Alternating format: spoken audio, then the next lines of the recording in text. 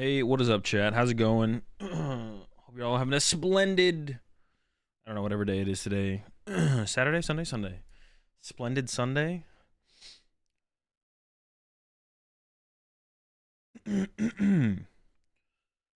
Excuse me.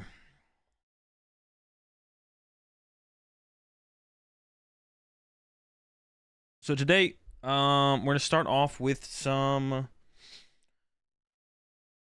locals. What do we even call this? What do I even call this type of stream? Locals watch, League Cups, and challenges. Watching League Cups and challenges. I appreciate 27 months there. Salami Bear. Hey, what's up, drummer?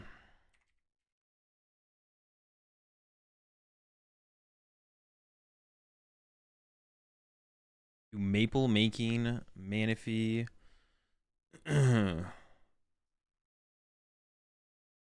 Maple. Yeah, we have something better than that. How do I feel about Lost Tina right now? I don't think it's very good, but further testing is required because there's a lot of people out there.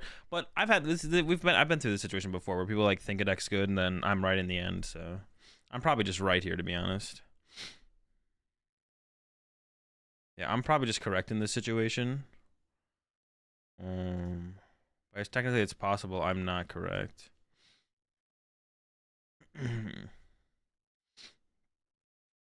Basically, Lost Tina like falls under the category of it's not a terrible deck.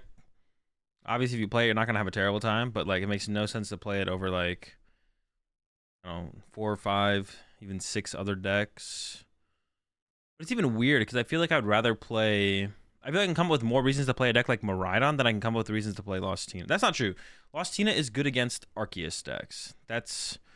And you have like a little bit more depth to the deck than something like a Miraidon. Like Miraidon's also good against Arceus decks, I feel like, but Miraidon has less depth to it to be able to deal with other matchups. Lost Tina, pretty good against Arceus decks, and has a little bit more depth to it to handle other matchups, to be honest. I guess that's fair.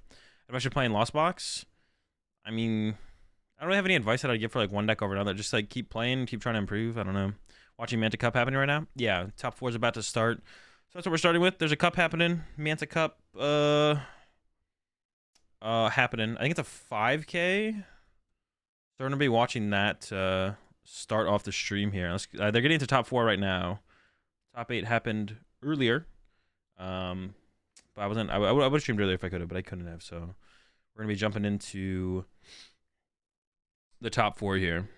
Did you see Mew won Asia? I did see that. Yeah, dude, Mew's crazy. Yeah, Mew is absolutely crazy with just what a wild deck, bro. What a wild deck, what a wild experience. Crazy, insane. No, it was just a cup, not a 5K. I left the cup. I was there. Oh, I thought it was a 5K. Maybe someone told me I heard wrong yesterday. Then someone mentioned maybe the 5K was like next week or something. All right. Well, whatever it is, we got a Guardy mirror here. Actually, Adam versus Raymond. We actually watched Raymond playing in a cup yesterday, and Raymond was playing Lost Box. So switching it up today, going with Guardy. I forget how Raymond did in the cup yesterday. I think we caught them in one of the rounds. We got Adam versus Raymond. I've actually played against Raymond a couple times.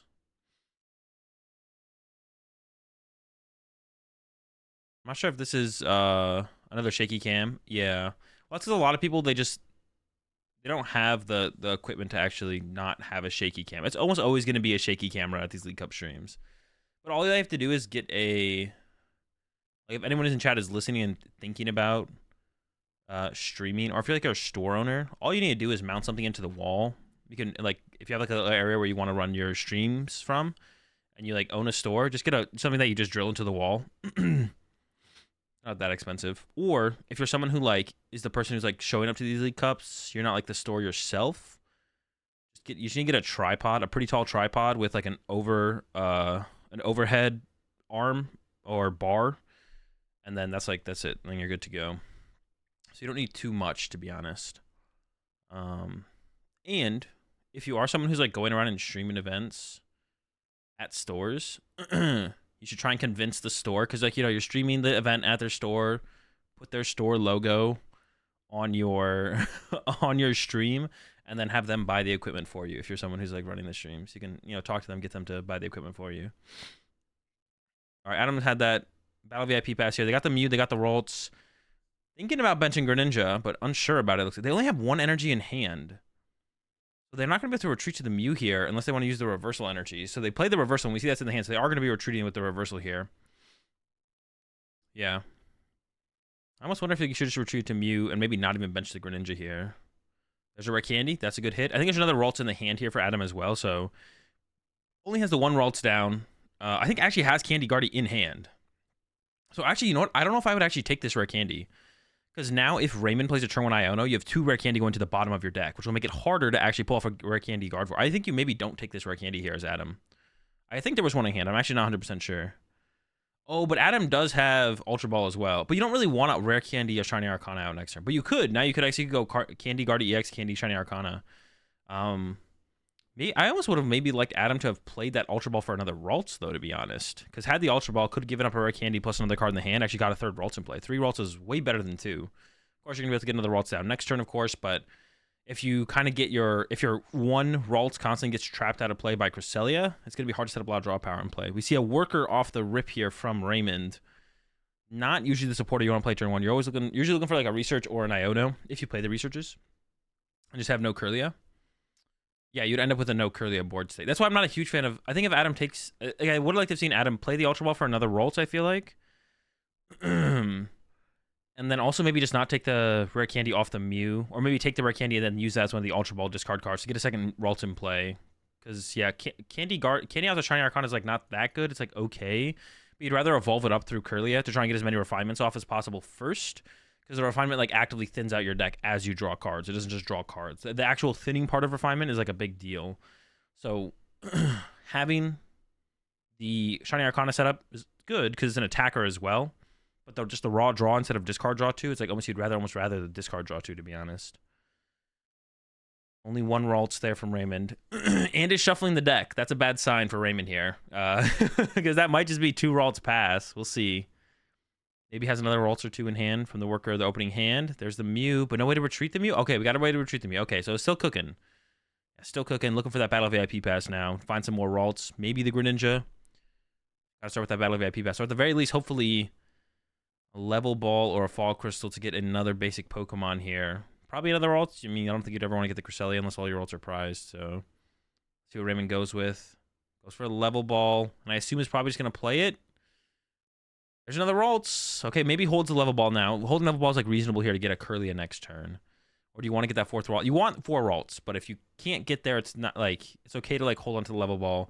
And yeah, it looks like Raymond was thinking about holding on to the Level Ball there to try and save it for a Kirlia next turn. But just goes with the quad Ralts. You do want to get quad Ralts out when you can. We do know that Adam has the Candy Guard. Well, actually, this is one reason I've been thinking about not playing the 60 HP Ralts is because in the mirror match, for them to get the knockout with the Cresselia, it's way easier to knock out a 60 HP Ralts than a 70 HP Ralts.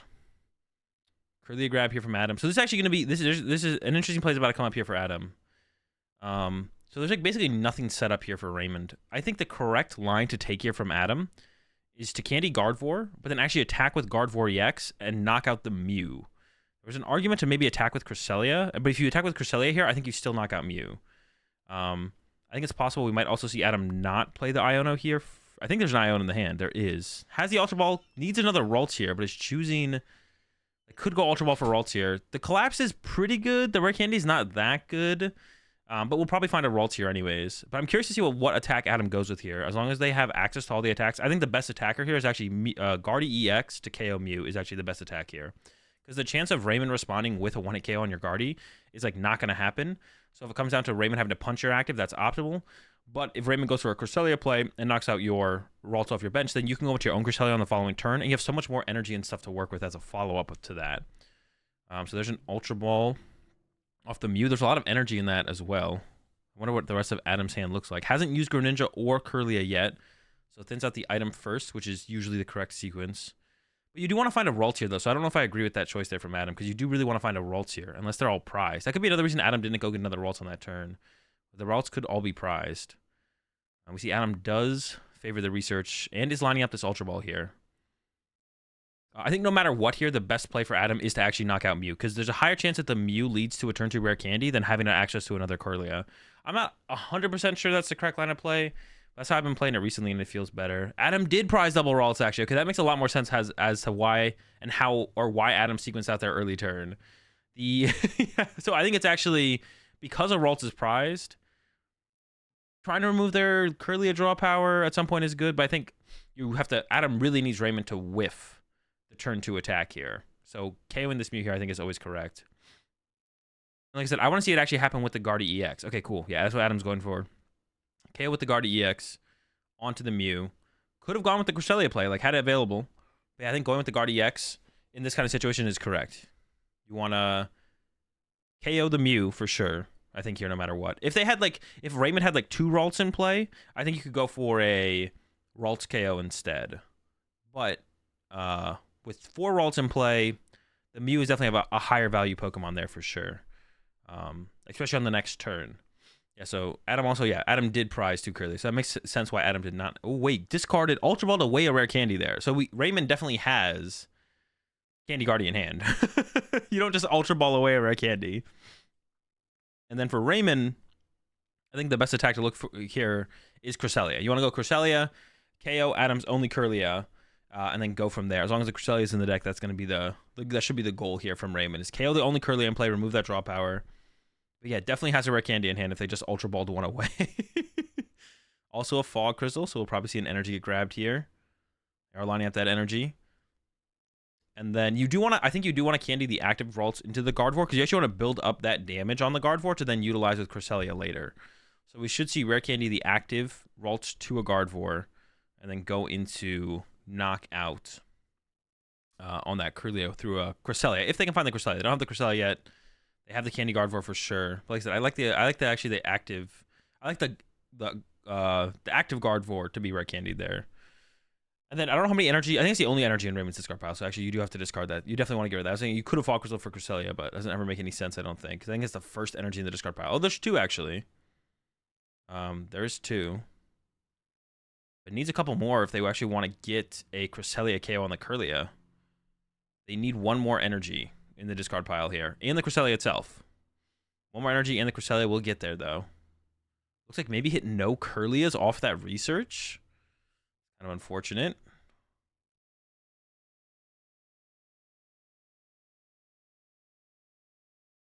Taking their time here. What is Raymond going to do? Okay, here comes an Ultra Ball.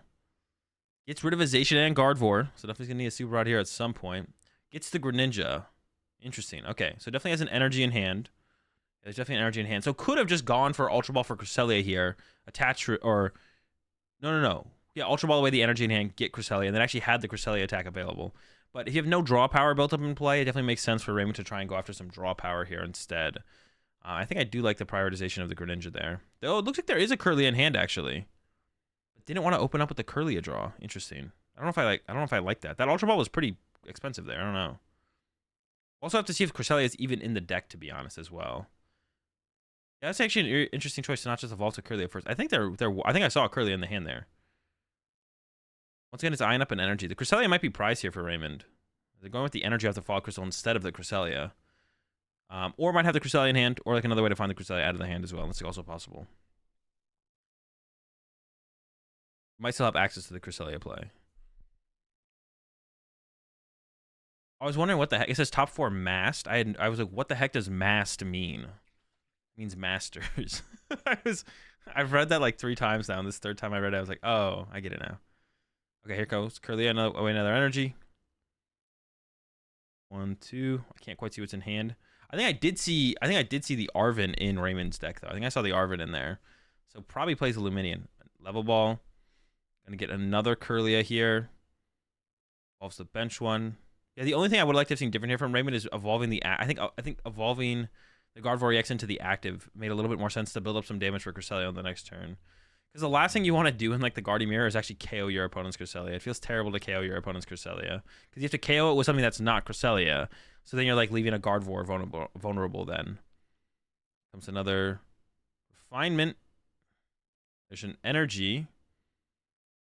Will we see an out too? Or is it just going to be... What would be really interesting here if it actually is just... If Raymond just goes punch the Gardevoir EX with Gardevoir EX. That sounds terrible, though. So I don't think that's what Raymond wants to do. The question is, does Raymond have a different play? Oh, there's a Cresselia. Okay, so had it the whole time. And now we'll see the load up here. There's 20 on the Ralts on the bench. Does not get an attachment for turn to... no attachment for turn to a Kirlia, which would have been nice to build up to the point where you can KO the Guard EX with a... But with the 60 damage on the Guard EX, to be honest, Raymond is already pretty close to being able to KO Guard EX with a Shiny Arcana. But from Adam here, Adam is definitely going to attack with Cresselia. You can't leave this Mew EX or this Guard EX in the active. Actually, I don't know. Maybe you do, actually. The more I'm thinking about this, maybe you do. Because for Adam, if you retreat to Cresselia and only have one Ralts on your bench and you don't KO Raymond's Cresselia, then Raymond's just going to Cresselia or Ralts again and keep it kind of spawn trapped.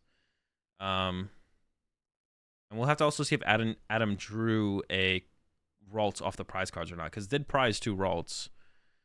Also, maybe plays Heavy Ball. That'd also be something. Why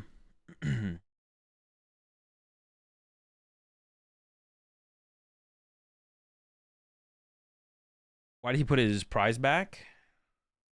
Did he by accident draw 2? I didn't see that. I did get a Ralts off the prize cards. That's a big deal here for Adam. Has an Iono as well. Also, there's like another play you can do where like when you go to attack with Cresselia here as Adam, you probably do go after a Kirlia because Kirlia versus Ralts is a big deal, but sometimes I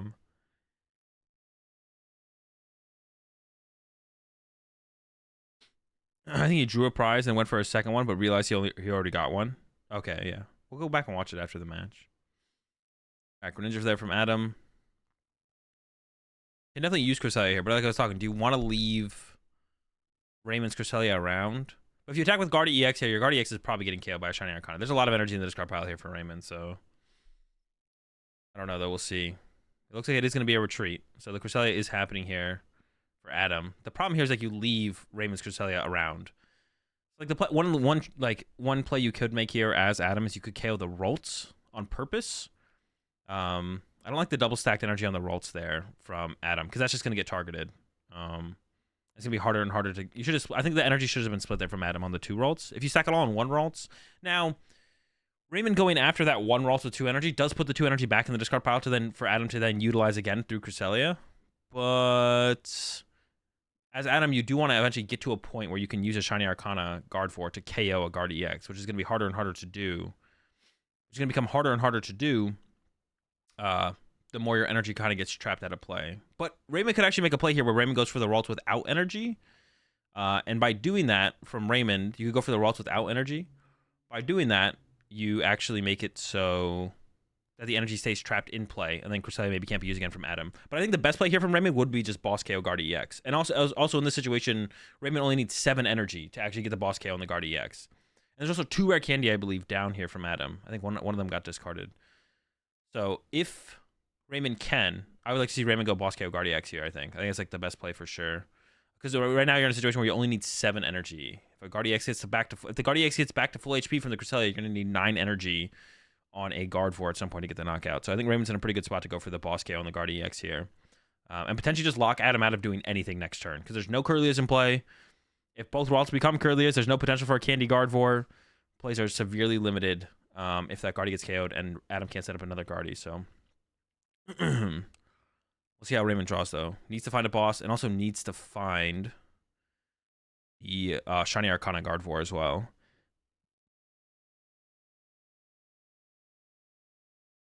There's a couple pieces to find still, but it's pretty close to the 7, I think. There was quite a few energy in the discard pile. There's also an energy in hand right here. Retreat the Cresselia will lead to another energy in the discard pile. I think Raymond has an energy in hand, but is thinking about not discarding the energy in hand, or is thinking about using Kirlia versus Greninja first here, but I don't know what the thought process is here of thinking so hard about this. Goes with the Kirlia. And and discards Manphy. Okay. I don't know. They're really thinking about that one. I think I saw a switch there. The switch can sometimes come up in the mirror match because if you load up too much energy in play, your Greninja can be put in a precarious spot where it can get like trapped in the active because you don't have energy to retreat anymore. Oh, it's a super rod. I thought it was an energy. Oh, there's the boss. Still need the Shiny Arcana Gardevoir. We see a little bit of an energy count here from Raymond. That's 3, 4, 5.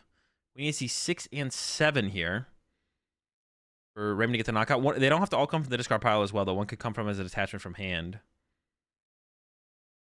All right, stacking them all in the active. There's 3. Okay, so 3, 4, 5. 6 in hand. Only need 7 here, like I said. Only need 7 to KO the Guardiax, so close. We should just see second refinement on the other energy in the hand. I think Raymond's just doing the math on how many they. Oh, there's the energy. But does Raymond have Shiny Arcana? Is the question. Like I said, KO Guardiax here is like pretty broken. I don't see I just don't see a better play. That seems like kind of like a play that's almost like too good to be true. So, yep, there's Shiny Arcana. Okay, here we go. Activate Shiny Arcana. 2. Doesn't need to hit energy there. Has all the energy they need to get the KO. They could even attach for turn. They actually have an Ultra Ball in hand, so they could attach for turn to the other Kirlia, which I think I'd like to see. So from Raymond here, I think I'd like to see the Ultra Ball come down. Maybe, Super Rod, recover Ralts, Ultra Ball for Ralts. Load up 6 energy on this Gardevoir through... I'd like to see Raymond progress the board, say, a little bit more here. You can Ultra Ball away an energy. There's 2 energy in the hand now, I believe. Ultra Ball away 1 of the energy. Instead, they're going with the attached return because they had the Super Rod in hand as well. Now they're going in with the Super Rod. But then you could have built up another energy. You probably want no Kirlia. Instead, you want the Zacian here. I think there's a Zacian in the discard pile here for Raymond, unless I'm mistaken. I think you definitely want the Zacian here to have a bigger threat on the next Gardevoir EX. There's a Super Rod. You can Ultra Ball for the Ralts here, like I said. You want to get the Ralts out. But should have Ultra Ball away the active Gardevoir having 2 more damage on it doesn't matter. I guess it does matter I guess it does kind of matter because then I guess that Ralts with 2 energy on it could become a Kirlia and KO you. So maybe it is better to attach active here. That is like a play that could happen. Is like the Ralts on the bench with 2 energy could evolve to Kirlia, and then Kirlia could KO your Gardevoir. So maybe you do want to keep it actually at 40 HP remaining. I guess that does make sense, to be honest. Yeah, sure, why not? You truly like locking Adam out of a potential to get a knockout. I guess that makes sense, yeah. You do want to try and build up another energy on your next Shiny Arcana Gardevoir, but, I mean, this maybe makes the most sense. You completely lock them out of a knockout unless they get Candy Gardevoir. That's probably fair. 3-7, there we go. 270 damage. 310 with the 40. And there's the knockout. Got the Ralts as well. All right. There we go. Finally. That took forever. All right, here we go. Got our prize cards. Here comes Mew from Adam. Adam's looking for that Candy Gardevoir. You need the Candy Gardevoir here as Adam. There's like, that's your play. And then you're probably looking at Cresselia KO the active here. If you can find that Candy KO Gardevoir. Cresselia KO the active. Maybe try and get an Iono off as well. Disrupt the hand. Force Raymond to maybe having to use Guardi EX to attack with. Starts off with that Fog Crystal. Searching out an energy. I think might even have that. I think that is a rare candy in the hand here for Adam. So Adam is just short the Guardi EX. So you probably dig first. There's like 2 ways you can kind of sequence out a hand here with Gardevoir when you're trying to like make a play happen. You can like play Iono first and then dig afterwards. Or depending on what you have in your hand, even if you're going to play the Iono, you could dig first and then play the Iono afterwards. And because Adam has the rare candy in hand, we'll probably see them dig first here. And then try and get the Guardi EX. But we'll see. I can't tell for sure if that's Guardi EX. But it looks like there's an Iono in there. So I assume... with this Greninja use, that probably is a rare candy in the hand as well. So we're looking for an Ultra Ball or the Guardi EX itself. Or if the other Guardi EX is prize, Super Rod to recover Guardi here. Neither of those are Guardi EX. Still have access to that. There was an Ultra Ball at the bottom. Guardi EX was closer. It looks like it was like the second card down. Still has that Mysterious Tail, though, from the Mew. That'll be able to potentially get the Ultra Ball or a Level Ball for a Kirlia. And once again, we could dig a little bit deeper with Kirlia. Progress from there. See, here we go. Mysterious Tail. Is it going to be an Ultra Ball? Let's find out. I can't tell. It is. Okay. And like I said, I think there was rare candy in the hand. So this should lead to Candy Guardi. Still no Curlies in play. And you probably want to candy the... candy Candy the Ralts with has no energy on it, so the other Ralts can become a Shiny Arcana Gardevoir to like actually have the potential to threaten a one-hit KO on the Gardevoir EX of Raymond. So we have Candy Guard EX here into ideally an Iono. I think you also want an Iono here as okay. Another Ralts is good as well. And I think I see an Iono is there as well. There's still an energy attachment as well. We have an attached return here as Adam. So I think you want to attach to... I don't know if I would attach to this Ralts. You can. That Ralts has got a target on it, though, for sure. That Ralts is not surviving. Like, I think I would maybe have attached that energy to the other Ralts instead here as Adam. Yeah, that Ralts has got a massive target on its back right now. There's no way the Ralts with 3 energy on it survives. Maybe I would like to have seen Adam split their energy up a little bit. Yeah, not sure. We're going to see, what, 4 for Adam here, 3 for Raymond. So Raymond is theoretically 2 attacks away. There's a Kirlia. Research, Sinnoh, and Rare Candy in the hand here for Adam. Probably want to hold the Rare Candy. Sinnoh seems like the worst card there. That'll VIP pass and energy. Not too much to work with there, though. And then we'll see the Cresselia attack here, I assume. You could attack with Guard EX. That doesn't make a whole ton of sense, I don't think. You probably just lose the game if you attack with Guard EX here as Adam. Maybe take the risk, though. Okay, 1-1. There we go. There's the KO. There's 4 energy on that Kirlia, but that Kirlia never... See, I don't like Adam stacking all their energy on one Kirlia here. That Kirlia is not surviving. There's a Cresselia literally on Raymond's bench with no energy in play. Like, your Kirlia is going to die. Unless Adam is trying to make Raymond go for that Kirlia, I guess. So Adam can effectively win the game this turn if Adam can just find... Or Raymond, I'm sorry. Raymond can just win the game this turn if Raymond can just find Boss KO on Guard EX. We saw them put the Zation back. Oh, immediately into an Iono, though. So no boss on the Zation here. So it is just going to probably be that Cresselia KO on that Kirlia that has 4 energy on it. But the energy could have been split. 2 on Ralts, 2 on Kirlia. That effectively allows the Ralts to be Rare Candy into a Shiny Arcana, or the Kirlia to be evolved to a Shiny Arcana, and can get both of them in range of Boss KO on the Guard EX. So, like I said, I'm not a huge fan of 4 energy being on that Kirlia. Also, a play I would like to have seen from Raymond, I think, on the last turn was to maybe send up the Gardevoir EX, load it up with energy, and then retreat it. So that way you have less energy locked up on the Gardevoir EX. But now when Raymond is going to put the... You would have ended up with some damage on your Gardevoir EX for sure. But I don't think that damage on the Gardevoir EX would have been too consequential. But we'll see when Raymond plays out this turn here. They're going to end up with an energy being locked up on their Guardy EX. And Adam's not going to KO the Cresselia for Raymond. So when Raymond retreats the Cresselia, you lose an energy there. But the energy would then be stuck on the Gardevoir EX. But if Raymond had pushed up Gardevoir EX, you could load up 2 energy on it, retreat the energy off, but still leave the damage there, go into the Cresselia, and then you put 1 energy on Cresselia, 1 energy on Ralts, 1 energy on Kirlia. Now there's 3 Pokemon with energy instead of 4 Pokemon with energy. If you have 4 Pokemon with energy, it's harder to move your energy around. Your energy kind of gets stuck there now. There's the candy for the Shiny Arcana, and draw a couple more cards here for Raymond. Yeah, it's looking pretty good for Raymond to be able to close this out in the next turn. It's going to be... Well, they will need the boss KO, to be honest. Actually, it's still pretty close. It's still pretty close. You're moving a lot of... The draw power is really weak on Adam's side, though, so... We might just have to see Adam go for Cresselia again. KO a Kirlia plus Iono into hoping that Raymond doesn't have boss, and then they draw into the boss KO on the Guardy EX. That's probably what we'll see here. 1, 2, 3, 4, 5, 6, 7, 8. 8 energy gone there, it looks like, for Raymond. It is possible that if Raymond runs out of energy here, though, Adam could boss try and trap the Greninja for a turn or two. That could be a play we see here. I don't know how many energy were in the discard pile there for Raymond. 1. Active. Obviously, we're going to see the rest get loaded up here. But this is what I was talking about. Now you end up with like an energy locked in play on that Gardevoir EX, which there's 6, 9, 10. I wonder how many energy Raymond... Well, definitely 11. Almost everyone plays 11, but is it 10 in a reversal? Or is it 11 basics? Is Raymond thinking about not attacking with Cresselia here as well? I don't know what the point of not attacking with Cresselia would really be. Or maybe Raymond is thinking about KOing the Ralts instead of actually KOing the Kirlia and leaving the energy trapped on the Kirlia. I don't hate that play as well here from Raymond. I would leave all the energy trapped on that one Kirlia. But then that does allow Adam to go Kirlia or Shiny Arcana KO the Gardevoir here, to be honest. I guess Raymond does still have like a super rod left as well, so that'd be a way to recover basic energy and then be able to retreat your Greninja as well. So you wouldn't need the switch or the penny. Yeah, so Raymond is thinking here, do I put the 4th energy in play?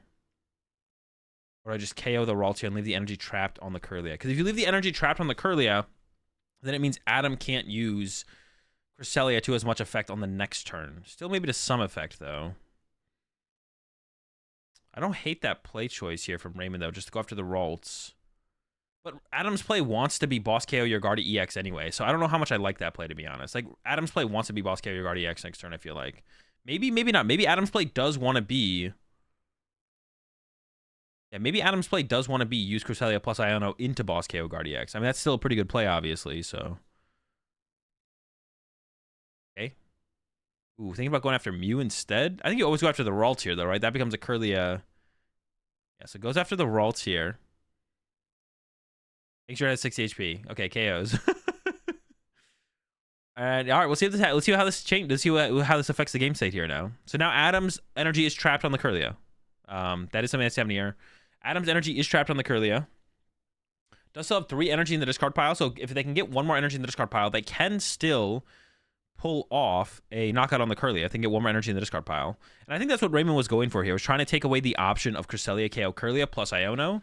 And now makes it a little bit harder for Adam to maybe disrupt the draw power that Raymond has set up on the field. But Adam can still get there, though. There should be at least 1 more Psychic Energy left in the deck for Adam. I guess if there's 2 prize, we're looking at what? 5, 6, 7, 8. I guess actually if Adam prized double Psychic Energy in those last 3 prize cards, it's possible that Adam maybe doesn't have enough energy. What is that card? Palpad? Has an Ultra Ball as well. Gonna go with the Kirlia first, though. There's the energy. Okay. And a Super Rod. I don't know how consequential the Super Rod is. You probably do want to recover, but you probably also wanted an Iono here from Adam. Yeah, I'm curious to see what Adam does here. Maybe has a support in hand they're already comfortable with using. Didn't you? Not using the Palpad is interesting there, but your hand did just get shuffled to the bottom of the deck. Maybe you didn't want any of those cards. Not using Greninja here is interesting as well. Choosing to not use Greninja. And instead it's going to Ultra Ball the energy away. It goes to the Ultra Ball. Yeah, I'm curious about the lack of using Greninja here. That's interesting to me. You definitely want to bench another Ralt here, I feel like, as Adam as well. And then if you have your Zacian in discard pile or something, because the win condition here for Adam is looking like Cresselia this turn. I don't know what you're doing next turn, to be honest. Here comes a Super Rod. I assume you want to recover a Ralt here. Maybe even a Kirlia, so you have like just access to draw power next turn. I end up double Ralts. I don't know if you want to take 2 Ralts, though. I assume that last card, and at this point, I'm assuming that last card in hand here for Adam is an Iono, but maybe something else. Looking at maybe no Kirlia, just the double Ralts, trying to draw into a Ralts. It's just going with the double Ralts. Interesting. So just wants the potential to be able to go Candy. I don't know. Why do you even want Ralts here as Adam if you're just going to take 2 Ralts, no Kirlia? Is Adam playing for the potential? Oh, and then going to the Shiny Arcana first here. Mine's collapsed. Huh. Not trying to find an Iono there is so curious to me from Adam. They have the boss on the Guardi EX, but not disrupting the hand here feels worse, to be honest. So has the boss play. And we'll be able to get the knockout with this Gardevoir, I believe. I'm hoping so. If they're doing this play, I'm hoping they can get the knockout here. Actually, the play that... No, it looks like it is just going to be a straight-up KO here. But not disrupting. But that means they're basically not playing for disrupting Raymond's hand, which is interesting. Yeah, not disrupting Raymond's hand here is interesting. That doesn't feel correct. I think the play Adam was actually looking for was Collapse Stadium plus Ralt. So you bench Ralts, Collapse Stadium away your Guardi EX. But you leave yourself with no draw power in play if Raymond just goes Iono down to 1. Yeah, so I think going for an Iono play was better here from Adam. I think Adam should have tried to go for the Cresselia KO Kirlia plus Iono. I think that was the better play here from Adam. But instead, they got rid of their Palpad before using the Kirlia there. I don't like that play there from Adam. I would like to have seen Palpad for double Iono, try and draw into Iono, use Cresselia to KO the Kirlia, remove some draw power from play, and then put Raymond on having a 9 energy Gardevoir or the Zacian plus boss on your Guardi EX when you Iono them down to 2. So now for Raymond, it's just needs to be boss here, I think. Oh, they have the reversal energy in hand as well, actually. So they are down the prize card here. So the reversal energy is active on Raymond's side. So it doesn't really need very much here. Because Because you do need to get to the 9 energy on the guard for, but the reversal should just do it pretty cleanly. So you don't need to go into like the Zacian or anything like that. It just is. We got what, 7 in the discard pile, 8, 9. Not many cards left in deck, and there's 2 boss going into it. I wonder what Raymond's thinking about here. You need a boss and you need Guard EX. Reversal is active here, I believe. Temple in play though. Oh, there is the Temple in play. I missed that. When did that come into play? Yeah, who played the Temple when? Did Raymond play it last turn? Wait, why would Raymond play the Temple if they're the ones who has the reversal energy left? Because Adam has already discarded their reversal energy. I didn't even realize the Temple was in play. When did that come into play? That could be bad for Raymond. So it looks like there is a Super Rod in the hand here for Raymond as well. Needs to get the Guard EX. Raymond played it before he Iono'd. Huh. I wonder if that was worth it then. That doesn't seem worth doing. Not a big fan of that, I don't think. And the energy again from Raymond. There's 7 in there. But you need 9 to KO the Guard EX. Here comes the Super Rod. Guard EX and 1 energy. 2 energy. Only 5 in the discard pile then. It needs to try and hit 1 off of the Shiny Arcana here, I believe.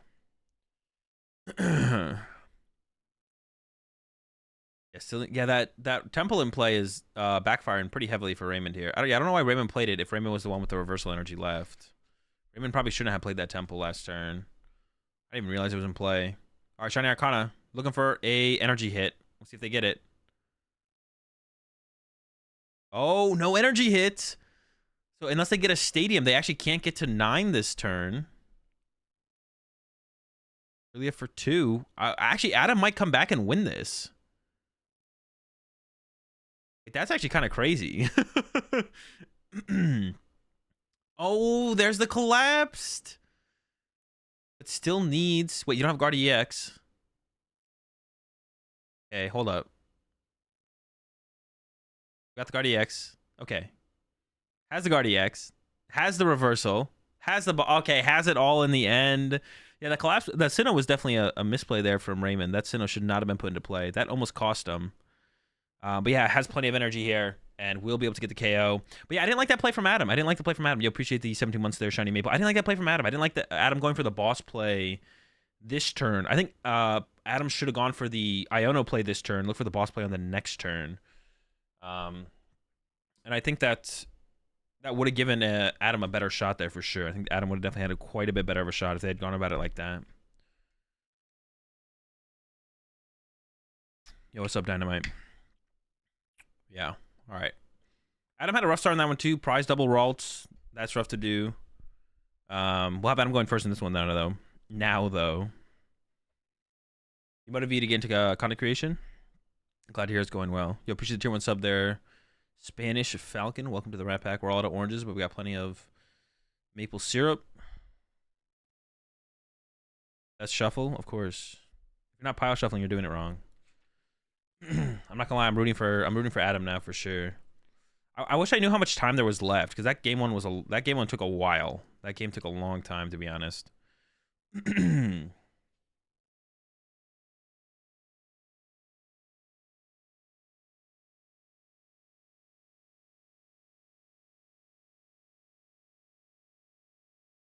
Appreciate the 3 months there, Dynamite Horse. Okay, Fall Crystal starting off from Adam. Probably gonna find there's the Mew. We're looking for that Battle VIP pass off the Mew, of course. Pile shuffle into 2 riffles. Wait, was it actually only 2 riffles?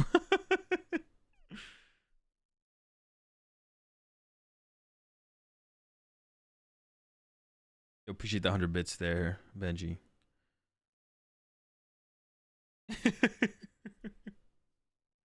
Raymond is definitely taking a little bit too long on their turns. I'm not gonna lie. A whiff off the Mew? Bro, it doesn't have to be a Battle VIP pass, but a whiffing is pretty rough there. Like, Adam doesn't have to hit the Battle VIP pass, but actually whiffing there is like really, really bad. Is there any other Ralts in the hand here for Raymond or Adam? My bad. Raymond, Adam. And Raymond just opened up the Mew here.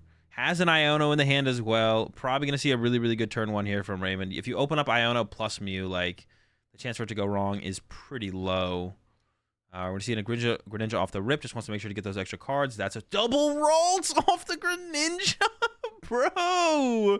To be honest, as Raymond here, you maybe consider not playing the Iono. I don't hate the idea of not playing the Iono here. Because Adam went 1 Ralts pass. Like, I mean, guys, what does that mean that the rest of Adam's hand is? Maybe the rest of the hand has to be like Candy Gardevoir, but yeah, maybe the rest of the hand has to be Candy Gardevoir there in the hand. Like, something's got to be in that hand, right? Like, Adam went use Mew, pass, basically. So yeah, I don't know about this. I don't know what you do here as Raymond. You could definitely. There's an argument to not play the Iono here, though. I think for sure with how slow of a turn Adam had, but if none of those cards in the hand find Ralts, is it possible that there's definitely just like Candy Gardevoir in there, or like a high chance, especially with the Mew and the active, right? Decent chance that Adam has Candy Gardevoir, right? So maybe you do play the Iono because you don't care if Adam finds Ralts next turn, probably. If they don't have the Candy Gardevoir, if they find a couple Ralts.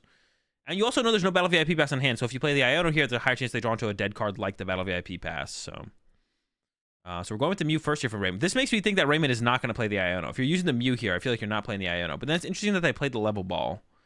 It's definitely interesting that Raymond played the level ball there when they did. Because you could have saved that to get a Kirlia instead. Because I'm pretty sure Raymond drew double Ralts off of that Greninja there. But maybe he only drew 1. They're going with the Cresselia play. They're not even going for the quad Ralts here. They're going to get the Cresselia in play early here. I'm actually not sure about this as well. Like, should you go quad Ralts or triple Ralts Cresselia? I see a lot of people do the triple Ralts Cresselia, but I don't know. I just like kind of getting 4 Ralts down. I'm kind of always assuming that my opponent's going to hit the Candy Gardevoir, which obviously they're not always going to hit. It's not always true that they're going to have the Candy Gardevoir. There's also maybe a Ralts prize here for Raymond. Was that 7 cards from Adam there, actually? The VIP pass was in the first 6, I think, so it's not a huge deal, but I felt like it was 7 cards there from Adam. Yo, what's up, Dark Lord? Was looking for the candy there, did whiff the candy, so now just has to research away. It's research away, double Kirlia. Yeah, you can tell by Adam's body language, he's pretty deflated, like, just been drawing pretty poorly. Now has to research away a Super Odd, a Gardevoir, double Kirlia, and doesn't have the turn 2 Candy Guard yet. I don't think I see it in the hand either. I do see some Ralts, though. So we're on a little bit of a recovery trail here for Adam. It looks like maybe he's going to go... What do you get off this? Probably go get a, I don't know, Kirlia. You could go get... There's an energy in hand. You could get the Greninja. It looks like Adam is eyeing up the Greninja. I think there might have been a level ball in the hand as well. It was 6. Okay, it looked like 7. It felt like 7 to me. But... Goes for the Greninja off the Ultra Ball. Of course, Greninja is a little bit harder to find than something like a Curly. You have more outs to Curly than you do Greninja, so it kind of makes sense to go for the Greninja here. I think has a level ball in hand as well. Adam does, so can get to 1 Curlia. They need to. There's the Gardevoir, but I don't think there's a red candy. We do have that level ball, though. Here comes the level ball. Definitely need to get a Curly out here. I think we need to see some more cards. And then, of course, increase your odds of actually getting to a Gardevoir on the next turn. Because you won't need the red candy. You could just evolve the Curly to the Gardevoir, of course, so... And there we go. Refinement. Looking for, ideally, another Ralts, I think, here. I think, yeah, Adam would like to see another Ralts if possible. Let's see. What is that? It's an Ultra Ball. Do you have to do it, though? Yeah, Adam's torn. It's like, I need another Ralts here, man. What, do I want to give up my second card? Wait, isn't that the second Gardevoir EX, though? Okay, I don't know if Adam could have done... I think that was the second Gardevoir EX. All right, this might be a mistake from Adam. I don't think you can discard both your Gardevoir EX and a Super Odd. Yeah, that's a huge mistake from Adam. I think he's just a little bit on tilt. And maybe forgot about the first Gardevoir EX. But yeah, Adam, that's going to be a tough comeback now. I don't even know if Adam is going to be able to actually attack with attack next turn. All right. See what Raymond can cook up here. Looking for that Candy Gardevoir, of course. And then attack with Cresselia, probably ideally. Remove the only Kirlia from play would be pretty good. Would you rather Mirage Step Curly in the mirror match or Refinement? Refinement. You have no bench space to Mirage Step anyways. And Raymond still has that Mew in the active as well. So got the Mew in the active. It's looking pretty good here for Raymond to get off the turn 2 Candy Gardevoir. We'll see. Ooh, thinking about using Mew already. Okay. No more Curlias to work with. No Ultra Ball, no Rare Candy. There's a Fog Crystal there and a Battle VIP Pass. Not a whole ton to work with there. See what Raymond goes for. Thinking about Fog, puts the Fog back. I mean, Fog makes the most sense. Unless you have like an Ultra Ball in hand, then you might want to go with the Battle VIP Pass, but if they have the candy. I assume if they use the Mew there, they don't have the candy guard for yet. They might not even have a draw support. It might be a slow turn here for Raymond, to be honest. Maybe this will be some opportunity. But Adam, it's a really tall order for Adam because Adam discarded both the both the Guardy EXs. Nope, there's the candy. Oh, wait a second. Not the Gardevoir that we were looking for. There's still hope here for the whiffed attack. Definitely playing a supporter. It is an Iono. Could still find Candy Guardy EX, but yeah, could still find the Candy Guard EX, but a little bit less likely now. Does have a decent amount of draw power to work with still, though. When did they get the Iono, though? I feel like they should have used the Iono and then... Oh, they had the Candy in hand, so they want to find the Ultra Ball to me. I guess that makes sense. Yeah, never mind. Depends on the numbers remaining in the deck, though, for sure. They can at least draw 2 more cards off the Shiny Arcana here. And if they hit the outs for Candy Guardy, they can still make it work. But if not, we're probably looking at trying to get another Curlia down at the very least onto that Ralts. And just, keep digging through the deck. As many cards as possible for next turn. There's the Ultra Ball. There's a candy in hand. And it gets rid of 2 Battle VIP Pass. So pretty efficient there. But is it for a Guardy EX or is it for a Curlia? It looks like, yep, there's the Guardy EX. So pretty good follow-up here off that Iono from Raymond. Gonna be able to pull off an attack. But I don't know how many energy are in the discard pile here for Raymond. So maybe he actually can't attack with the Cresselia. You definitely would want to remove that Curlia from play if you could, but...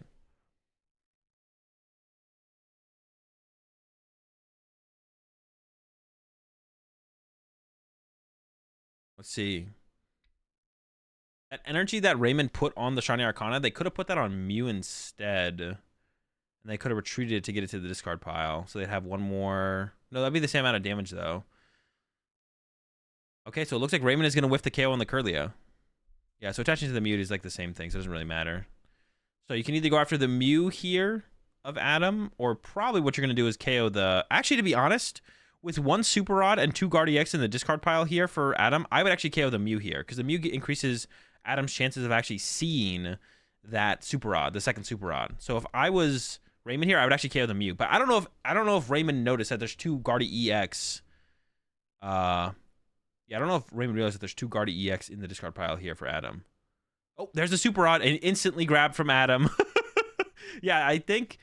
That's a mistake from Raymond. Raymond could have literally just like taken over the game. The game would be over.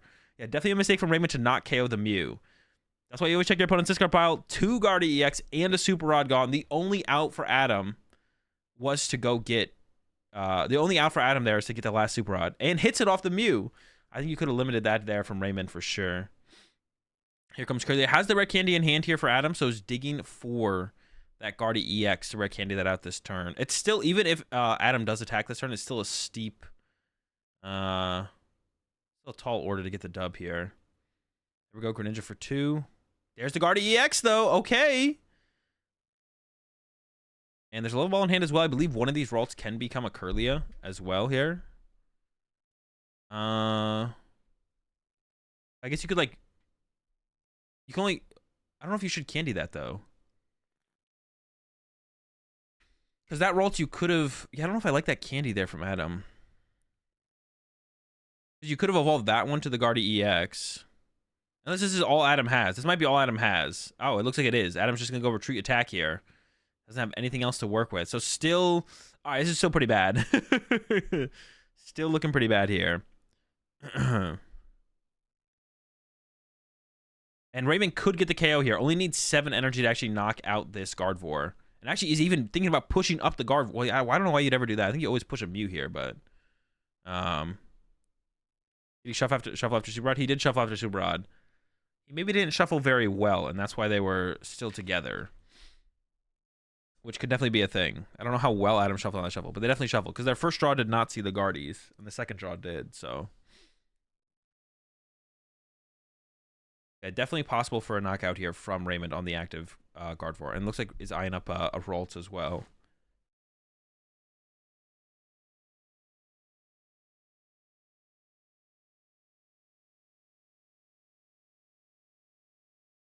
We should do predictions after Adam loses. Oh, we should do predictions. I should have done predictions at the beginning of the set, to be honest. I forgot to do them.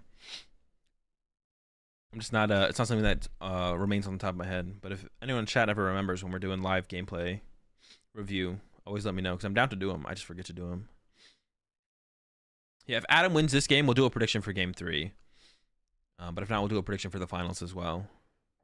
Or at the very least, we'll do a prediction for the finals.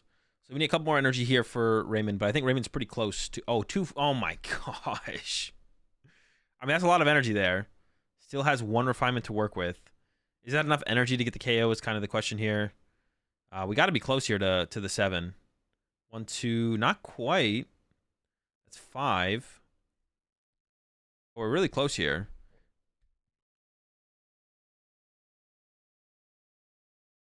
We should be really close. Going to the Shiny Arcana now. Ooh, that was a hit. All right, that should be enough. I think this is enough here. That's 4. Already attached for turn. And then if you refinement away 1 more, that'll equal 7. Yeah. There was a little bit of a miracle for Adam to recover to this point, to be honest. But it was still going to be an uphill battle, and we're seeing like that. Yeah, it's still going to be pretty tough here for Adam to come back, despite like getting the Super Rod, getting out the Candy Guard EX. Recovered a little bit, but it's going to be tough. We'll see. I'm going to have like a really good, even like a good Iono next turn isn't like enough, I feel like. All right, still has a refinement to use. Boom, there we go. 2 more. Another Fog Crystal. I can't see what the other card is. I think you probably want to hit Adam with an Iono here if you do have one. I don't think it would hurt. Comes the Pal Pad. What are they grabbing? Looks like Iono and a boss for later. I feel like we're going to probably see an Iono here from Raymond to close out the turn. We'll see if they got it in the hand, though, or not. Is Color's Lugia not good? I haven't seen it anywhere. It's not very good, no. And I think that is an Iono at the front of the hand there. Oh, maybe his Super Rod as well. Think about recovering just the Cresselia. Probably not worth. You probably want to save your Super Rod to recover Gardevoir pieces. Second guessing it one more time. Making sure they have enough energy. There's an Iono.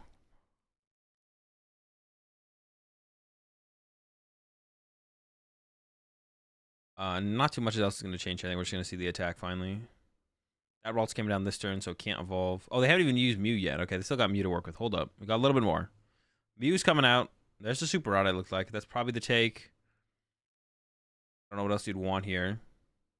Goes for the Super Rod. Be able to recover your Gardevoir afterwards. For Adam, I don't know. I think you'd probably want to be able to attack with Cresselia this turn as Adam if you can. Try and rare candy that Ralts into a Gardevoir EX. Curlia can stay at Curlia or evolve up into a Shiny Arcana Gardevoir. Yeah, something like that.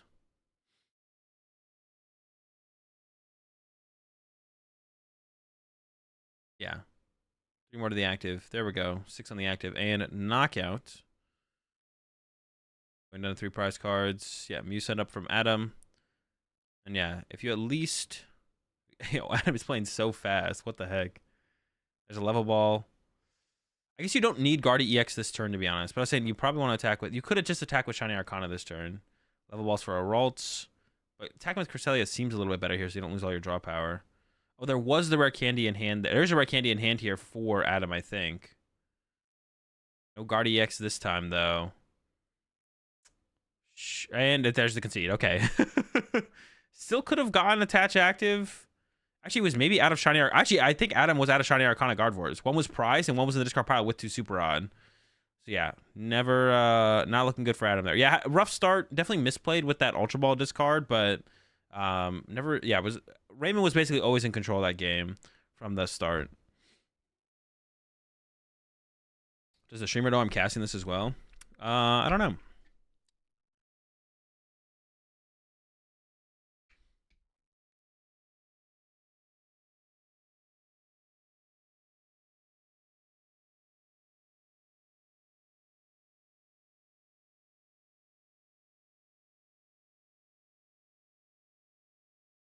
If they don't want me to, they can let me know.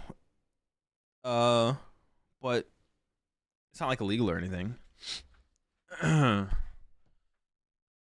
Actually, even if they didn't want me to, I'm pretty sure I could, right? Doesn't it just fall under fair use? But if they didn't want me to, I wouldn't, but...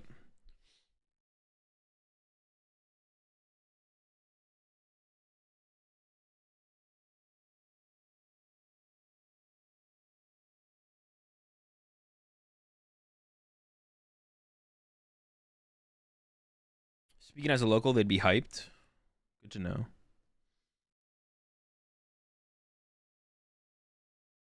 Canadians want more hype here.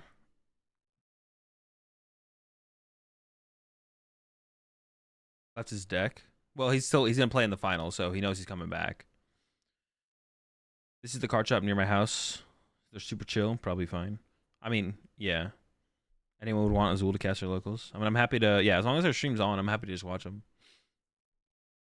I mean, yeah, honestly, I think, like, I mean, this is, like, stuff I have to think about as being, like, a content creator. I'm pretty sure there's nothing they could do if I wanted to restream it, I'm pretty sure. Like, if they really didn't want me to, I wouldn't, because I, like, respect people's, what's it called? I'm pretty sure it just falls under fair use. I could be wrong on that. No, maybe that's not true if it's live, though, actually. If it's, like, a VOD, then that might fall under fair use, but if it's live, I'm actually not sure. I should probably know that, though, as, once again, as a content creator. I should probably know the actual outcomes of that.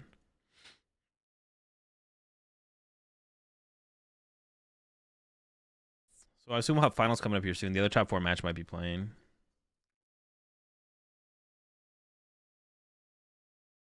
Let me see if there's any other...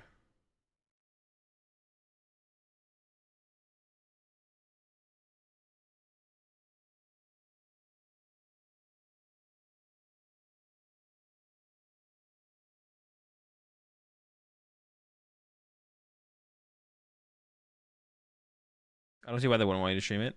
It does, like, technically, or it does, like, theoretically draw, or does theoretically, like, take away viewers from their actual stream. There's more eyes on the content that they're streaming, but there's less people watching it through their actual channel. So there is, like, a reason that you'd want that. What's Lost Cena's worst matchup? I don't know, just name a deck. It's fair use because you are transforming the content by adding commentary and your opinions, I'm pretty sure. I think that might not apply to live stuff, though, to be honest. Because, like, you can't just go restream... Like, for an example that I know, because I used to watch a lot of League of Legends, like, you can't just go restream League of Legends LCS. Some people are allowed to, but they have to give you the permission to. So I think because it's live, if it's a VOD, if I was watching a video version of it, I think then it's fair use. But because it's live, they have... they could ask me to not stream it.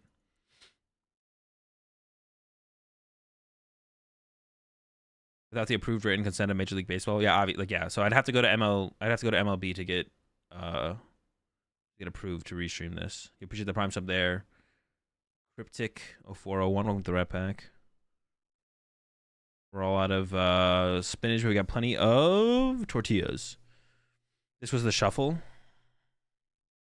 All right, let me peep the shuffle. Is this the shuffle for... This is Adam's shuffle after the Super Rod? Oh, you're talking about... No, this is the shuffle of the... Okay, I know what shuffle you're talking about now. The shuffle.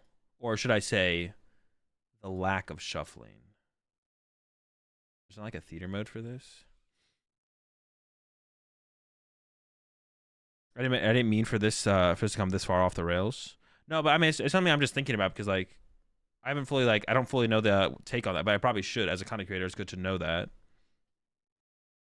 I actually don't. I should know what I'm allowed to legally just watch or not watch. So it just had me thinking.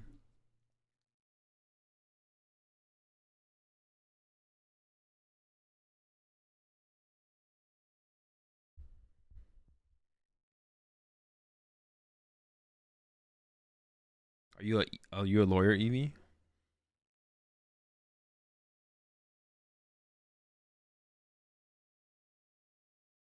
They go pile shuffle.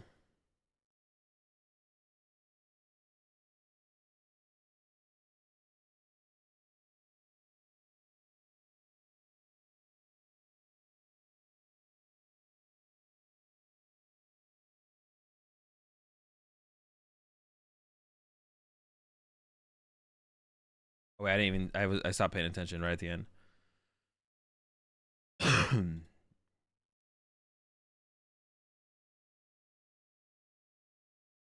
One riffle, one match, one one Hindu. Yeah, I mean that's not sufficiently shuffled. I mean there was no time for we saw them on camera, so Raymond wasn't like stacking their deck and then uh they didn't like stack their deck, you know. Well, did they blatantly stack in front of us or something? We didn't notice. I don't think so. Watch. Just picked it all up as is. Yeah.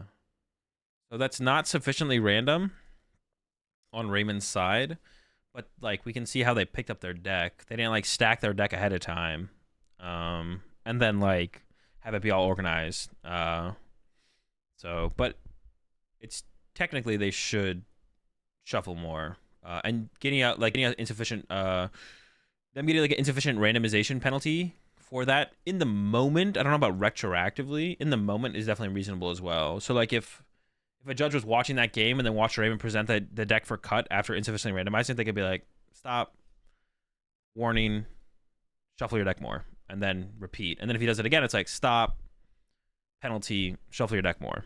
And Adam didn't even cut it. Yeah, I mean, that doesn't really matter. Adam cutting or not cutting it literally is irrelevant. That's what people don't understand. People think, I don't know why, I've seen a couple people make this point that people think your opponent interacting with your deck actually means anything. It doesn't. Your opponent interacting with your deck actually means absolutely nothing, to be honest. Because either your opponent is cheating, and even if you interact with their deck, you maybe disrupt their cheating, but they're still a cheater. Or your opponent's not cheating, and their deck is sufficiently random, and you interacting with their deck doesn't actually change anything, if that makes sense. When you cut, it helps fighting against cheaters. That's all. Well, no. It doesn't actually do anything to stop cheaters. It just means that you maybe disrupted their cheating. It does absolutely nothing at stopping people from cheating, though. They still cheated. When they hand you an insufficiently randomized deck with the intention of it being insufficiently random. See, like Raymond right here didn't cheat. Raymond did insufficiently randomize their deck, but they're not cheating because they didn't do it on purpose. There's no advantage to begin. They're not trying to gain an advantage by insufficiently randomizing their deck. So should they be given a warning? Yes. Should they be penalized? Or no? Are they a cheater? No. But actually cutting your opponent's deck actually doesn't do anything to stop cheaters. It doesn't. Zero. It's zero. It's zero. It just means they maybe will get away with less cheating. That's it.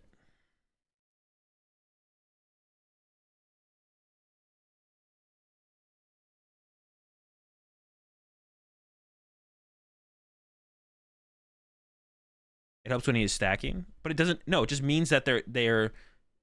It just means that they're stacking. It just means you disrupted their cheating. It doesn't mean they're not a cheater or weren't cheating. They were still cheating, and they're still a cheater. You cutting the deck just stopped that specific instance of advantage from being gained. But you didn't catch a cheater. You cutting and shuffling their deck didn't catch a cheater. They're just going to go cheat again on the next round. All you did was maybe they didn't succeed with the advantage they were trying to gain, but they still cheated. Even if an advantage is not gained from breaking the rules, you can cheat without gaining an advantage. Like you can stack your deck in a certain way, then expect your opponent to cut, and then your opponent shuffles your deck, and you don't get the advantage you wanted, but you still cheated, so you're still a cheater. But you don't get what I'm saying at all, Bella. It doesn't matter. So yes, you maybe stopped the advantage they could have gained. I literally just said that. Yes, you interrupted the advantage they could have gained, but they still cheated. To never cut your opponent's deck because he's a cheater anyways? Exactly. I'm just saying, like, theoretically, cutting and shuffling your opponent's deck actually doesn't do anything. Yeah, theoretically, it doesn't do anything. Well, but if your opponent knows you're not going to cut their deck, then they might attempt to cheat. So you should still cut and shuffle your opponent's deck. I'm just saying, like, cutting and shuffling your opponent's deck does not reduce the amount of cheaters in the game. It just reduces the amount of potential advantage from cheating that could be gained. What if you riffle 7 times? What does that have to do with anything? Makes your chances of winning higher versus them? Yeah, it does make your chances of winning higher against them. That is true. That is fair.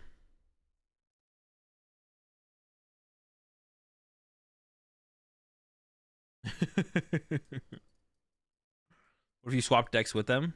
That would throw them off for sure. Just moving your opponent's deck 7 times, make them not benefit from cheating if they are. No, it depends what kind of, if they're doing some kind of stacking cheating, I guess. You don't have to probably do it 7 times. Like 1 or 2 riffles would probably mess up whatever stack they were trying to do. I wouldn't recommend trying to riffle. I wouldn't recommend riffling your opponent's, or I wouldn't riffle your opponent's deck ever. I wouldn't recommend riffling or mashing your opponent's deck though 7 times every time. It's like so much time. You appreciate 30 months there. Carry Potter. Just unsleeve your opponent's deck. True. Yeah. I agree. That's the only way you can truly be safe. Make sure they're actually playing Pokemon cards. You have to check every card individually. What if they all have Yu-Gi-Oh cards in there? You know what I'm saying?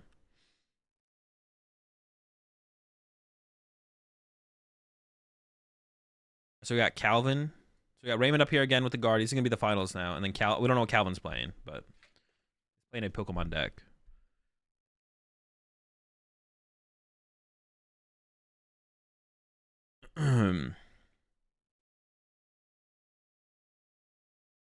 Calvin is Mew? Bro, Mew just keeps winning, bro. This is insane.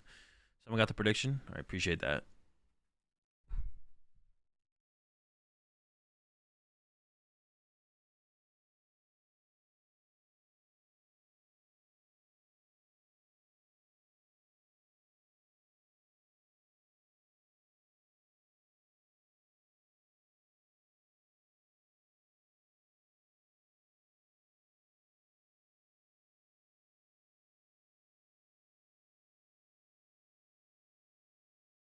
No one was caught cheating.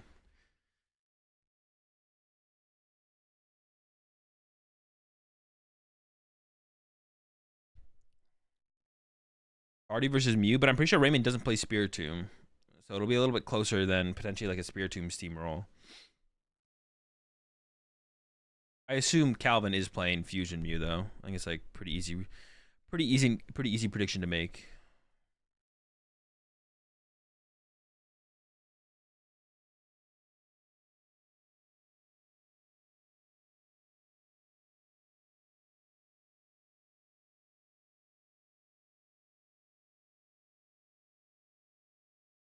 Calvin is DTE Mew. Oh, can't bet from the Netherlands. Wait, can you actually not bet with channel points? Is it because it's like a form of gambling? You can't even fake gamble? What the heck?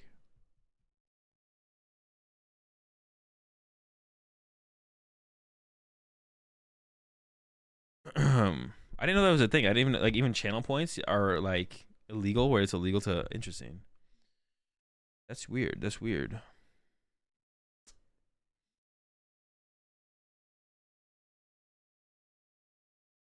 No people gamble, huh? Very unlucky.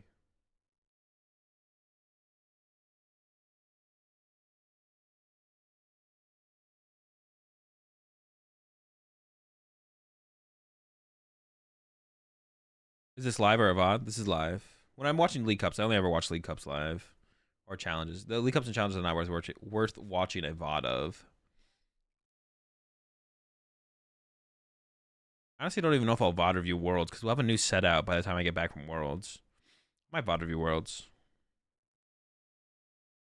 One of Azul's channel points equals about 742 Netherlands dollars if you need the conversion rate. Damn, bro. Blue bucks to the moon.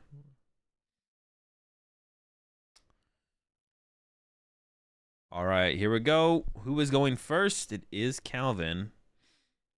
But the Mew versus the Mew as of right now, but Mew versus Guardy.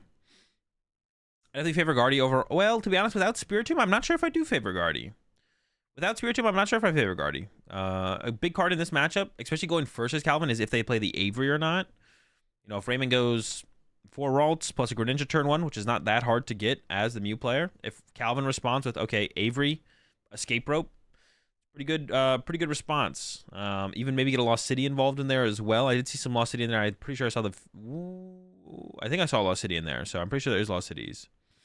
Yeah, the big card for this one will definitely be the Avery. It is what's like some said in chat is double turbo Mew. Yeah, the big card will be the Avery. Rest of the hand here from Calvin, still looking pretty good. Has a cram in there and a pal pad, which we'll probably see that get crammed here. I would assume we'll see that get crammed here. Has a VMAX in there as well. Goes for the Mew V, actually. I don't like this. I see a lot of people do this, but like, why? What do you just get the second and third Mew V later? Why would we not want another Genesect? Even if it's just like +1 card, drawing a Genesect for 1, that could be the difference between continuing your turn or not. Well, no, I still think it's correct to do that. Yeah, I said I don't like the. I would like to see a Genesect there. To be honest, the first thing that Calvin should have done to start their turn should have been Nest Ball and then use Cram and just see how the Cram lands, to be honest. But Genesect for 1. It is. Switch. Okay. Genesect for 1 again. I think there's another card that's playable in there. Oh, maybe there is. Is it an Ultra Ball?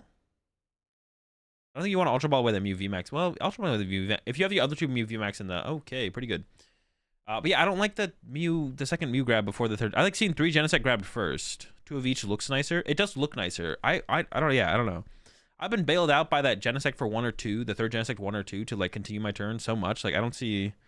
There's just no real value by having 2 Mew in play as opposed to having the third Genesect in play this early. I never get the point of... But I see people do it all the time where they go... Play out their Pokemon search cards... play out the Pokemon search cards, get triple Genesect Mew, or double Mew, double Genesect, instead of triple Genesect Mew. I don't know. It is a little bit matchup dependent, because obviously if there's like a threat on your lone Mew V, but you're up against Guardy here. I'm sure Calvin knows that. And if not, the Mew in the active here from Raymond. If Calvin doesn't know what Raymond is playing, but I'm just going to guess that Calvin knows what Raymond is playing. The Mew telegraphs Guardy, but the only other deck that it probably would potentially be would be Chi and Pao, which neither deck can attack turn 2, so... Being able to max Miracle turn 2, it's just not that relevant. I'd rather just make sure I set up than make sure I max Miracle. You can always just Technoblast and then bench Mew V the next turn and then retreat and attack with Technoblast or something. That last Genesect had a pretty good draw, though. 4 Shield Stone in play ahead of time just in case you get Ionoed, and a double Turbo to the bench Mew.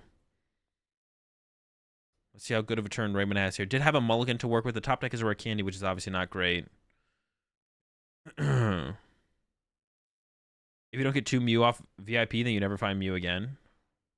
Well, then how are you gonna find your other Gen? Are you just conceding the fact that you're gonna stay at 3 bench Pokemon the whole game?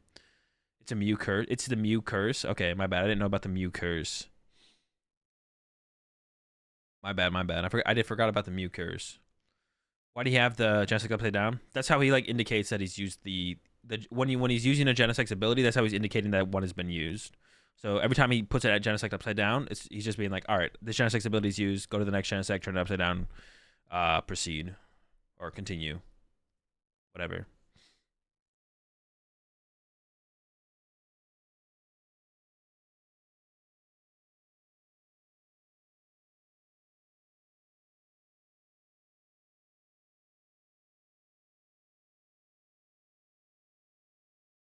We have the Battle VIP pass here from Raymond. I assume that came off the Mew. I wasn't fully paying attention. Do we ever see the Greninja get grabbed here? Or is there just going to be double Ralts? Ideally, you want quad Ralts here. The only reason you don't want quad Ralts is if Calvin plays Avery, and then maybe you want triple Ralts. Who's going to win? Honestly, well, I don't know. It depends on Calvin's list. A lot of this matchup comes down to the tech cards on Calvin's side. Is there a Lost City? Or how many Lost City, if any, Avery or not? Without knowing the tech cards, I'd probably give the advantage to Guardy. But if the Mew player is teched out for the matchup, I honestly think it might be Mew favored without Spiritomb. If Guardy ever has Spiritomb, Guardy's just like favored. There's no way it's okay to just stack the bot of your deck with counts, no cap. All right, Zub, you have to speak a little bit better of English there. Are you saying there's no way it's okay to put all your Pokemon towards the bottom of your deck? What is your problem with that? Why is it not okay? It is legal. He's put all his energy to the bottom to count them? Yeah.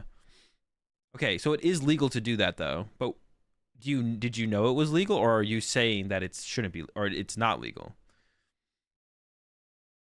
And if it is legal and you think it shouldn't be legal, why do you think it shouldn't be legal? Celia bench there. Player on escape rope. Got 2 Ralts. If the rest of the hand here is dead for Raymond, though, I think I would have liked to have seen a Greninja instead of one of those Ralts to see some more cards. That's like, yeah, I would like to have seen a Greninja just like to dig for more. It would be better if it's not legal. That's fair. Wait, why though? Why would it be better if it's not legal, Benji? All right, over to Calvin. So even if Calvin plays, I'm hyping up the Avery there, but I'm saying that it shouldn't be okay because it's easy to manipulate that. Yeah, but just make sure your opponent sufficiently randomizes their deck. I don't know if you're playing your like if you're saying the reason it shouldn't be legal is because it's one more thing that your opponent could be doing to be cheating, but like your opponent could be doing anything to be cheating. So then your argument is, well, then the argument would become, well, then you should always be watching your opponent like a hawk. But if that's like another thing that you have to watch your opponent like a hawk about, then you should just assume you always have to watch your opponent like a hawk because they could be doing anything. So at that point, that adding to the list of things that could be cheating doesn't really impact anything. You see what I'm saying?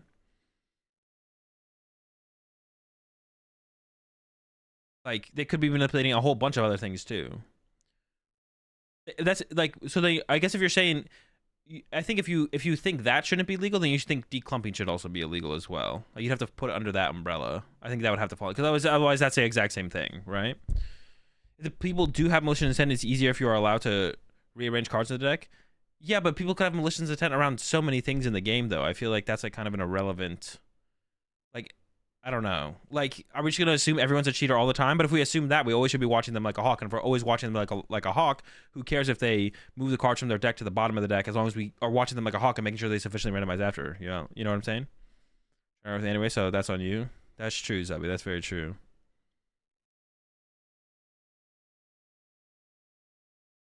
All right, so we did have the so even if Calvin has Avery here, Avery doesn't really matter here because there was only 3 bench Pokemon there for Raymond. Did also put the path out. We see the Curlia immediately come down here for Raymond, so no potential of Candy Guard for.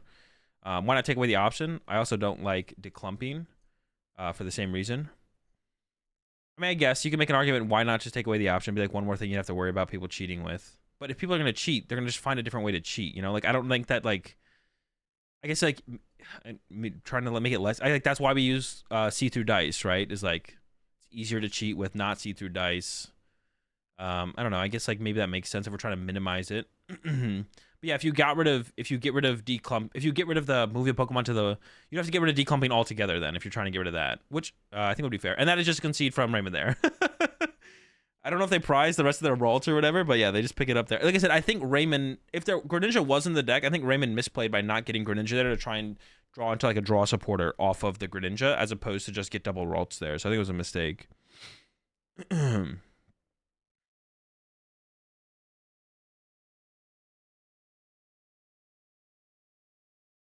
It's very unneeded. You can still count without declumping. It's not hard. Yeah, but the reason you do the declumping is it's faster to check your prize cards that way than not declumping.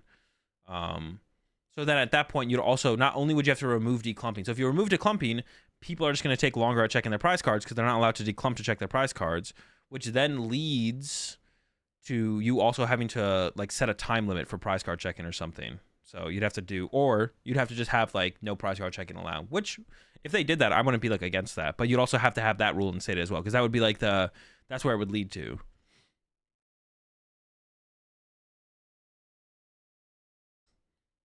So saving 10 to 20 seconds. Like what are we realistically talking about here? I have no clue to be honest. I haven't timed it. Like we want longer prize checking. That's what I'm saying. Why not just reveal prizes to the owner at the start and then shuffle the prizes face down? I mean, you could do that. They could allow for that. Prize checking feels like a tedious necessity created by making prizes hidden to their player. Yeah, I mean, they could do game 2 Gamba. No, this is for the set, not for a game. I mean, if they could do that. I don't want them to do that, though, because I feel like my opponents misplay so often by not checking their prize card. So I want to keep that. I personally want to keep that advantage. I want my opponents to keep misplaying by not checking their prize cards. Well, that's Greninja into 2 more energy, so I'm hoping Raymond has some way to draw some basics here. There's a level ball. Maybe we see the Mew here, retreat to Mew, and then hopefully find a Battle VIP pass so Raymond can get cooking in this one. See what they got, though. Choosing your opening hand and prizes solves that, too. I mean, I don't know if we should do that, but it says who will win game 1. Oh, does it really? Oh, it's for the set. I don't know why who put it as who will win game 1. Yeah, game 2 Gamba. All right, well, I guess if it says who will win game 1. Evie, are you the one who set the prediction? Why'd you set it as who would win game 1? Why didn't you set it for the set? Well, I guess we have to initiate the refund now. Or I should initiate the verdict of game 1. I don't think there was a VIP pass there from Raymond. I think I maybe saw an Ultra Ball, so at least... No, it's a rare candy? Oh, no. No Ralts turn 1 from Raymond. Well, might as well. This is like Raymond chose to go third in this one. Interesting choice from Raymond there, choosing to go third. Usually going first is optimal in this matchup, but Raymond is switching up on him. Sheesh, man. Only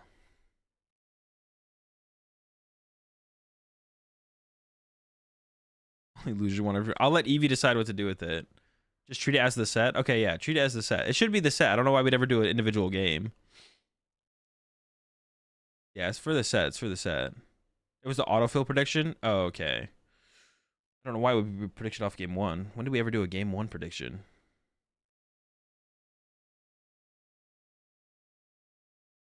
What do you think about what do you think about a sideboard in Pokemon like they have in Magic? I mean, you could. It would six card sideboard as prize cards? I don't know. I mean, that'd be interesting. I think it's also just like fine the way it currently is personally, but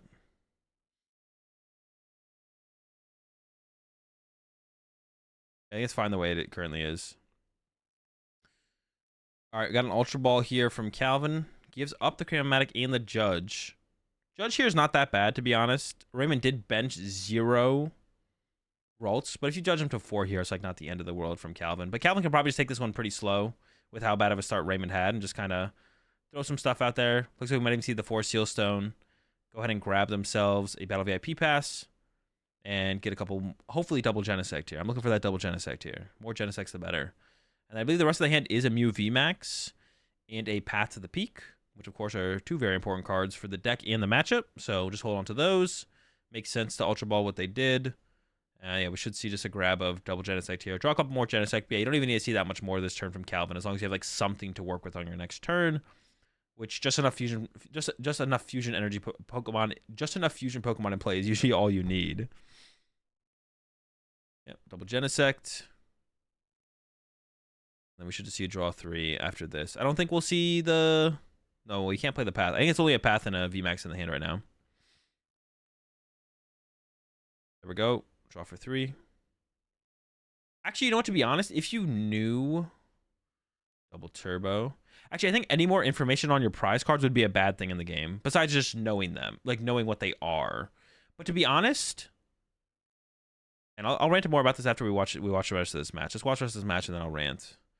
All right, there's a pass from Calvin over. I think there was a vacuum in the hand, so we could have seen the vacuum on the 4 Sealstone there and then draw with that last chance like more. But like I said, Calvin doesn't have to be too aggressive here. So level ball, uses the Greninja first here from Raymond. So that makes you think Raymond doesn't have a draw supporter. I think if Raymond had an Iono there, you would have started with Iono instead. Here comes level ball for the Ralts. And then it might just end up being Mew to try and get another Ralts in play. I don't know if Raymond actually has an Iono in hand here. Or, I don't know, some other kind of draw supporter. Because they started with Greninja and they didn't draw into a draw supporter. But I think if you had an Iono in the opening hand there from Raymond, you would have just played the Iono to start the turn. That would have been the proper way to start that sequence here. Attach active. Okay, there is an Iono. Interesting to have not start, like starting with that still makes more sense to me in my head though. I feel like we should have started with Iono and then built on the hand with the Greninja afterwards. How many more Ralts can we find here for Raymond? There's an Artisan in hand. We need a little bit more than that though. You appreciate the 44 months there, BJam. And we still have the Mew as well. We got the what's it called? Mysterious Tail. All right, Fog Crystal gets a Ralts. Artisan could get a Ralts. You kind of want to keep the Artisan though as Raymond though, because that is one of your outs to Path to the Peak, but we're gonna see it get played here. Artisan grabs a Ralts. And then we still got the Mysterious Tail. 4 Ralts on the way. We could see it. Quad Ralts coming out for Raymond. Started with 0. That was a really bad start here from Raymond. But it's starting to bring it back a little bit here. And usually in this matchup, I feel like this matchup has turned into... You're not looking for like 2 big one-hit KOs. You don't have the 4 Seal or the Sky Sealstoning here anymore to like KO Mew VMAX for 4, KO Genesect for 2. Usually you're looking for like just like turn 2 punch with Gardevoir EX is usually like the plan in this matchup, I feel like. There we go. Quad Ralts. Okay, this is where, like I said, I don't know if Calvin plays Avery, but Avery plus Escape Rope would be really good here from Calvin. You'd effectively wipe out KOing the Greninja here, or removing the Greninja from the field is not that important, but you'd remove the Greninja for the potential from draw there. One of the Ralts would have to get discarded off the Avery as well. And then if you have the follow-up of the Escape Rope, you also KO a Ralts return as well. Double Feather Ball off the rip here from Calvin. All right, Calvin's already cooking. But yeah, I don't know if Calvin plays the Avery. Not everyone plays the Avery. I would recommend it. If you're going to play double Turbo Mew especially, I would recommend you play Avery as well. Actually goes for the Mew VMAX over a Mew V. That doesn't make any sense, unless they're all prized, I guess. Maybe has one in hand as well. That could be it as well. There could be a Mew V in hand, but I think you'd rather fill your bench. You'd definitely rather fill your bench with Pokemon to draw more cards with Genesect than... They could be out, though. Oh, they have an Ultra Ball to work with as well. Oh, and a Cram. So Tails. They have an Ultra Ball. I don't know what that last card in the hand is. That's... I do not... Why did we get 2 Mew V Max when we could have got a Mew V? And maybe the 2 Mew V are prized. They might all be prized. That is possible.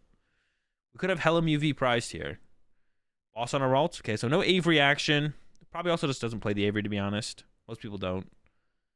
Here comes another Genesect. Has the Path in hand as well, so could shut down the potential from a Guardy EX next turn as well. I think you may as well throw that Path out there. You don't want turn 2 Guardy, or Guardy EX, not turn 2, but Guardy EX KO. And we'll probably see a Maxi Miracle here. Every time I put Avery in, it gets no value, and I take it out and I need it. It's pretty good. I mean, it's really only very strong in the Guardy matchup. It's okay against Lost Box, but I would play it. First Kirlia here from Raymond. Like I said, Raymond's going to be looking for that Candy Gardevoir here. And just punch with Gardevoir, just get some damage in play, start rolling. I do see an Iono in the hand now, so we could see them play that next. It looks like they do have a Super Rod to recover the Ralts.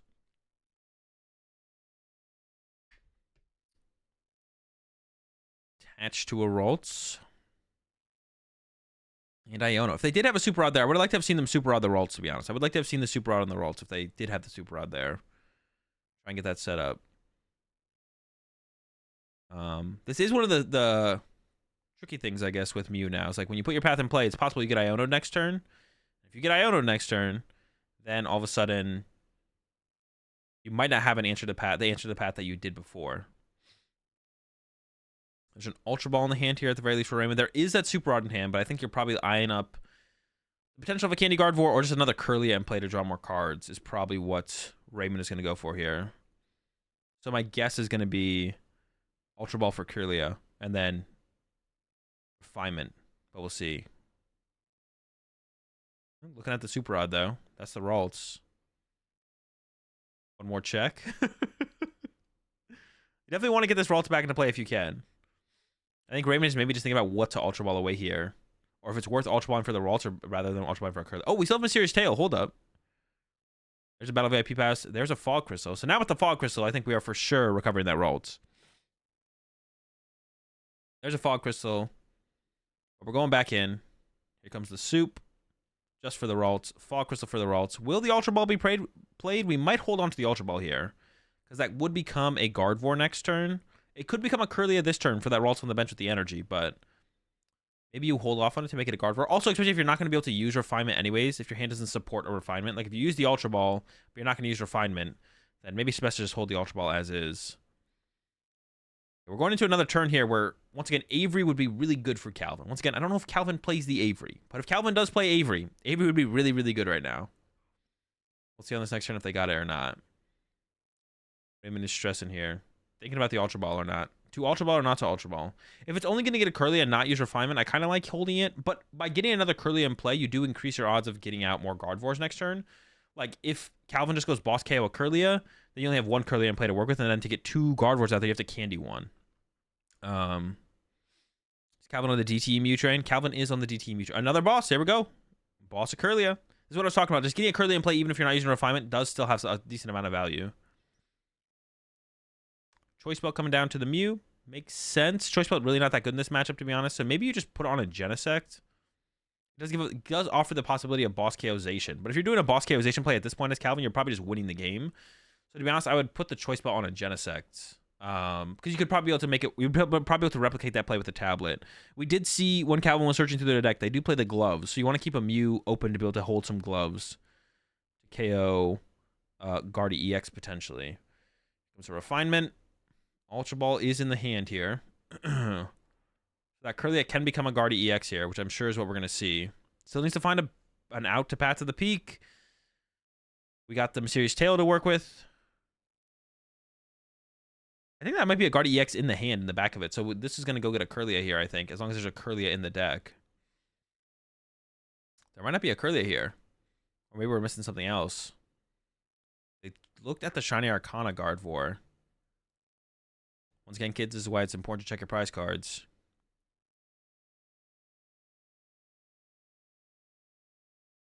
There we go. Grab the Kirlia.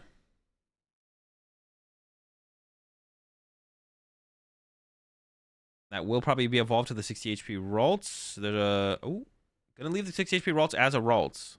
I don't hate that either, though, because that leaves the least amount of... Like, you're like...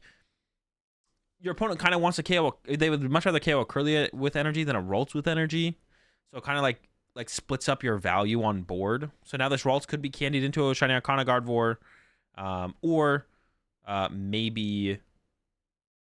the Kirlia evolves into one, so you kind of want to remove the draw power as the Mew player, but then if the Ralts has the energy, which if that becomes a Shiny Arcana, that can 1-hit KO you all of a sudden. So you're trying to like split up your value on board by like evolving one to Kirlia, attaching energy to the Ralts. That Ralts still might become a Rare Candied Gardevoir or a Kirlia this turn. It's still possible, but... Ooh, gives up a Shiny Arcana Gardevoir. Actually, what was the hand that you did that? That was interesting from Raymond. Why would you...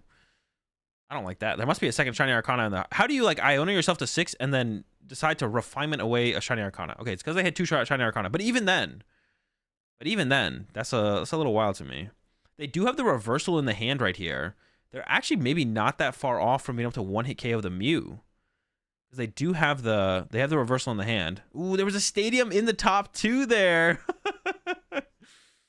And I think that's what Raymond wanted there, was that Stadium card. You put the Stadium in play. You Greninja away in energy. There might have been enough there for Raymond to actually get the KO. Now here comes the Shiny Arcana. I mean, it's correct to sequence it how Raymond did to maximize their odds of seeing the Stadium. It just kind of sucks that the Stadium was in the top 2 there. That would have been a pretty good draw. But now we might just see Raymond passing and really hoping that Calvin does not have Boss KO on that Shiny Arcana Gardevoir. Looks like they have another Super Rod, though. Second Super Rod coming out here. Ideally comboed with a way to find that Ralts. Once again, just keep getting the Ralts back in play. It's just a Ralts recycle simulator over here for Raymond so far this game.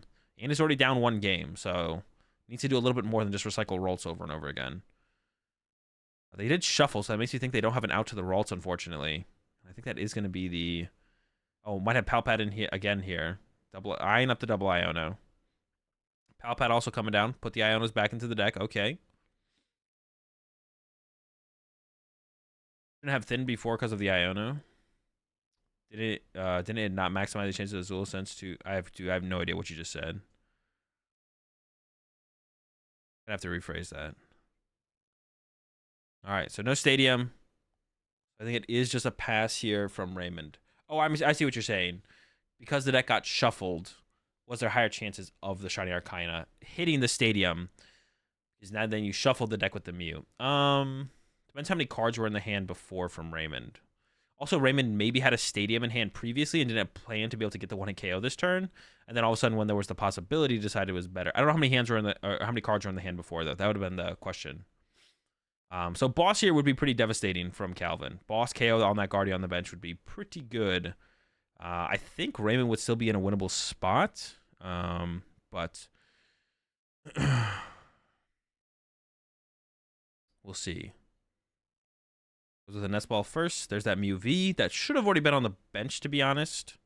I think Calvin messed up when they went for Feather Ball for a Mew V Max. I think maybe Calvin just tunnel vision and forgot that Feather Ball can also get Mew Vs and not just Mew V Maxes.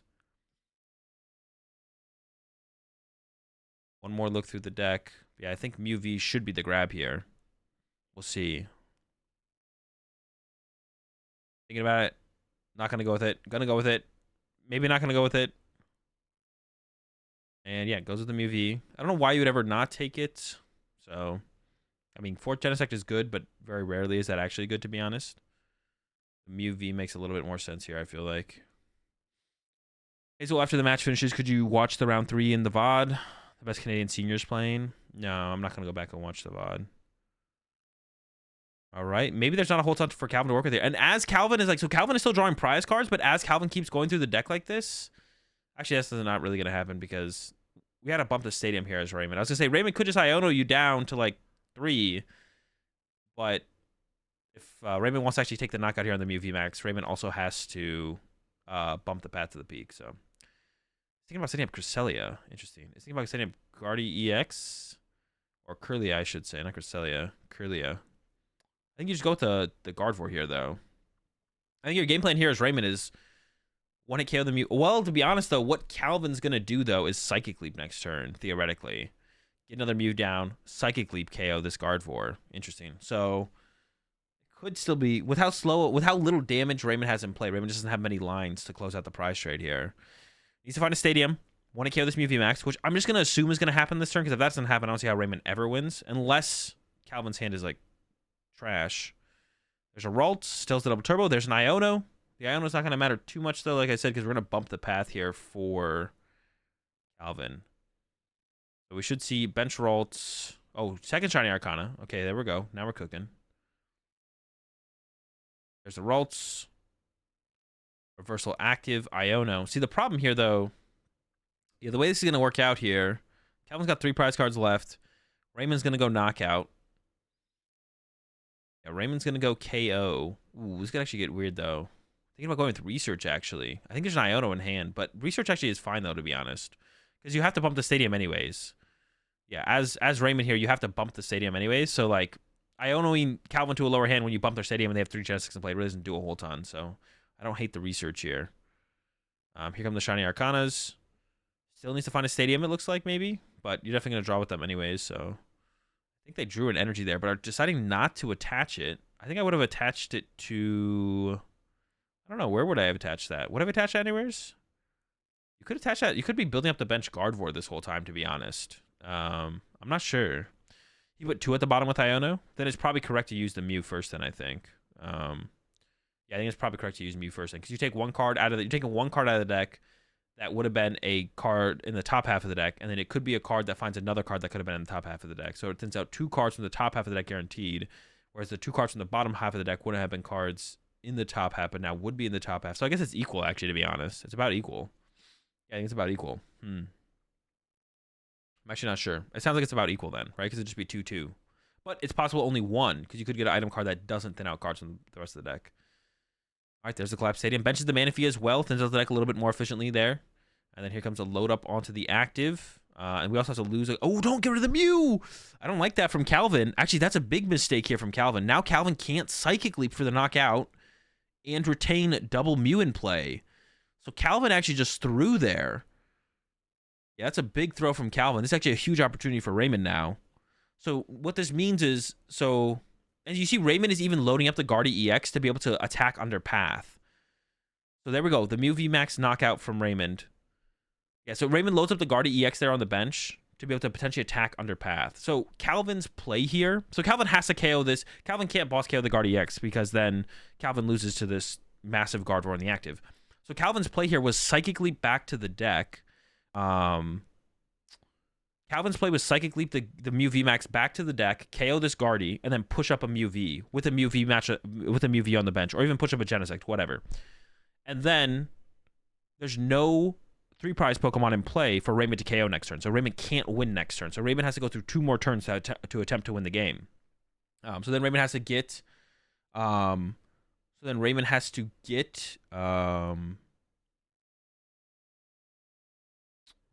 to get another knockout that turn to pressure the win. Otherwise, Calvin can just sit there and Psychic Leap infinitely, theoretically. So you have to pressure the win as Raymond, take a knockout, and then take another knockout on the following turn. But that's when Calvin could go like Iono or Roxanne plus Path. What's the score? Calvin is up 1-0. But just threw really big there. It was a pretty big misplay there from Calvin to discard that Mew V. Yeah, that was a pretty big throw. So now you can't Psychic Leap here as Calvin. Or you could Psychic Leap as Calvin. You could go Path, Psychic Leap, send up a Genesect, but then you lose to Raymond going boss KO your Mew V off the bench. So... let's see what Calvin chooses to do here. Yeah, because then you lose to Raymond having boss KO the Mew V off the bench. So that was a pretty big throw there from Calvin. And we see that Raymond even set up the Guardy EX with 2 energy. So that way, if Calvin does go Path Psychic Leap, Raymond can then attack under Path to the Peak.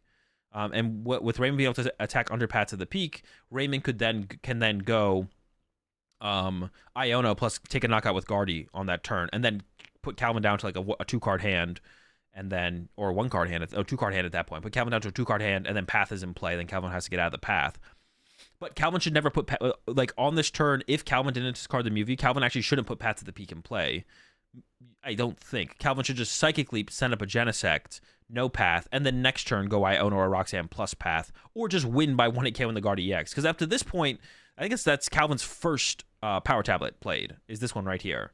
So Calvin could have just gone boss 1-hit KO the Guardy EX on the next turn, to be honest. But yeah, Calvin definitely threw there by discarding that Mew. That was actually a pretty huge turn in the game. Basically, that almost limits Calvin from ever going for that play. So now Calvin could go Psychic Leap plus Path. Calvin could this turn go Psychic Leap plus Path, which I still think is probably the best play, because if you don't Psychic Leap plus Path, then Raymond can just dig super hard for Zacian plus Stadium and just win the game with Zacian 1-hit KO the Mew VMAX. So I mean, that's what Raymond will play for here on the next turn. If there's no, if Calvin just attacks with the Mew VMAX, we'll have to see what Calvin should do attack with here. It doesn't have the double turbo yet, so it's still missing a couple pieces to even pull off an attack here. Found a Cram, but it has to be on another tablet. 2 tablet down. I don't think Calvin can 1-hit KO Mew Guardy EX anymore. There's the Path. Is it pass? Oh, wow. And there's the boss in the hand for Raymond, so I think that's game.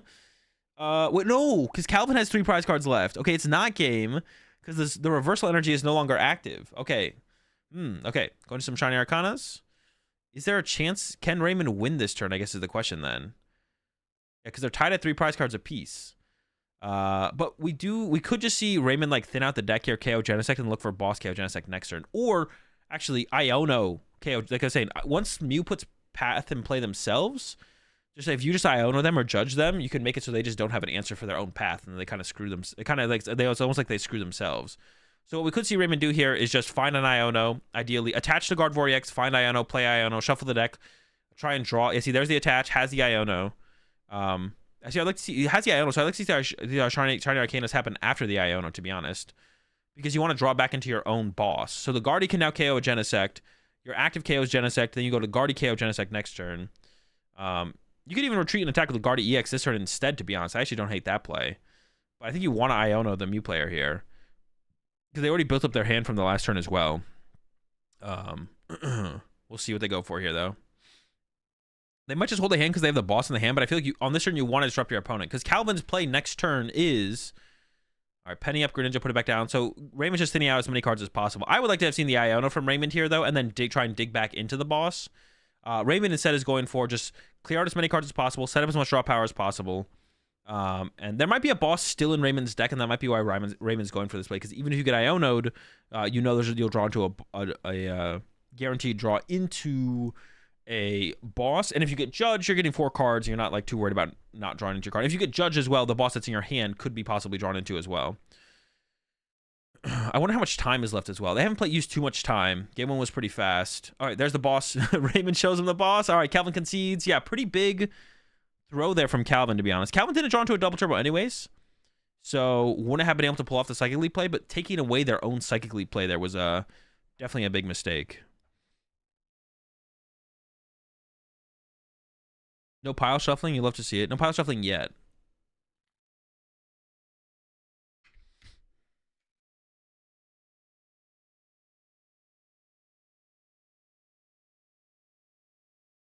One thing, what I was talking about, going third is broken. That's what I was saying on Twitter. That mental edge is insane. It made Calvin tilt and then misplay.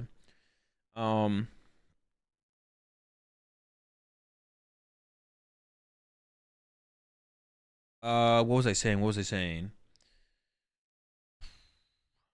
Oh yeah, I wouldn't want you to know exactly where your prize cards are, because I think knowing exactly where your prize cards are takes away some of one of like the powers of prize cards or something like that. Town map is different because you know exactly where your prize cards are, but so does your opponent, and they know exactly what you're getting when you go to draw with your prize cards with town map. So like that's like why I think town map is a fine card. I guess it would maybe be fine for you to just like look at your 6 prize cards, But the one thing it would take away is like on those opening hands when you're unsure what you should Ultra Ball away based on what could be prized, it would affect the decision making with that a little bit, but that's like not hugely impactful decision making anyways, to be honest. So I wouldn't hate it if you like could see your prize cards before you actually. I just want you to know like where everything is.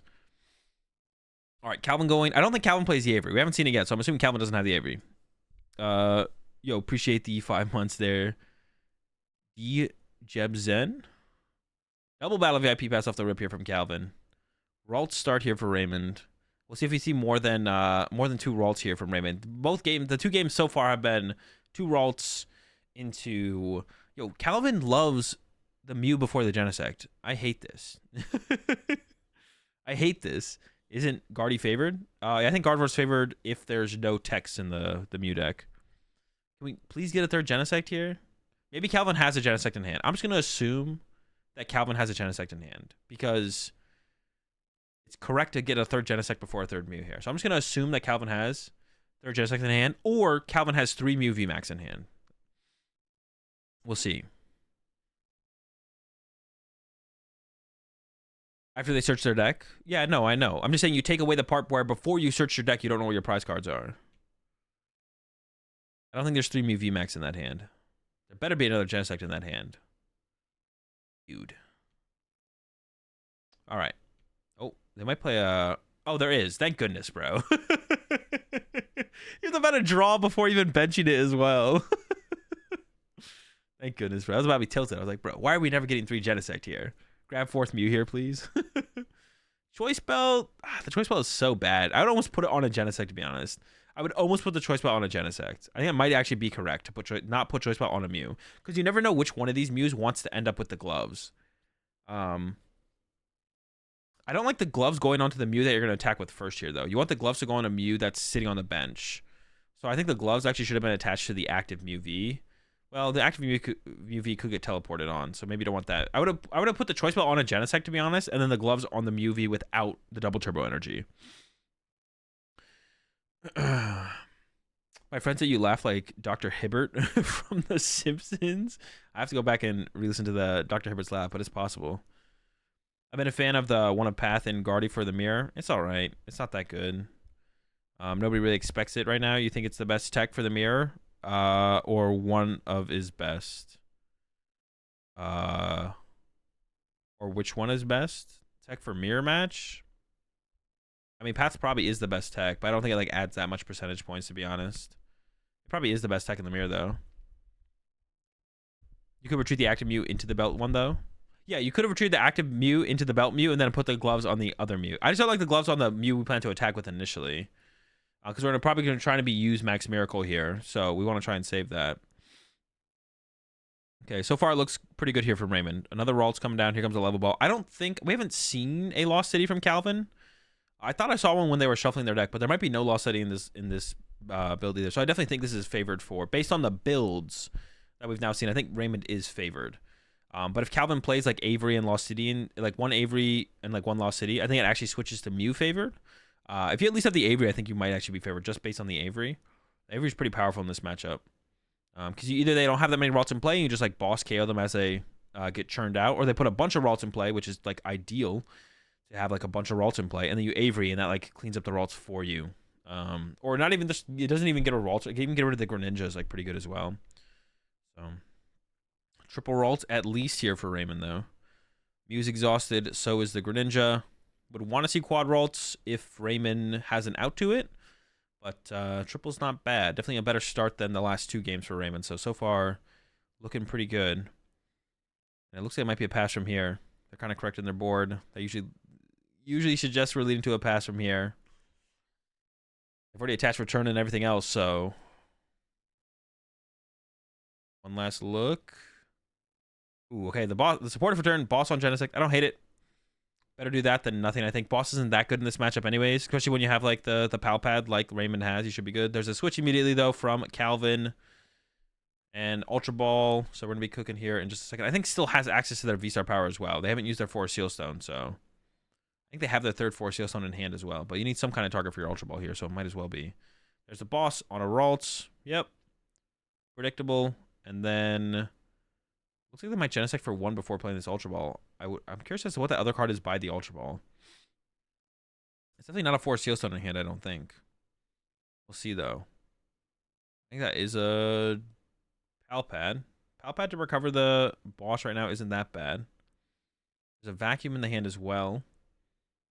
I swear that was an Ultra Ball. Instead of playing Vacuum, you probably should Ultra Ball away the 2 cards you're going to Vacuum away and just go get your Mew VMAX. But they're doing the Vacuum route here. Get rid of one of the... Ooh, they're getting rid of a Path to the Peak as well. I don't know if I like that.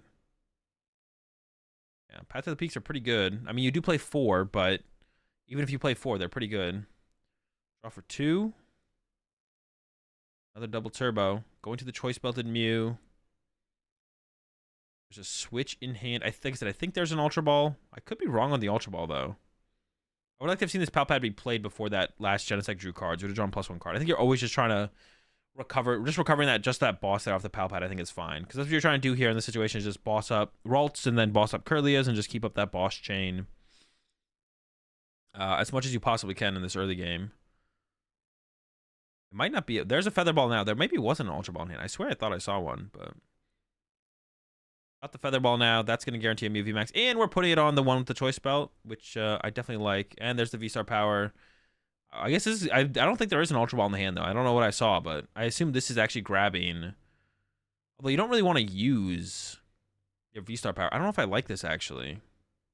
Oh, the Lost City. They do play the Lost City. Okay, I thought I saw the Lost City. Okay, I like the Lost City grab here. They have another Mew VMAX to work with, though. That'd be nice. I don't think they do... So it has to be a Technoblast here, which means next turn they do have to retreat. It does go to the Lost Zone now, though. I do like going to get the Lost City here. Definitely something that Raymond's going to be looking to counter ASAP, so they can actually chain... what was it? Ralts Recovery Simulator? Can't recover your Ralts if they're in the Lost Zone, so... What are the chances Calvin ever realized he threw game 2 if he doesn't watch this? I mean, I have no idea. Once you calculate it, though, get back to us. Let us know the number. Really, it's out now. Curly and Greninja used. The third Ralts could be prized as well here. There's no chance of a Candy Gardevoir now. Both Ralts have been evolved. So 0 chance of Candy Gardevoir.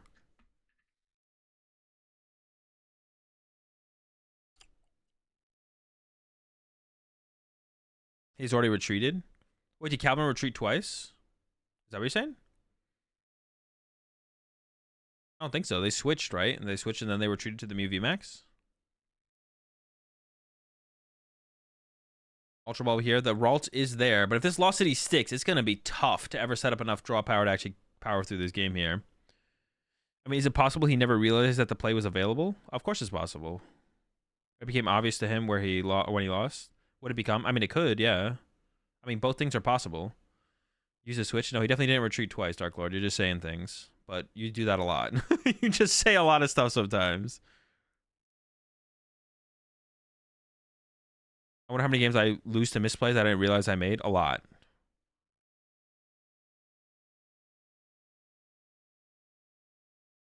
It's a lot. It's a lot, to be honest. But everyone does. It's not just you, TV boy. A lot of people make a lot of misplays without realizing it. Escape rope, but is this Greninja pushed up? I think you'd rather actually KO the Mew here. But there's the boss on the Curly. Lost City still in play, and another Ralt is headed to the Lost Zone. And it's head to the Lost Zone. Yeah, it's not just you, TV boy, but definitely a lot. The answer is a lot. The thing is, a lot of people don't another way you have to think about misplays though as well is a misplay that directly loses you the game at the end of the game is equal to a misplay that you made at the beginning of the game that was still a misplay. So if you made a misplay at the beginning of the game by Ultra Balling away the wrong card, you don't know how that misplay is going to impact the rest of the game. It's harder to tell how that misplay will mess with the rest of the game from there on out. It's a little bit easier to look at the end of the game and be like, oh, I attacked with the wrong Pokemon last turn. If I attacked with the other Pokemon, I would have won. So it's a little bit easier to see a misplay at the end of the game that directly just loses you the game immediately, like whatever it might have been, like playing boss instead of research or boss instead of Iono or Iono instead of boss, whatever it might have been. But the misplay you made at the beginning of the game that you didn't realize was a misplay, it's a little bit harder to recognize that could have lost you the game, 5 turns later, right? So you shouldn't think about misplays just in terms of, oh, this misplay lost me the game. Every misplay is equal. You should think about misplays as being equal. They all equally. They didn't all equally, but they all hurt your chances of winning the game. Maybe not at the same rate, but it's possible the misplay you made at the beginning of the game could have won you the game 2 turns ago. Even if you had just played a different supporter on your last turn, you recognize that would have also won you the game. The misplay you made 5 turns ago was maybe a decrease your odds of winning the game higher than the misplay you made on the previous turn. Lost owning Ralton Curlier brings joy to the world. All right, so it's going to get rough. Like I said, this is going to be rough for Raymond. Actually, did we see a Super Rod to recover a Cresselia? I don't think it gets much rougher than that. Should have grabbed the Radiant Greninja 1 turn sooner. I don't know. Should they have? Was I right with Calvin retreating 2 times? No, Dark Lord, you're wrong. Stop. I'm not sure what that was. I think it was a research there. Let me see the Greninja. We can actually. I don't even think. Can Raymond even attack this turn? I don't even think Raymond can attack this turn. Can they? Because they candied out that Guardy, and then they. No, the Curly can evolve to a Guardy X here. Excuse me. They're going for a Cresselia here, though. Maybe we're attacking with Cresselia this turn to set up some damage on a Mew VMAX. I guess that's fine. We'll see. Double retreat now. First on UV Max, and then after I'm No, they played an escape rope. Guys, they're playing switch cards. So, Mr. Zulgich, you ready for Standard to pull up to Worlds with his secret NAIC deck that he never got to use and win the whole thing? I mean, I'd be sick, but control's pretty rough right now. Also, just because you make a certain play and it doesn't get you the result you want doesn't mean it was the wrong play. Yeah, that as well. It's another thing that people don't quite understand. It's like, should I boss our Iono here? And then they play boss our Iono, and then it doesn't work out, but the other play would have worked out based on how they actually drew from there. And they're like, oh, I should have done the other one, but that's just not how it works either. Yeah, it's looking rough for Raymond. They could get to 9 on the Gardevoir here, though, but it looks like it's going to be settling for some kind of Cresselia play, which is, like, really slow. Like, yeah, the Cresselia play here is, like, really, really slow. It's not really, like... I mean, it's not bad. It's better to do something than nothing, but this is not progressing your board state very well. I think if Calvin just has boss KO on the Shiny Arcana Gardevoir, the game just ends. Because then even if Raymond has one-hit KO next turn with Zacian, you just Psychic Leap to Zacian, and then you just win on the turn after. We'll see how it goes, though. We'll see what Calvin does on the next turn. So it's just going to be... It's going to be 80 here. And it's thinking about playing an Ultra Ball as well. So yeah, there goes the Ultra Ball. I don't know what you even grab. Do you grab... Is there anything that you can even grab here? RDX, just thinning out the deck, I guess. And then we'll see 80 thrown on the active Mew here, I assume. I guess you put on the bench Mew VMAX.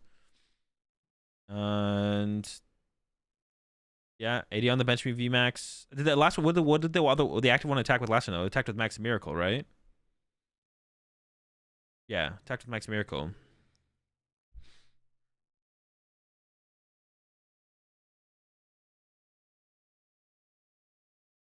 The rock, paper, scissors fallacy? Yeah, if I had thrown the other one. It doesn't decrease the odds that you still made the higher % chance play, though, overall. Yeah, so the play here from Calvin is boss KO. Shiny Arcana Gardevoir. Lost Zone it. Oh my gosh, that's so brutal. That's like insane. Yeah, if there's a boss here, I think you just win here as Calvin. If you have boss KO Shiny Arcana Gardevoir, the game just ends. So that should be Calvin's play here. And then if Raymond responds with Zacian one-hit KO, you can go Psychic Leap back to the deck. And if you Psychic Leap back to the deck, there's the heads. So we should see a boss grabbed here from Calvin. And then you Psychic Leap back to the deck. KO the Zacian. Don't leave multiple three prize Pokemon in play. And then the turn afterwards, you just knock out anything to win the game. I guess maybe that means Raymond's response here has to be to attack with Gardevoir EX, right? Yeah, it's possible that Raymond's response here has to be to attack with Gardevoir EX on the next turn, actually, to be honest. And then you just have to punch plus Iono and pray. I mean, Iono doesn't really matter too much, to be honest. There we go. There's the boss. They got the boss off. And then here comes the... Well, we can still draw some cards here, I guess. Technoblast is coming up in a little bit here. Has a path in hand, but you definitely don't want to play the path. You just want to keep the Lost City and play Cookin'. It's actually kind of unfortunate that Raymond hasn't found a counter stadium yet, to be honest. A counter stadium to the the Lost City would have been pretty good. I think Calvin probably only plays the one Lost City, so there might be an Ultra Ball in the hand there for Calvin, but holding it doesn't seem to be too bad. It seems fine. I wonder what Calvin's like looking for here. What is Calvin analyzing at this moment?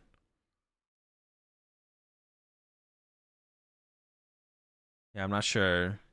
They're thinking about something, though. I don't know what they could possibly be thinking about here. No! Why would we ever do that? Why? Path? Raymond has played 0 stadiums, right? No, Raymond has played 0 stadiums, right? Or did Raymond play the collapsed stadium at some point? No, that was last game, right? That has to be an incorrect play, right? Don't you just want to keep him, you know, okay, maybe not. Because now Raymond has to work harder, right? Well, maybe Raymond's out of stadiums. Maybe that's why Calvin made this play. I feel like maybe we've done enough. Maybe the Lost City's done enough. It feels really good there to remove the last Ralts. But actually, maybe Calvin's fine with. Maybe that is fine from Calvin, to be honest. Maybe it's fine. Maybe it's fine to actually. Maybe you don't need to Lost City there. Also depends on how many stadiums Raymond's gone through. But no, Raymond hasn't seen a single stadium because Lost City was put in play. And then, yeah, Raymond definitely has not drawn into a single stadium here. Also can't draw with Ninja. It does take away the draw power with Ninja. Yeah, I don't hate it. I don't hate it, to be honest. I don't know if I like it either, though. All right, Raymond throws a boss back. No draw power on board, though. So I think it has to be like a... I actually don't know. I think Raymond's play here is to keep Calvin path locked for a little while here. It is possible for Raymond to recover... But Calvin has 3 prize cards left, right? I think it's 3 left. I'm actually not 100% sure. So here comes the Iono down to... We'll see how many Calvin draws here. He burned the 2 he had from a research. Did he really? It is to 3. Okay. Oh, he burned the 2 super odds. Okay. Burned the 2 he had from research. Used 1 to recover and 1 to recover the 1 Cresselia. Oh, so I guess that makes sense. If you're down 2 super odds here, then maybe the path makes a little bit more sense. I don't know if it does, though, to be honest. Oh, I guess it depends on how many super odds you have left, right? Yeah, it depends on how many you have left. Probably gonna see if Ray had used any super odds. Yeah, that's true. That's fair. There might be out of super odds. All right, this is that Guardy Punch that I was talking about. Not for a 1-hit KO, just a 190. Still Raymond is in a terrible spot here. 190 on the Mew is something, but this is what you want to do like turn 2. You want to like turn 2 punch for 190 into a Mew VMAX, or even take a KO for 2 prize cards.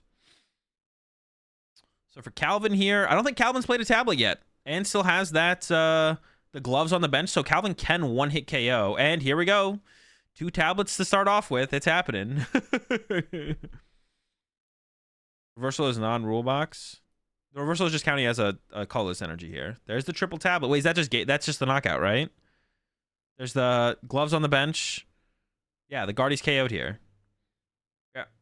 I mean, that's game here, right? There's 0 Ralts in play, so there's no win condition here for Raymond. I think the only win condition I can think of at this point, unless Calvin forgets to retreat. No, even if you don't retreat here, it's still Sinnoh, right?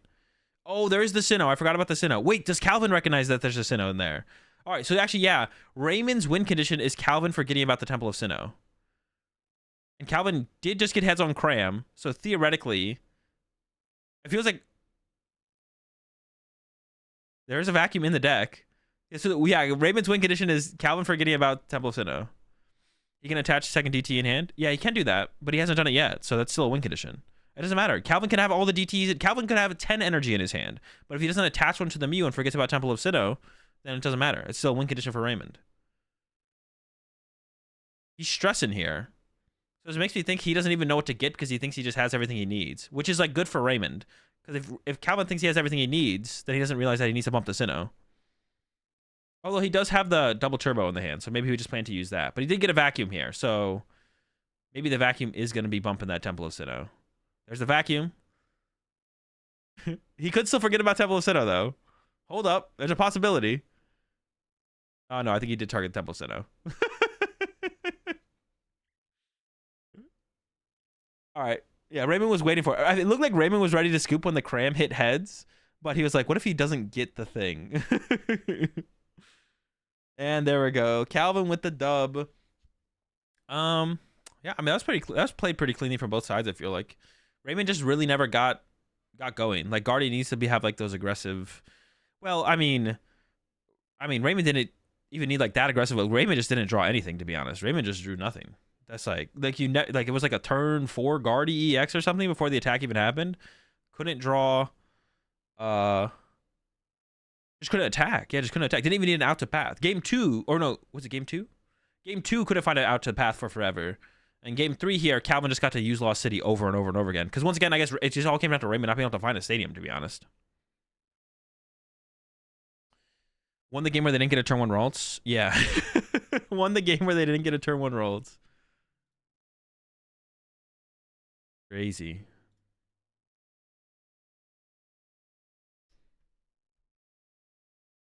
Cal won? Yeah, Calvin did win. Unless Calvin conceded. Calvin could have still conceded, to be honest. Calvin could have conceded there. It is possible. Can we work on that Turbo Kyogre deck with Gardevoir you played last week? Nope. We might play some Lost Tina now. Hey, I'm gonna see if there's any other cups being streamed. I'm kind of in a casting mood right now. Let's see if anyone else is doing anything. Yeah, I think that the Lost City play at the end there was actually probably fine. It was probably, or the Path play from Calvin, putting Path in play over Lost City. That was probably fine, to be honest. At first, it looked not great because we were getting so much value out of Lost City, and like I wanted to keep going. I was like, let's just keep using Lost City. But I think it was possible Raymond was down 2 super odd, and even if they weren't, like just not getting hit on that next turn was pretty good. So should check the Dr. Hibbert laugh thing. No shot. All right, have a good one, Evie.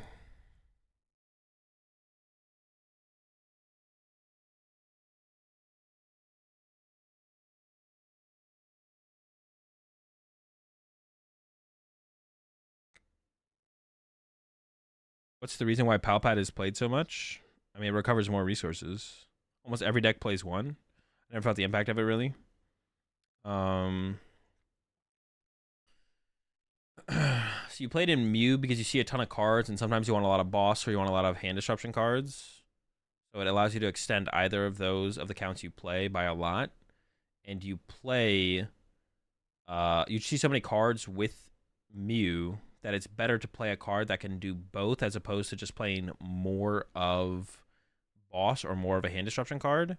You play, and that's the same reason why you play it in Guardy. You see so many cards in Gardevoir, and sometimes you want the option to like boss 3 times, or use Iono 6 times, or if you play the research specifically in Gardevoir, sometimes you just card your boss and you want to recover your boss so you can just boss once throughout a game. The reason you play Palpad in Lost Box is so you have more cards that do powerful things once you get Iono'd. So once you get Iono'd as Lost Box, you want to draw into a Chorus. So that's why you play it in, what's it called? Basically, seeing many cards makes Palpad good. I mean, it's a different reason to play it in Lost Box than the other ones. Seeing many cards when you want different options throughout a game is why you do it. The Judge's Notebook.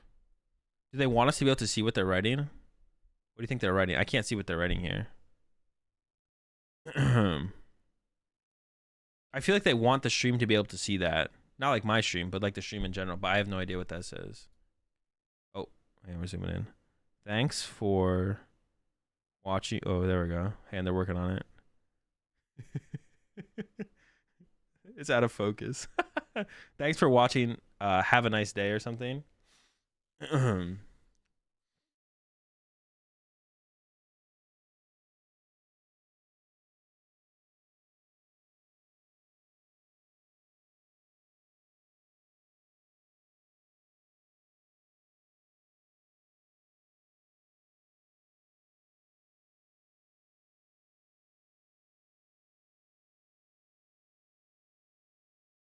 I think running 4 Iona is a must in Architects. No, nothing is a must. Well, that's not true. Just like in a certain meta, things are correct. Well, I guess yeah, that's what you're asking me. Do I think Architects should? I don't never think of anything as being a must though. I never think of anything as being a must. It's just like I would say it's probably correct to play 4 Iona and Architects right now. Yes. But thinking of things as a must is a bad way to think about things. You should always think about things in terms of what is correct right now. But enjoy that. Arc decks must run at least one Arceus. That's true. That's the only thing that's a must, I guess, though. I don't know. I guess I just don't like the term must. I don't use the term must. The question is just like right now, should Arc decks play for Iono? And I think they probably should, but that's how you want to like think about it to come to your own conclusions. Is like, do I think it needs to play, or do I think it should play right now? But like tomorrow, it's possible. Like this is not like tomorrow is like an extreme, but just for an example, tomorrow it might be correct for Arc decks to play 0 Iono, but right now I would say yeah, they probably should play 4 Iono. But my opinion tomorrow could be they should probably play 0 Iono. So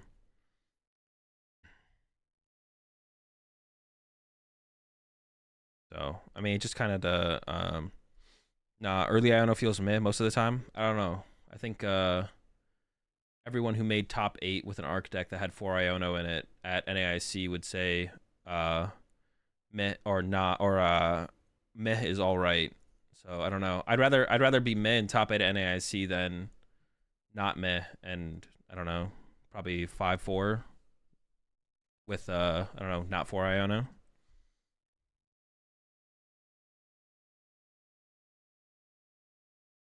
I'll be on the meh train the whole way, to be honest. I'm down to meh. I'm down for meh the whole time. Actually, I take that back though. Labella only played 2 Iono. So 3 of the 4 Arc decks played 4 Iono. Well, Toby technically didn't make top 8, but was in top 8 with 4 Iono for some time. I'm pretty sure Toby had 4 Iono. Have you done a tier list for this meta yet? Nah. I'll do one before Worlds. I'm not like stressed. I'm not gonna put one out too. I'm not gonna do one like right now and then one right before Worlds. So I'm just gonna like I'll do one before Worlds though at some point though. Lostina time? I think so. We've been here before, and my conclusion was that I didn't think Lostina was still very good, but I think Toby had 3 and 4 Judge. Okay, close enough. 4 Judge over 4 Iono? I don't know about that. Dude, Judge in that deck early game feels so bad. Unless he had some other, if he had researches or something, then it makes sense. But if it's like 3 Iono, 4 Judge, and no other draw supporters, or like any other supporters, that feels pretty bad. Am I a Chi-Pao believer? I wouldn't say I'm a believer, but I don't think the deck is like truly awful. It's about Lost Tina tier. Actually, I think Lost Tina might be better than Chi-Pao. I think, to be honest, I mean, I call Lost Tina a bad deck. I don't know. Maybe it's not better than Chi-Pao. Lost Tina's like, I mean, Miraidon's also a bad deck. I guess I also call Miraidon a bad deck. One Research, one Raihan. One Judge and Dumbreon pre-Iono. They went to 2 Iono, 2 Judge. I just like, don't play Research anymore. Playing 1 Research, I think, is still good, at least. Because sometimes you just don't. Sometimes you want more cards. You want to see as many cards as possible. I mean, Research sees 1 more than Iono. But the biggest thing is you just don't want to disrupt your opponent's hand. Like, maybe they have like a 1-card hand. And you know they probably have a draw supporter. So you're like, well, I know they're not dead drawing. But do I really want to... If I want to draw 6 of Iono, do I really want to Iono them up to... What's it called?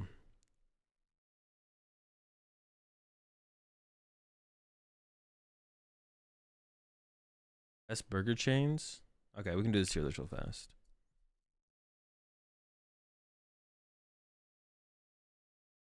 Run Research feels correct. I would say at least 1. Because, yeah, sometimes when you use Starbirth specifically, or you have, like, Luminion in there as well. So if you want to just, like, you have ways to draw a specific draw supporter. And because of that, you probably want to play some that do not interact with your opponent. Because sometimes you just don't want to interact with your opponent's hand at all. And you want to draw cards, but you're not trying to interact with your opponent's hand. So...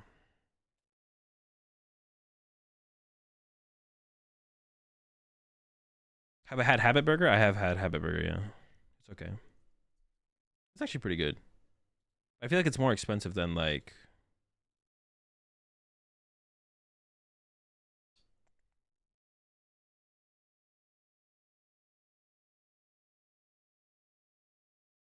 When Iono came out, it made Colress Waffle, which I didn't like. Why didn't you like that? That means the deck technically got more powerful. Like, if a card replaces a card... You said about interacting with your opponent? Yeah, but you can still play, like, Research. You can still play, like, some kind of Research. Nothing to stop me from still playing... Or you could still play a Colress as well. You don't have to play Iono. But if you all of a sudden cut all your Colress for Ionos, that means the deck got more powerful because you changed a card. That's actually not 100% true. The deck could have stayed... The deck could have stayed neutral in power, but the meta could have changed it. But I don't think the meta changed. Iono just became a better... The deck got better with Iono. It's not like the deck got... The deck got better with Iono. I don't think the deck got more, just like neutrally more powerful. Or no, it didn't, like its power level didn't maintain. Picking on Avery, it's good in Mew, it's good in Chi and Pao. It's probably good in that Palkia deck I was playing with the other day as well. I kind of want to play some more games with that Palkia deck. We'll probably start with that. He means Chorus is countered by Iono. Oh, maybe, I don't know. Actually, that could be true. My top 4 game went to time. Couldn't take 5 prizes. Not like I was in a good spot anyway. Oh, is that why you just conceded? That makes actually a ton of sense, Adam. That makes sense. I mean, yeah, you weren't. I don't think you were winning anyways. No, I mean, it competed for the same deck slot.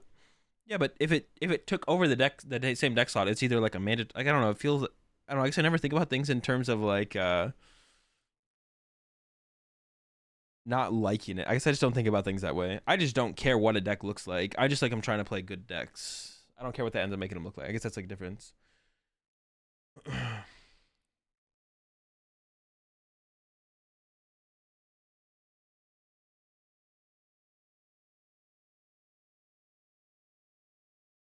Sheesh. All right.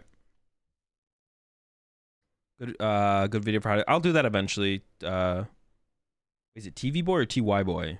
I'll do that eventually, boy. Make a skeleton deck? No shot. All right. Burgers. Five Guys is probably the best burger. I know someone in chat's already typing it, bro, but they are expensive, but it's still like it's on the tier list. Maybe I could add value as a determining factor here as well. Shake Shack is also expensive, and their burgers are small. But am I determining value in on this? Five Guys is like so good. I think the burger is worth the cost. Like the extra you pay for is worth the money. Unless you're like just trying to like save money, but like if you don't really care, then it's like if you're gonna pay the extra money, it's worth it. I've never had A&W, so I shouldn't have put it in the tier list. What have I not had? I've had Fuddruckers, but I don't think I got a burger there. I don't like these ones. I haven't had enough to really have an opinion on, to be honest. White Castle is bad. Culver's is above average. Burger King is average. McDonald's average. Jack in the Box average. DQ average. Red Robin. It's like nothing really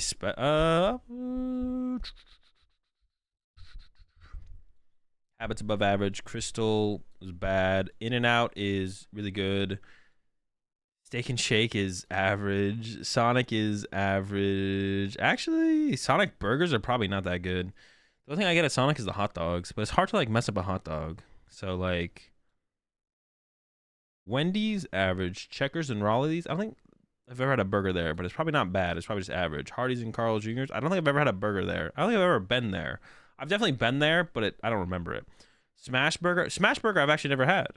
Whataburger I've also, if I've had Whataburger, Smash Burger, I don't remember them. I don't think I've had A&W. Johnny Rockets, Fat Burger, and Fuddruckers. I've been to Johnny Rockets, not Fat Burger. I've been to Fuddruckers, but I don't remember like getting. I maybe didn't even get a burger when I went there. Sonic burgers are terrible. They gotta be bad, right? There's no way we could even put them in bad, to be honest, if we're doing it based on just the burgers. Ramen is definitely years better than McDonald's. Years. I don't know if is it years better. Red Robin's pretty mid. I agree with all this, but Habit goes to really good for me.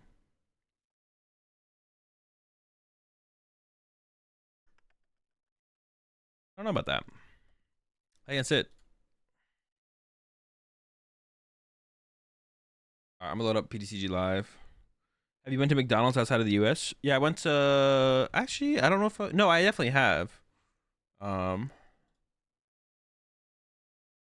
actually don't know if I have, to be honest. I maybe haven't. It's possible I have not. No, I have. I've been to. I don't know if I've ever been to one in Europe, but I've been to the one in. No, I did go to one in Europe. Yeah, I did. I did actually at UIC. I went to. No, Worlds last year. Yeah, it was solid. I went to the. I like the McDonald's in Brazil though, because they have like a bunch of different like McFlurries or like ice cream things. Their ice cream things are dope. I like the the ones at the McDonald's in Brazil is dope. They got a bunch of different ice cream things. All right. Are you kidding? Am I kidding? What? I don't think I'm kidding. Wait, why? Am I kidding about what? Are you kidding?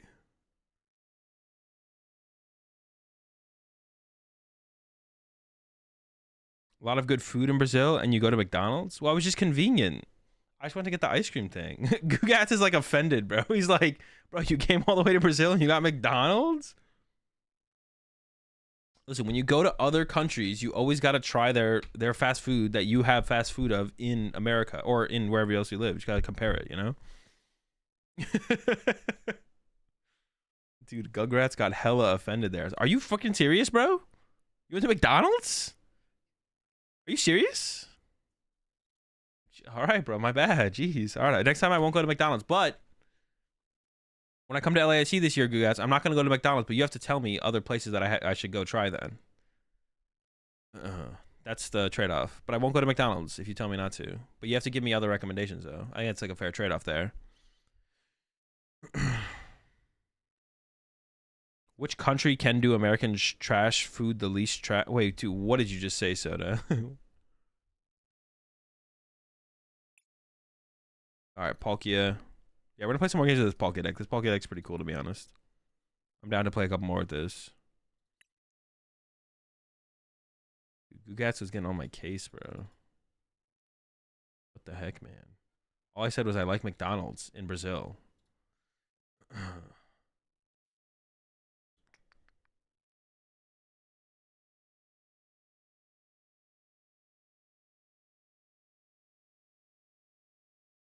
Read again, slowly. Which country can do American trash food the least trash? Okay, I see what you're saying. Yeah, okay. I did have to read it slowly there, to be honest. I'm not gonna lie.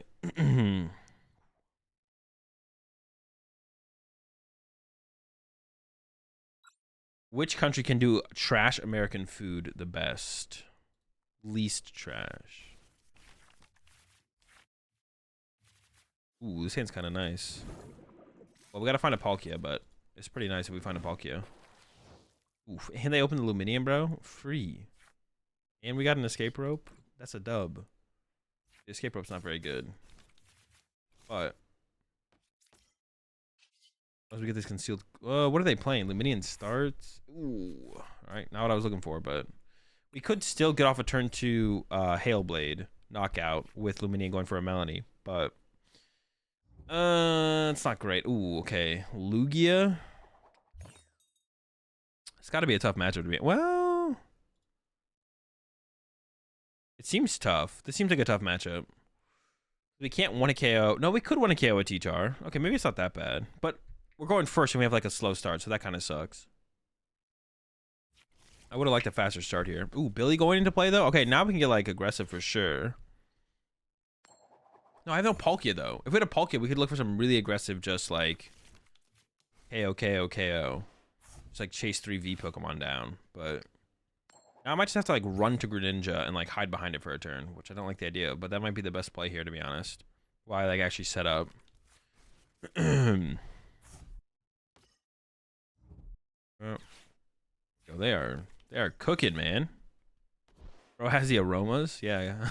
Was that? Oh, it wasn't 4. And the Billy. That's a lot of. That is a lot of Pokemon in play. Our Palkia would have been slapping this turn. Into the Iono. To be honest, that's kind of fine for what my hand was. I don't want to leave Chi and Pow in the active though. Okay, this hand's not bad. What's my? I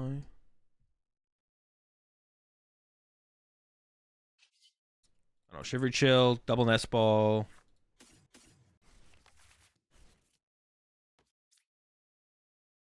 I want to draw like, oh yeah, I want to draw like more pieces here, to be honest. I do want another Palkia, but I could get that off the Irida.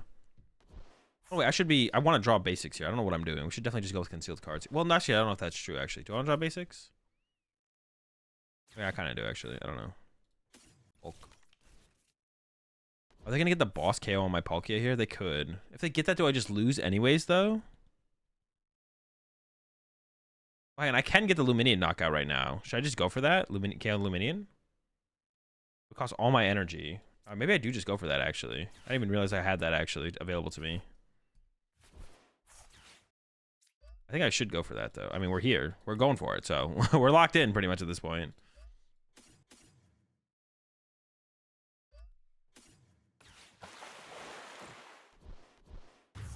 But now what if they kill my lone Palkia? Do I just lose? That feels pretty bad if they do that, to be honest. Yeah, that'd be pretty bad. That feels pretty bad. If they have KO on my lone Palkia here, just concede, I guess. I don't know.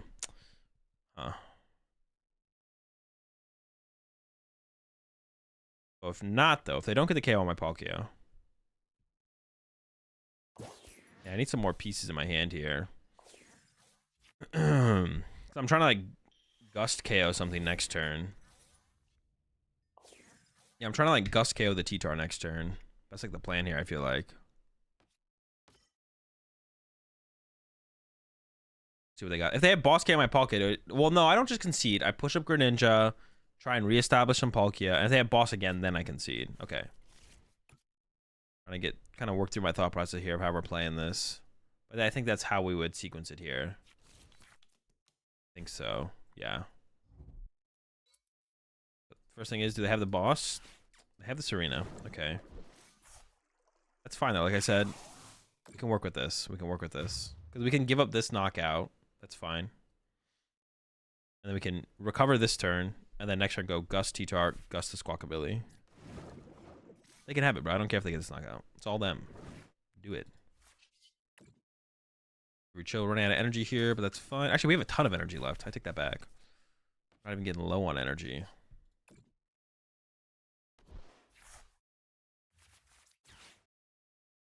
Okay, that's pretty cool hit.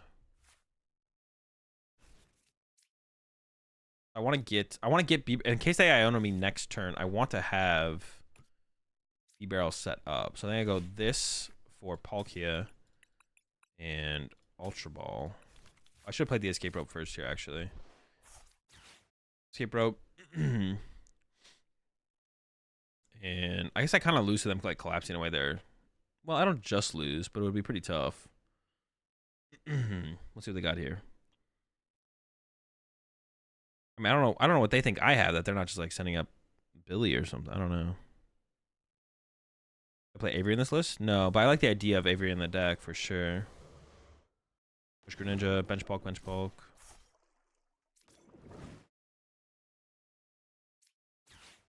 Get rid of this and this, I think. Grab a bar.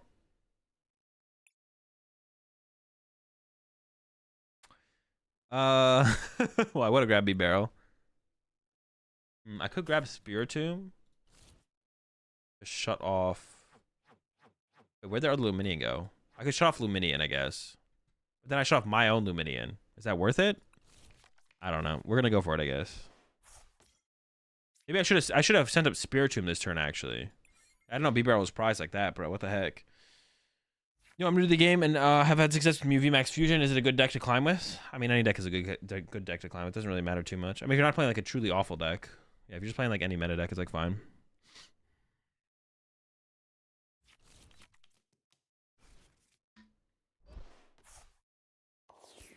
Prize check? Exactly. Dude. Alright, how can I win now? I could KO the T-Tar and maybe they can't set up another T-Tar, I guess. I could KO an Archeops here instead. No.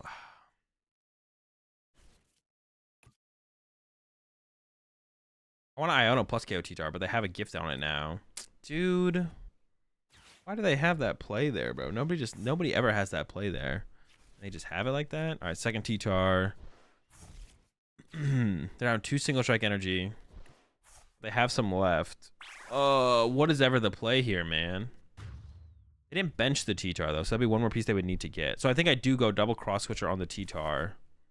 I don't know. Dude, it just sucks that they have a gift energy here. That sucks.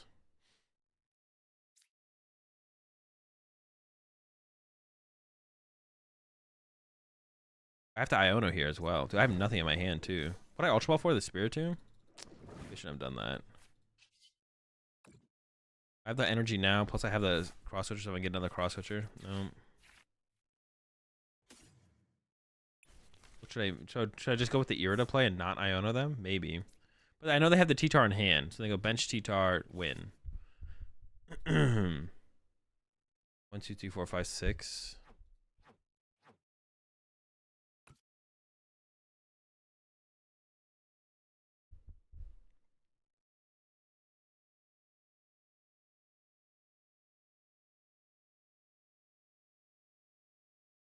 Is there like any cheesy play I can try and set up for?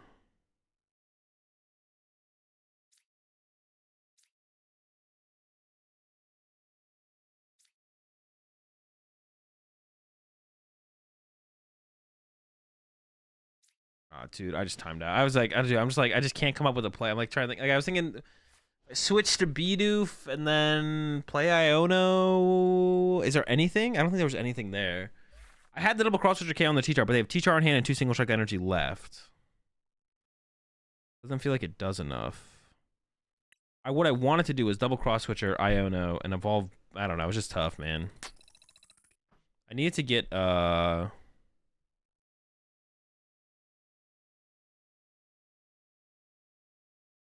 just whiffing the Palkia on the first turn is what kind of screwed me. If I didn't whiff Palkia turn 1, then we would have been fine, but then they boss on my Palkia on the turn after. So I need to also try and get double Palkia down, but I don't know if that was ever an option to have. Accelerated very quickly, to be fair. He had a very strong... I mean, that doesn't matter. It doesn't have to do anything with analyzing gameplay. If you just chalked up every game you lost and my opponent drew better than me, then you never learn how to play any better. Yeah, I don't want to just sit here and be like, every game I lose, just be like, well, my opponent drew really well. And the games I draw well, I'll be like, well, I drew really well.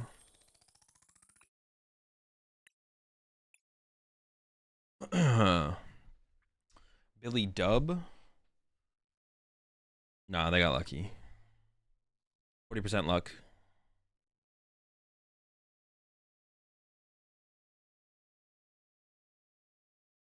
How to get better? Never ever lucky. Exactly.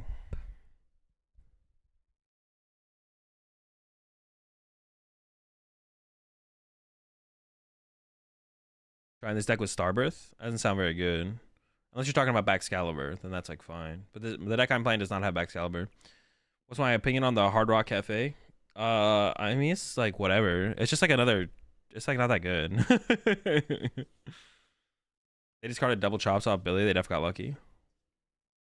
I can't tell if you're actually being serious or not because you said lol at the end of it. So you saying the lol makes me feel like you're being serious, but I wouldn't call that lucky. Like, it's like not that like it's not like an extreme thing to happen. Also, like, lucky is not really like the way you don't even want to look at it as like lucky. It's just like lucky is a bad word because it's not really lucky. It's like whether it be, because no one ever points out when their opponent got unlucky, right? They only point out when their opponent got lucky. But it's just like an extreme end of variance, right? It's like something out of the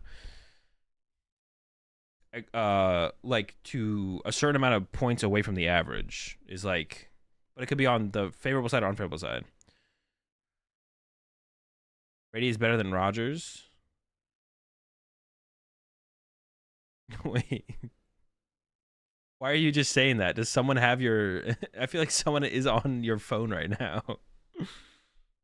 I should probably screenshot that anyways.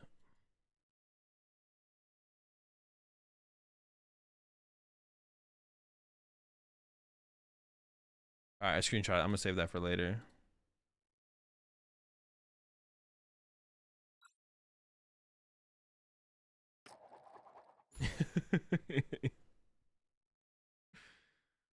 Such a long search.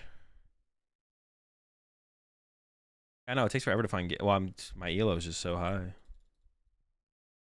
My elo is just way too high now.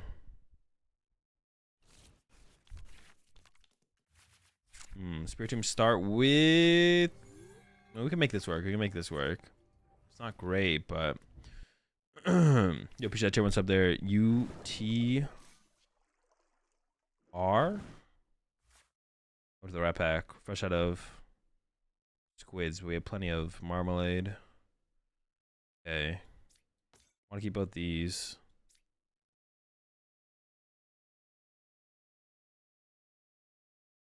Nest ball. Get the Bidoof. I want to get the Chi and Pound to the active here. I think we should hold the Ultra Ball here as well. I think we should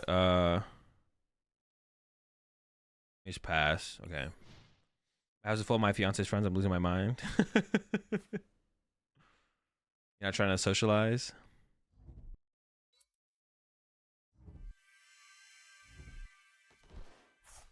Ooh, okay, we're up against whatever this deck is called. Dude, the Zoni, bro? Zoni Baloney?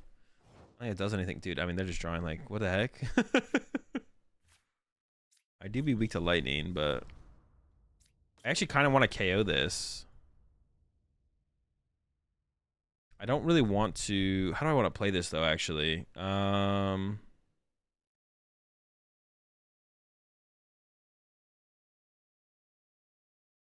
remove their pivot from play. I can't really want to KO this Magnezone anyways. Just the prime sub there. Felipe EX to the Rat Pack. For all the windows, we got plenty of bicycles. Dude, what do I do here, man? Is it Maridon? Probably. We should just do this, I feel like.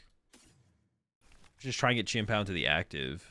To like use Shivery Chill. Okay, this is good enough. We can't Iona them. I mean, we could Iona them. You want to watch me do it?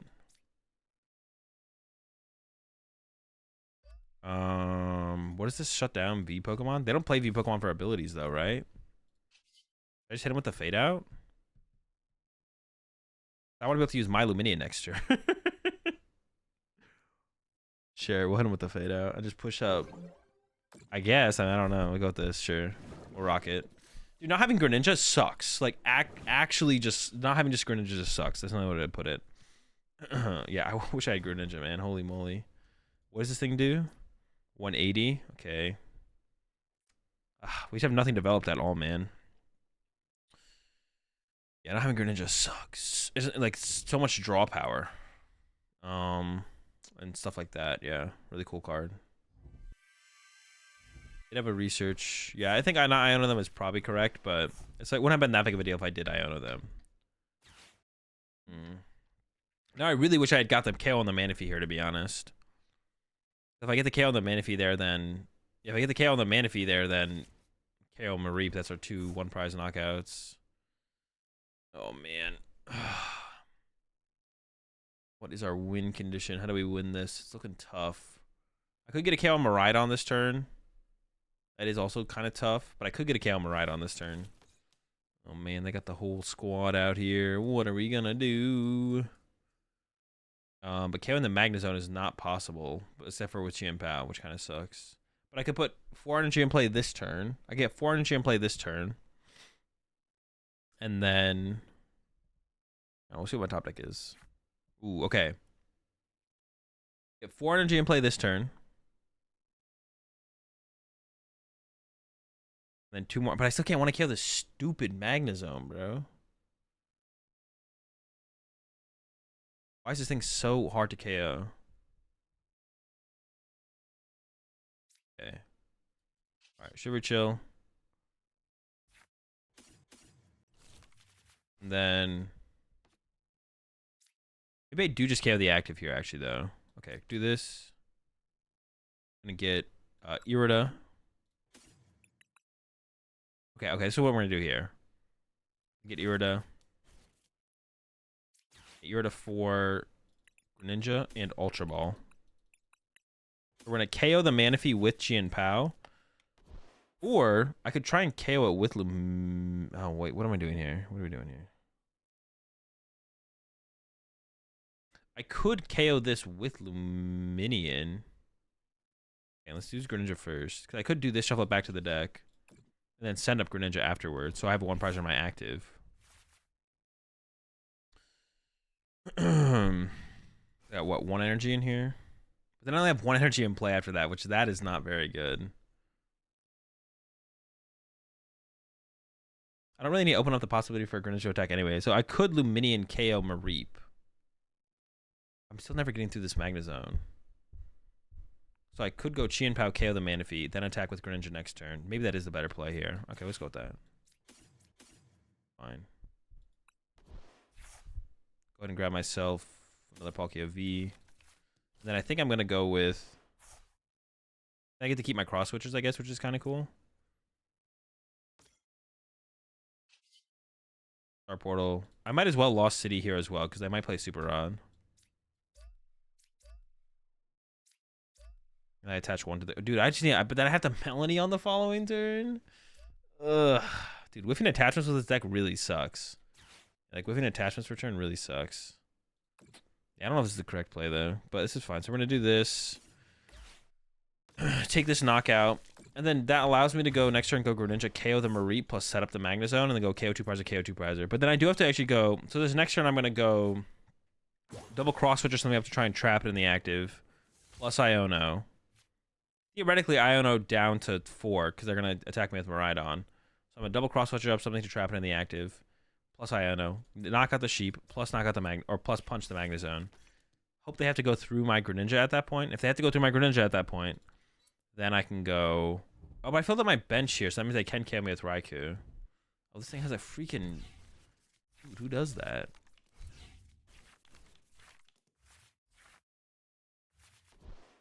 I don't have the Iono anymore. I don't know if this is correct, to be honest. I don't know. How did Tomb get back in the hand? I just attacked with it. We could B-barrel into an Iono here. Man, this is just tough, bro. I don't like this situation. I hate this, man. I hate this. What is happening here? Yeah, what is the best way to tackle this? That's what I can't figure out. Best way to tackle this. So it's 250... I'm doing like 240. See, now they have two things that are like out of range. Oh, and Path, of course. Why would they not also have Path here? So then we go KO the Flaffy, punch the Raikou. Yeah, KO Flaffy, punch Raikou.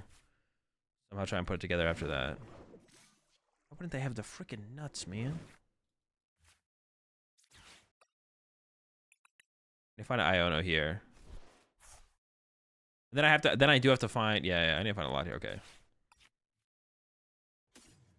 Palkia. Oh, actually, Spiritomb wouldn't have been bad there because it would shut off Fleet-Footed. But I guess as long as the Path stays in play, it does that as well. And then I have to find Melanies after I find my Iono. So first I have to find an Iono this turn, or I have to pray that they don't have. I have to find Iono this turn, or pray they don't have a Gust Effect. They got the Iono. I still have to kind of pray they don't have a Gust Effect, but this increases my odds, I feel like. And now I also have to find Melanies. Or, yeah, I have to find back-to-back Melanies now. And attachments, to be honest. I should put a Chi and Pao on my bench, so instead of the Palkia, right? When did this make its way to the bench? I actually don't remember when that made its way to the bench. But I should have had a Chi and Pao down, because I could have used Chi and Pao. I never went without Melanie, though. What? Yeah, no. So the next 2 turns, I need Melanies. I have 2 Melanies in the deck. I can go Melanie, attach, knockout, knockout. That's the game plan from here. Or, no, I have to do that. If they have boss KO here, I literally just lose. So it has to be Melanie, knockout, Melanie, knockout. I think the deck plays 2 Bravery Charm, 1 Choice Belt. The charms are annoying. Does this list not play backs? No, this is like no. It's like a Palkia deck that uses Excalibur to find energy, or Chi and Pao to find energy. That's what this deck is. We just use Chi and Pao to find energy. That's it. I mean, you can attack with like once in a game, but it's just a Palkia deck, really. It's like 0 tricks. The deck doesn't have any tricks. Oh, dude, I have to give up B-Barrel, right? That's fine. Okay, this is fine. Everything's fine. It's fine. Why'd I hit the Raikou with Greninja? Because if they don't bench a Pokemon, I can't KO this. If they don't bench a Pokemon there, I can't knock it out.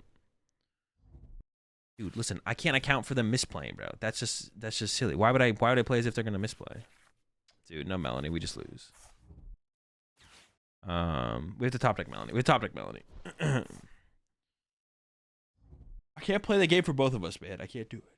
But of course, it's fine for them to bench the Pokemon. It's actually no. It's fine for them to bench the Pokemon now after I hit this. After I've hit this, it's fine for them to bench the Pokemon. So actually, they didn't misplay. But still, I'm not going to play as if they're going to misplay. Yeah, I'm not going to play as if they're going to misplay. Oh, they got the Magnezone attack as well, bro. I'm cooked. So this turn, dude, this is insane. Okay. Yeah, that escape rope kind of did me in, to be honest. Escape rope plus the Judger, I don't know, whatever they played. Judge. The play this turn has to be... we need to go push up Palkia. Oh, no. I can send up Greninja here.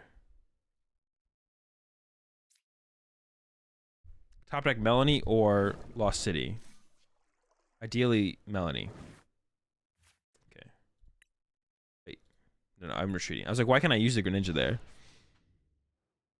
Zero Aura. It's a one project with free retreat that can sometimes set up to a KO on Pokemon that have a lot of HP. Have I ever tried a Pizza Toast? No. Doesn't sound very good. Yeah, Zero Aura is just a one prize attacker with free retreat. You can pivot it around and stuff like that.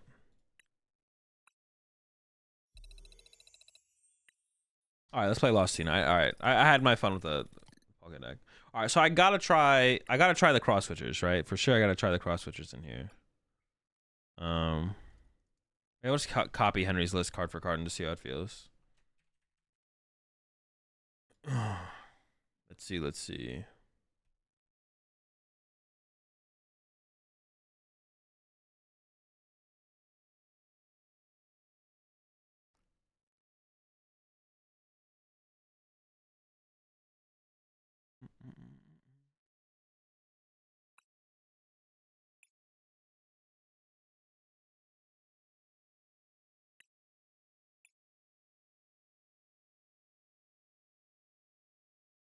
What is Pizza Toast? Tell me what Pizza Toast is. 3, 4, 4. And then double rod over the... I don't know. I kind of like the recycler, but... Oh, I was doing recycler no rod? Okay, I don't know. Oh, no, I had one rod right there. Yeah, I was kind of digging the recycler when I was trying it out. So we do play one switch. Then 2 switch card. 3, 3, 4, 2, 1. Oh, they... No Manaphy plus Spiritomb? Sure, we can do that. I don't think the meta has changed at all. If Henry wasn't playing Manaphy at NAIC, then I assume you still want to play now. So 4 cross switchers. I've never played it with the cross switchers, so maybe the cross switchers are the secret sauce that I've been missing, to be honest. And then 2 switch cards. I sound like more of like a snack than a meal, like actual pizza. It's just like you just like a. It's just. I mean, it's just like. There's so many other better things. No, it's just bad. Pizza Toast is mid. You just put pizza toppings on toast. That's too bad. I mean, it's like I've had like things like where you make like I've made pizza like on a pita thing, but it's like not good. Like I've taken like a pita pocket and then you cut it open and then you put pizza stuff on it, but it's like not good. What list did Sable House you play? I'm not sure. Did he get top 32? I think there was no Lost Tina in top 32 actually of NAIC. Yeah. I mean, rightfully so, of course. Of course. Why would there be any in top 32? There shouldn't be. Pizza Toast is just the crust of pizza. True. No, you haven't stopped? Well, yeah, it's like a way to have pizza, but not like it's like low calorie pizza. Like that's why I did it. I did it because I was just like, I want pizza, but I'm not trying to eat the calorie amount that's in pizza. So you just take like something that's, or like there's like these like wraps you can use as well. I've done that before, but it's like it's not good. Like it's just kind of like I want pizza, but I'm not gonna have a pizza. So what's worse, dropping 3K on a trip to Yokohama and going 03 at Worlds, or dropping 3K to go to Yokohama to compete at Open that was canceled? I mean, neither of those are bad. Like, the thing about the dropping 3K on a trip to Yokohama to going 03 at Worlds, or dropping 3K, I would say if you're so the thing with the Open thing, like I guess it would just either you're still in Japan. That's what I'm saying. Like for everyone whose trip of going to Japan is completely ruined because the Open no longer exists, has a bad mindset around going to Japan to begin with. And secondly, you weren't going to get into the Open anyways because it's probably going to be a lottery. and you weren't gonna like, for the people who were going to Japan just to play in the Open, you weren't gonna play in the Open anyways, because it's gonna probably have been a lottery system where you wouldn't have made it in anyways. Like going to the Japan with the mindset of the Open being the only reason to go to Japan and that ruining your trip, it means I think you just have a pretty bad mindset about if that ruined your trip of going to Japan, then if it completely ruined it. Obviously, you can be disappointed that there's no Open, and it can kind of suck that now you don't get to play in the Open in Japan. That's fine. But if it completely ruined your trip, then why were you going to Japan to begin with? Just save the money you would have spent going to Japan and just go to like that many extra regionals or special events or whatever. Save your PTO or your time off from work, plus save your money. And instead of going to Japan, go to like more special events and regionals throughout the year, because it's the same. It's actually a better tournament to get points at, because there's actually a top 8 to play in, so you can actually play for. So like theoretically, it's like a better event to play in to get points. And then you'll actually be able to play in it and play in those events, because you probably weren't going to get into the Open anyways, because there's going to be a lottery system and you probably weren't going to make it. Like the majority of people would not have gotten into the Open to begin with. Like, like if you completely planned your whole Japan trip around playing in the Open, I mean, that's just a bad idea. That was a bad way to handle it, especially like just on the basis of it was probably going to be a lottery system to play in the Open anyways. If your whole trip was just based on playing in the Open, which if you like, no one's truly whole trip was based on playing in the Open. Most people's trips were based on going to Japan, doing Worlds, also playing in the Open. But if it ruined your trip now that the Open's not a thing, then I think you had like a bad mindset of like making that trip to begin with, to be honest, because you probably weren't going to be able to play in the Open anyways, because there's going to be a lottery system and there's like a bunch of Japanese people with spectator badges who are going to apply to play in the tournament. So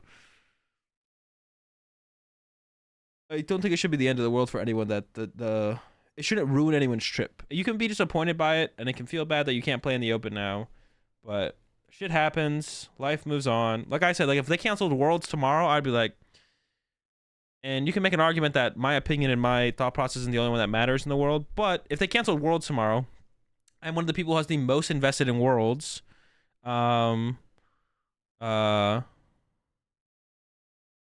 I'm one of the people who has the most invested in Worlds because I played all year to get an A2 invite. If they canceled Worlds tomorrow, I'd be like, well, that sucks. But, you know, it's not the end of the world. I'm still here. I'm still alive. I'll play for next year's Worlds. You know what I'm saying? Like, I don't know. And that's something, that's not even a lottery system for that. I'm just currently guaranteed a spot in day 2 of Worlds. I'm not maybe going to get a spot at day 2 of Worlds. Whereas for the Open, it's like you should have known that the Open was going to be, you were unlikely to play in the Open to begin with, because it was going to be a bunch of people trying to play in it because it's in Japan, and it was going to be a lottery system. So I don't know. Also, the people who were saying, like, I think I saw a tweet from Rahul and Shemansky being like, if there was any possibility of the tournament being canceled, they shouldn't have announced it to begin with. So first of all, there's always a possibility of anything being canceled at any time ever, and obviously they would agree with me on that. Like, well, yeah, that's true. Like a satellite could like hit the convention center, they have to cancel, you know, all upcoming events or something, whatever. Yeah, like if a satellite hit the freaking convention center tomorrow, they'd probably cancel Worlds, right? So obviously there's always a potential of anything being canceled. But it's not like they were going out of their way to be like, yo, we should run the Open. And then they were like, but it's a 50-50. We'll flip a coin tomorrow. Yeah, it's not like they announced the Open. It's not like the people at TPCI were like, yo, we're running the Yokohama Open. But 2 weeks from now, we're going to flip a coin. And if tails, we cancel the Open. And they were like, sounds good, run it. Probably they announced the Open, they wanted to run the Open, something came up, they can't run the Open. Yeah, like I don't know, that was like, those tweets also were like pretty bad takes. It was like, if there was any possible ability of any possible chance that it could ever get canceled for whatever reason, they should have never announced it to begin with. It's like, well, I don't know, is that, I mean, things get canceled all the time. It's just like natural human error, bro. This shit happens all the time. Like, I don't know, we move on, life moves on, we go next. It's like also like Pokemon's like a hobby. Like Pokemon is a luxury hobby that if you can afford it, like this shouldn't be that big of a deal to you. I don't know. Maybe I'm like, yeah, like, like there's a lot of other things that get canceled in the world that are way bigger of a deal than a Pokemon tournament. You know what I'm saying? Like, I don't know. Maybe did TPCI handle it poorly? Possibly. Could TPCI announce the reason that they canceled the open, that would be cool. If they told us why they canceled the open, that'd be cool. I don't know. Is that how people do stuff? Like normally when anything gets canceled, like a concert gets canceled or this or that gets canceled, do they usually say why or do they just say it's canceled? I don't know. So yeah, could TPCI tell us why they canceled it? That'd be cool, right? That'd be cool. I'm not saying that wouldn't be good, but I don't know. I think we're all still alive and we just kind of move on and go next. But yeah, I think there was like a unreasonable amount of outrage about the open getting canceled. And then also, like I said, if you plan to be going to Japan with the only thing on your mind being the open, there was like there's a bad mindset of like planning a trip to Japan, but with the kind of reasoning, nothing matters at all anymore. With this kind of reasoning, no, but it's just like when you look at Pokemon for what it is, with that kind of reason, nothing matters at all. But for what Pokemon is what I'm saying. Like I said, it's like Pokemon is like a luxury hobby, right? For everyone. So like something like this getting canceled in life is just like, I mean, there doesn't seem to be anything egregious about TPCI canceling the open. That's what I'm saying. There's nothing egregious about it, right? I don't know. If there was something egregious about it, I'd have a different opinion on it. But nothing. It's just like, oh, we're a couple weeks before the event. Something came up for some reason. It can't happen. They cancel it. Like, okay, you know what I'm saying? So, like I said, like it could be now if they announce why they canceled it, my opinion could change. But they probably won't. They probably or not announce. But if they tell us why they canceled it, my opinion could change. Like I'm open to my opinion changing based on what the actual information is. But with the information we have, it's just like I don't know. It doesn't seem to be like that. I think people are pushing it to the. I think, and to a slight extent, rightfully so.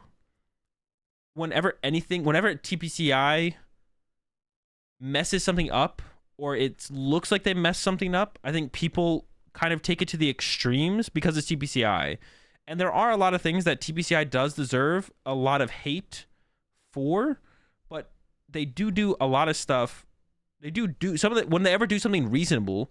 You don't have to praise them, but you also don't need if they do something in a reasonable way. It shouldn't be constantly shit on as long as what they're doing isn't actually shit on worthy. You know what I'm telling you? I'll tell you what came up. They're disorganized AF, and that's why they had to cancel it last minute.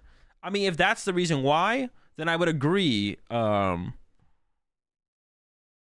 High roll. I would agree that it was very irresponsible for them to announce it to begin with. If that's actually why they had to cancel it, but do you know for sure that's why?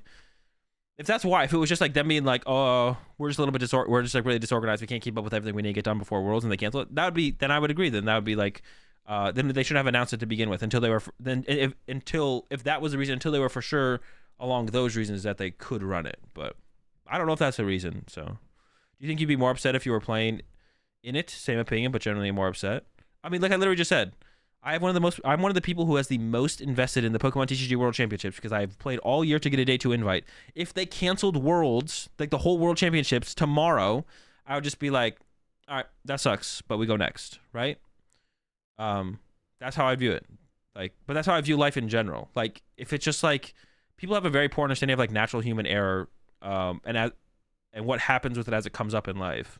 I'd be like, well, if they had to cancel Worlds, whatever the reason is, if they tell us or don't tell us, it's probably pretty reasonable. They probably want to run the World Championship. So, like, but if they cancel it tomorrow, I'd be like, that sucks. All right, we go next. You know what I'm saying? Like, I don't know. Unless they came up with some, like, really weird, egregious reason why, like, that makes no sense for them to have canceled it. Then I'd have a different opinion. But I doubt that would exist as to why they canceled Worlds. If something came up that was, like, that just was really bad and they just can't run Worlds around it anymore, and they just say that we can't run Worlds, but they don't tell us why, I would assume that would be a really bad thing that happened that would cause them to not run Worlds. And for me, I would just be like, all right, that sucks. People think they can cancel stuff intentionally, and then people think they cancel stuff intentionally and it's planned. Yeah, they don't plan to cancel stuff.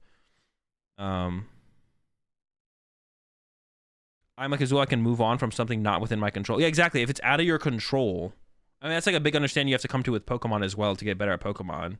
It's like there's a lot of stuff that's out of your control. Maybe that's something that Pokemon taught me as I got better at Pokemon throughout the years.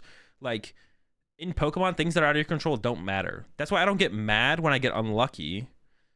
I get mad when I lose games when I misplayed. Because it was something in my control that I had control over, and I let slip. Like, something I had control over that I could have done better or had a more positive outcome from. And that's just like how I've been. That's how I've generally viewed life. Like when I like break it down and think about how I generally view life. That's how I view life. The things that you don't have control over, you have to just kind of move past. Yeah. Hard to be mad at 40% luck. Exactly.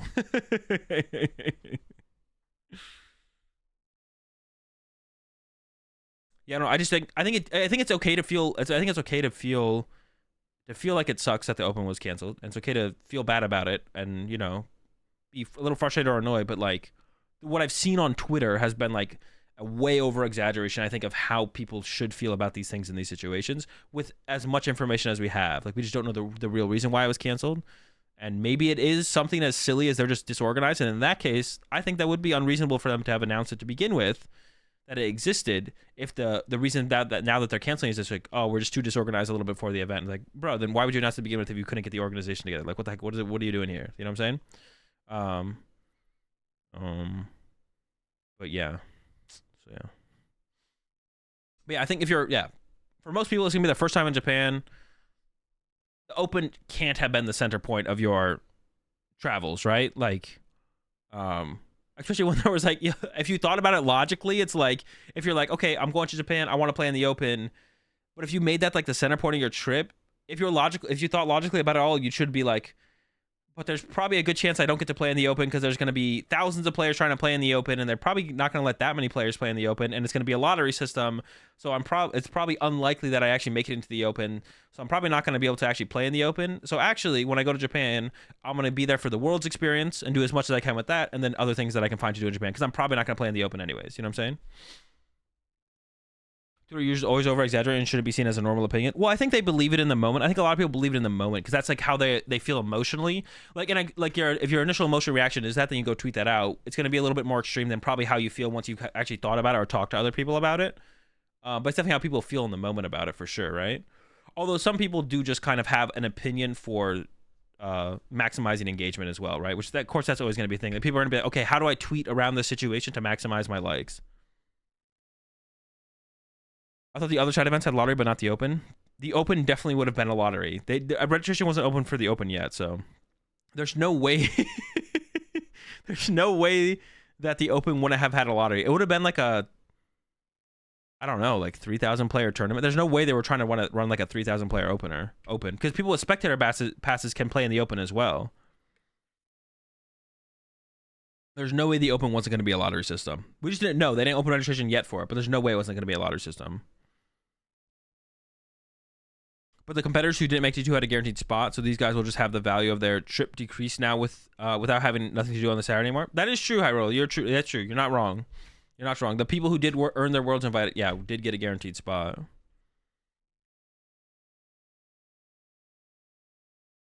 But like I said, like stuff happens. Like, I don't know. Like I said, no, I'm not, like I said, I guess my view on the world doesn't have to be everyone's view of the world. But like I said, if they cancel World tomorrow, I would just be like, okay, that sucks. But I hope it was a good reason why they had to cancel Worlds and, just move on to the next season. Like I said, I'm one of the people who has the most invested into this year's PokemonTCG World Championships because I've played all the tournaments throughout the years, got my day 2 invite, like, and I don't think you have to be. Someone said I was like too happy-go-lucky the other day. I think it was Soda, and Soda was probably just trolling. But you don't have to be as happy-go-lucky as me. But I think there's probably an in-between spot that's reasonable for most people. There's a reasonable in-between spot between like the mass amount of anger towards them canceling the Open and where I am. That's probably like the reasonable place for that's probably the reasonable spot for everyone to fall under. So it's like not quite to the extreme where the way people are acting on Twitter about the Open getting canceled, and you don't have to be as happy-go-lucky as I am about stuff like this, but there's like somewhere in the middle probably that's a little bit more reasonable where it's like the reasonable place to how to feel about this situation, That's fair. It's just something I heard somewhere. Well, for competitors, you got a guaranteed spot. So if you were a day 1 competitor, you had a guaranteed spot in the Open. And I guess if you were a day 2 competitor, you probably could also have a guaranteed spot in the Open, but I don't know why you would play in the Open instead of the day 2. So, do you know anyone that has won a regionals in their first year playing? I mean, there was someone this season, right? Hedrick? Was this Hedrick's first year of being a master? I mean, my first year at Masters, I won.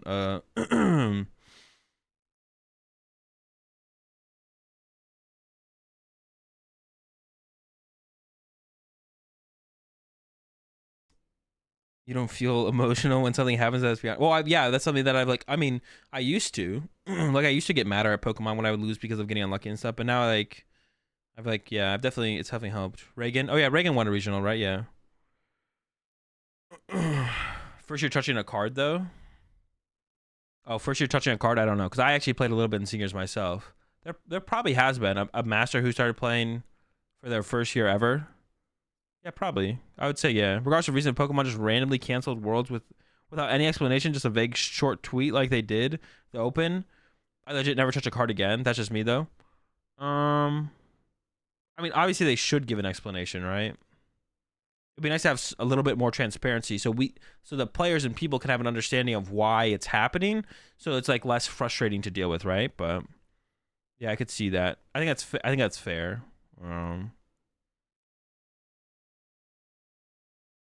Nah, you would be back just like the MTG cheaters.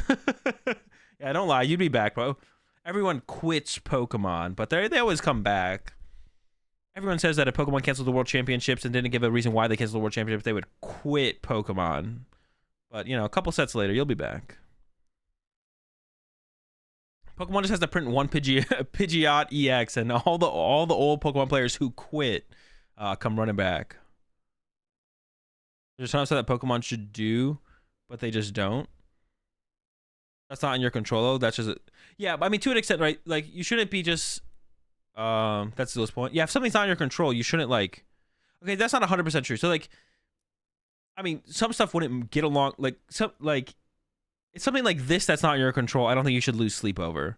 There's other stuff that like on like a to give an example, like a political on a political level and stuff like that, where you definitely should care about how you know, stuff changes in the world around you. But something like the Open getting canceled, like, I don't know, just like not the, like, that seems like a little bit different. Or like I'm trying to think of like another example. Obviously there's some stuff you should care a little bit more about, even if you don't have control over it. And you should care to extent on some stuff, but like some stuff just feels like there definitely are situations where people need to be a little bit more happy-go-lucky when they don't have control over situations. You know what I'm saying? Like getting mad about, like I said, like with just playing Pokemon, like you shouldn't really get mad about you getting unlucky or your opponent getting lucky. That's not something to get emotional over. But something you do have control over makes a little bit more sense to get be a little bit more distraught about, like when you misplay in a game. You know what I'm saying? Like I feel like that makes a little bit more sense because something you could have done better, improved on, and you don't even have to be like something you like think or even just analyze for. You don't even have to get like angry at yourself for misplaying, but. They can pay me. Wait, what are you saying, horse? I want a Pokemon Hall of Fame. Azul first American put in there. Oh no, Jason would definitely be the first American in the Hall of Fame. Yeah.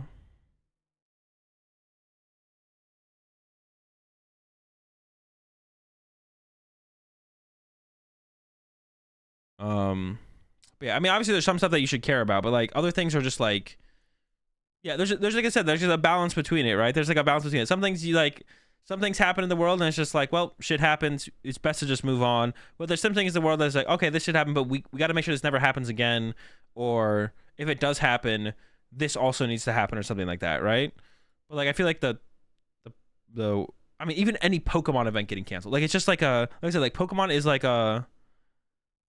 a luxury hobby at the end of the day, like when you compare it to what people do in the world. So obviously, we shouldn't let TPCI get away with treating the player base like shit, but I don't think we're like at that point. Like I said, it is definitely an opinion thing at the end of the day.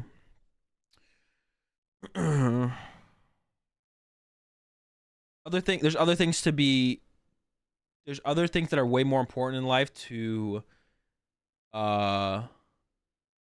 expend your energy on, besides like a Pokemon tournament, you know? I don't think Pokemon quite gets there yet. Or at least this tournament getting canceled. Because, you know, I invest a lot of energy complaining about PTCG Live, right? Which is like another thing we kind of have no control over as well, right? But so there's like some things I guess that I feel like I think are worth it. Something like a Pokemon tournament though, I feel like isn't like TPCI doing the whole community wrong though. Whereas I feel like something like PTCG Live as a product is them doing the whole community wrong. Where it's just like them canceling the open is just like that sucks. But I think another thing with that as well, there has to be like if there's not like a pattern or like a trend, that's like another thing as well, right?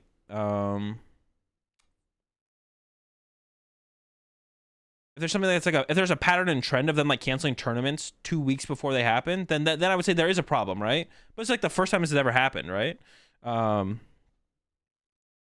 Yeah, if there's something like it's a pattern, it's not like I said, it's not even so it's not even a pattern or a trend. Like if they're canceling a bunch of tournaments 2 weeks before they happened, then I'd be like, okay, what the fuck's going on here? But this is like that. When was the last time they even canceled a major tournament? Has there ever been a regional canceled?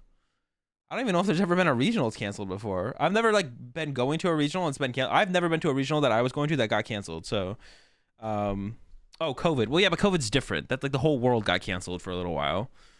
That's different. Excluding COVID. Like, yeah, Orlando doesn't count. Like that for COVID is like a global reason. That's not like a isolated TPCI reason.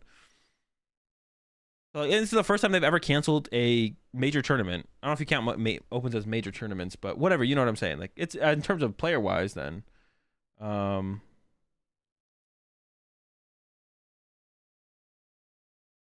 Yeah, like player wise, like in terms of how many players are at the event, it's like a major tournament or whatever.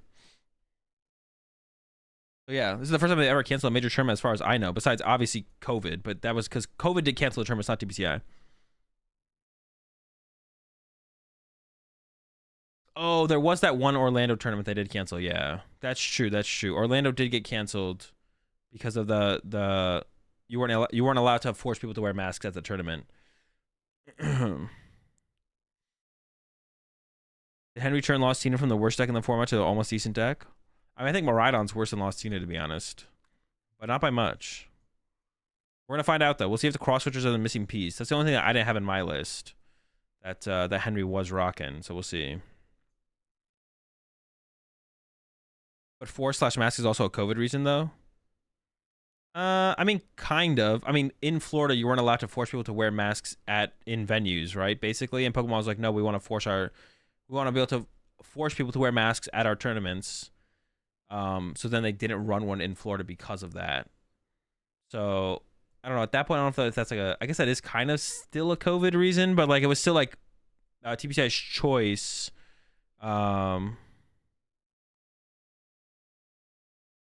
But then it's still like Pokemon choice to not run a tournament there because of that, right? Like, oh no, it wasn't masks. It was you couldn't force someone to be vaccinated, right? It was one of those things. Like when we were forced to show vaccination to go to tournaments. I think that was it maybe. More political reason. Yeah, maybe that one doesn't even count either to me. Yeah, that probably just doesn't count either. As like TPCI. This is the first time TPCI has ever canceled a major tournament then, as far as I know. They maybe canceled them in Europe before or in Latin America, but I can't remember hearing of one, so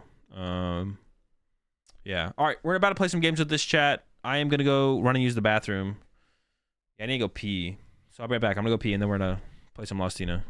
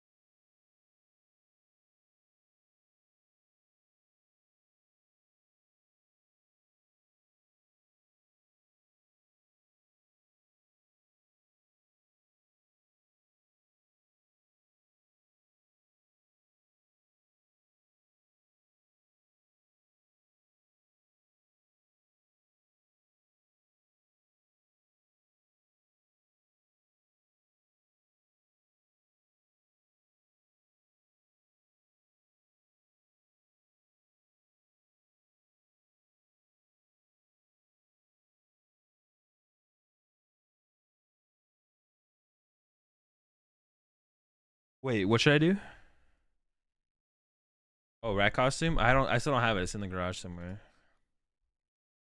Plus, it's like in the summer. It's like hot. I'd be sweating. We did hit our sub goal. Appreciate that. Appreciate that. Always appreciate the support. I'm gonna be giving away a Rat Pack V-Star marker. I still have some of those, so I'm gonna be doing that giveaway tomorrow. All right, see what we can do with Lost Tina. Hang on, I gotta read this deck list real fast. I might do another run of the Rat Pack V-Star markers with a different emote. I'll let you guys like vote on the emote you want to do, because we did the scam emote the first time. Scammed. You can't be getting away with this. Just give away the rat suit. That's true. I don't even use it at this point.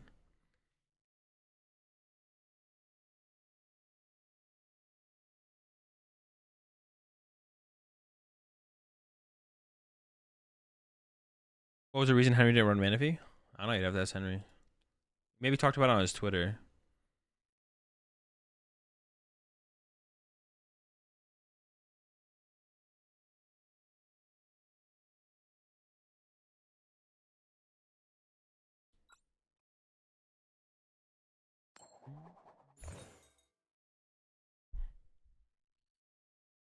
All right. I mean, I think we want to go first, right? Maybe we go second in mirror match, but that'd be it. Making spaghetti? Bro, spaghetti is so mid, bro. I actually don't like spaghetti. I think there's just like every other kind of pasta besides like angel hair pasta is the worst pasta, and then spaghetti is second worst, and then everything after that is like fine. Well, some other like fettuccine is really good. That's a good one.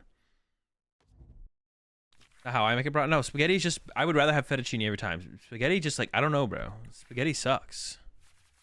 It's just not good. Mid sketty. That's a wild take. It's not that wild. I'm mulking twice. It's lug. Sure. What am I shred KOing this? Like, what am I even doing against this thing? Getting shreddy with it? Do I even take that, or should I take? I don't even know if I should take that, to be honest. I think I need to build up my loss zone here.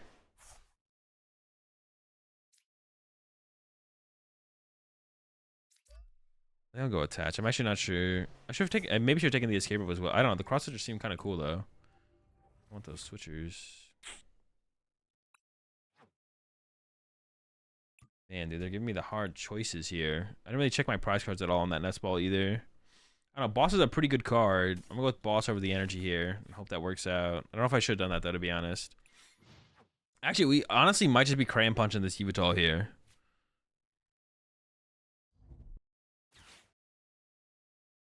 House Regionals, you bring me some for dinner, bro. Like everything you do with your spaghetti, you could just put it on a better kind of pasta. That's all I'm saying. Like, it's just the noodle itself is the bad part. The noodle itself is the bad part. But you could just literally anything you do to your spaghetti, if you just put it on like pasta tier list, you gotta link me the tier list. If you just like took whatever you put on your spaghetti and just put it on, name a pasta, it would just be better. Grand punching Yveltal seems weak. It's super weak, man. It's super weak. It seems super bad. Or it just seems very not good. Which is the same thing as bad, but we could then clean it up later with Sableye, I guess. We can go like Cram Punch and the Sableye knockouts have some damage somewhere else or something like that, I guess. I don't know. I can't even KO that Lugia.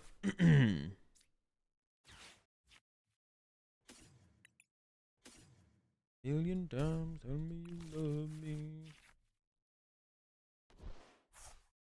I can't even KO that thing. We could shred KO this, but then I just died to the Lugia back. Maybe that's fine. Can I even... What do I need to get to the shreddy? We could get to the shreddy. We might be able to get to shreddy here, yeah. Let's go for that, I guess. You consider noodles the same as spaghetti? Aren't they like basically the same thing? Or no, am I trolling for saying that?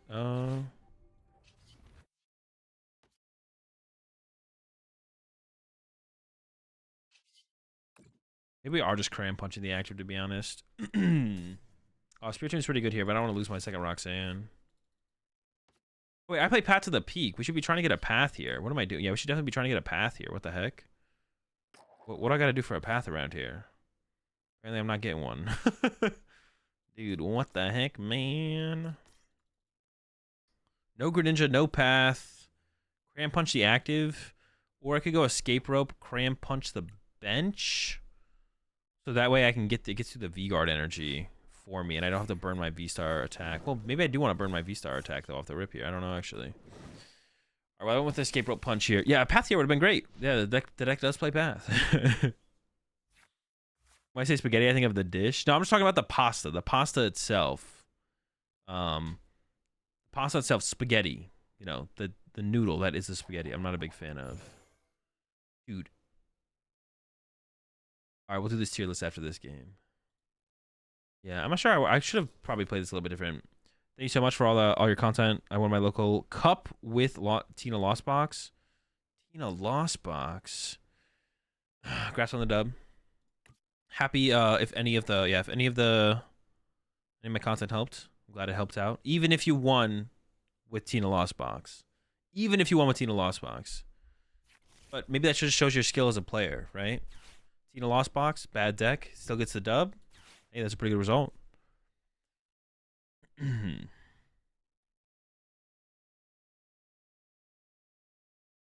Spaghettini is way better. You know, dude, I don't like that's what I'm trying to get away from. That's why I think Angel Hair Pasta is worse than spaghetti. Because it's thinner. It's thinner. It's thinner. Linguine is the way to go. What did spaghetti do to me? It just doesn't taste very good. It just like tastes worse than all the other pastas. Like I'd rather have like is it like rigatoni? Yeah, if you just took all the stuff you put on spaghetti, put on rigatoni, boom. Insta upgrade, S tier, looking good. I mean, I don't know about S tier, but higher tier. Nice. Perfect, good. Let's get it. Or you put it on fettuccine, or you put it on, what are the other ones? Penne? Penne is good. That's a good one. I don't know what it is either, to be honest, because it's all like the same shit, just in different shapes. But for some reason, to me, spaghetti just tastes so much worse. Spaghetti and angel hair. Angel hair is way worse than spaghetti, but levels. It's like fun noodles are less than ramen noodles. What's the difference between fun noodles and ramen noodles? Penne pesto is top tier. Yeah, that's just good. How do you improve decision making in this game? Just play as much as you can. I mean, you just have to like stop and think about what you're doing to an extent as well, I guess. So we want to KO this thing. Yeah, Tina knockout. Oh, ye children. All right, chorus. Not gonna lie, we're kind of cooking. Making moves out here. Hold up, chat. Hold on to your hats. I'm gonna do this. Grab me another Tina. Mirage Gate. We don't have that many energy in here. We do need to thin out before we go. Before we cook too hard. Okay, bench this. Another Mirage Gate. Go Psychic Water. I want to hit a Jet energy, to be honest. I have so many Jets left, too. I want to jet this up.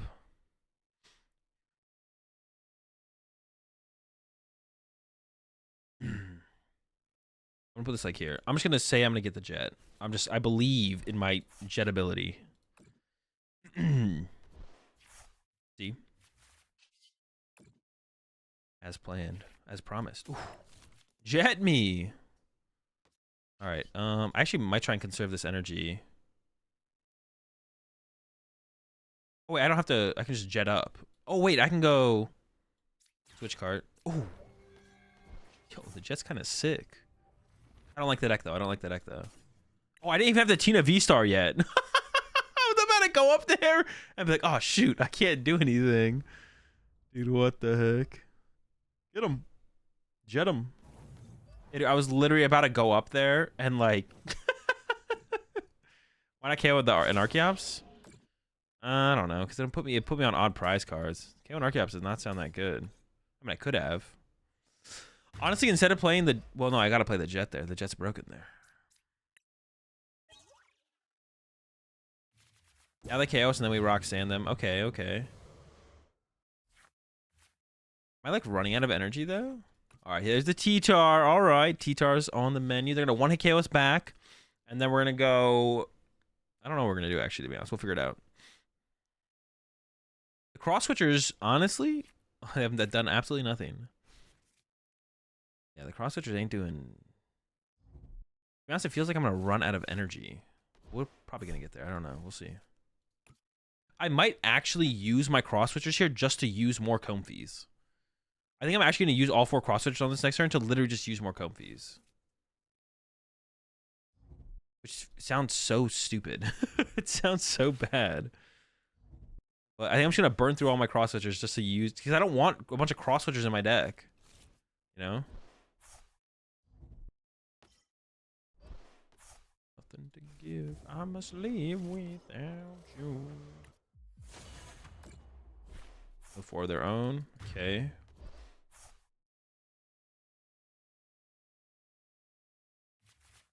Close to love you.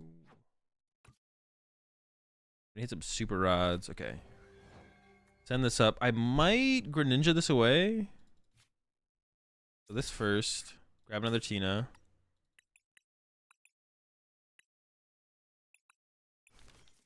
Yeah, Greninja this away seems fine, right? Then I go use this, cross switcher into this, then cross switcher into this. Yeah, seems fine.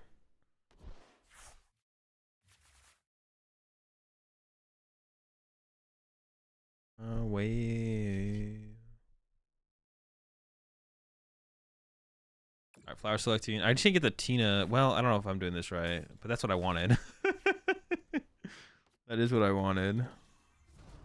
Feeling good, man. Feeling good.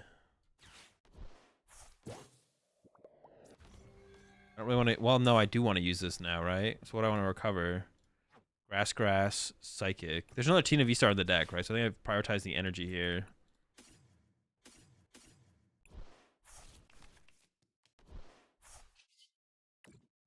Flower selecting. Ooh, no path, though. I did want the path. Fine. Grass here. Double cross switcher again. Bring up the T-Tar. Send this up. Fetch another Comfy. Play the Roxanne. What I get? Grass, Psychic there? Okay. So, ooh, Mirage Gate's pretty clean, Wait, Grass, Psychic, attach to Grass. I should have a Grass and a Psychic. Okay, okay. Grass and Psychic. And then... Super Rod back in. Just this and an Energy. That's what I need. That's all I need from here on out is those 2 things. And then... Star Requiem. Don't trigger the gift energy. So it's possible they're just dead drawing now.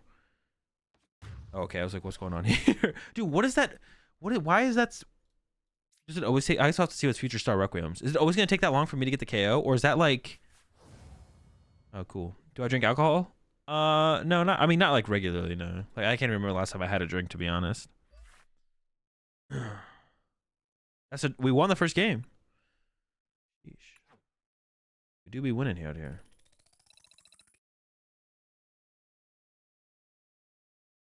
The Requiem takes forever. Does it always take forever? Is that just what it does?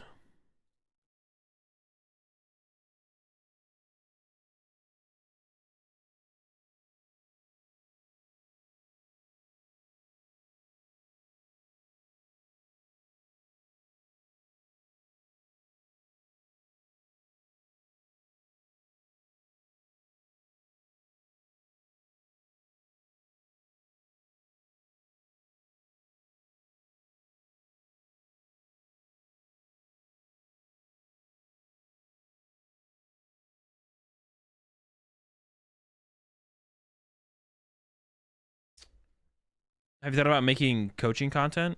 I mean, I kind of do with some of my stuff, but like, yeah, I have some stuff I kind of have done before. I'm gonna do like, yeah, I'm gonna do some guide type videos. I was gonna maybe do one today. I might save that till Tuesday now, to be honest. I don't know. I want to start doing videos where I like talk about the deck list I currently have for a deck, other things you consider, including what other people play, why I like what I have, what the value of the other things that people do, and then I want to talk like through the match, like a rough estimate of the matchups, but as well, like a rough guideline for all the matchups for a certain deck. So I do want to do that, but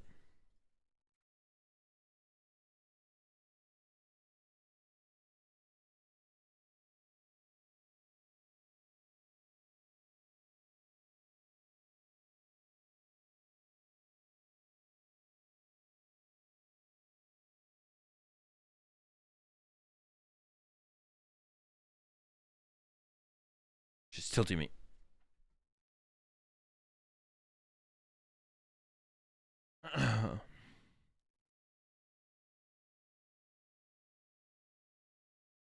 This will actually improve Tino is good. So trying to convince everyone Lost Box Tina is bad so he doesn't face them at Worlds.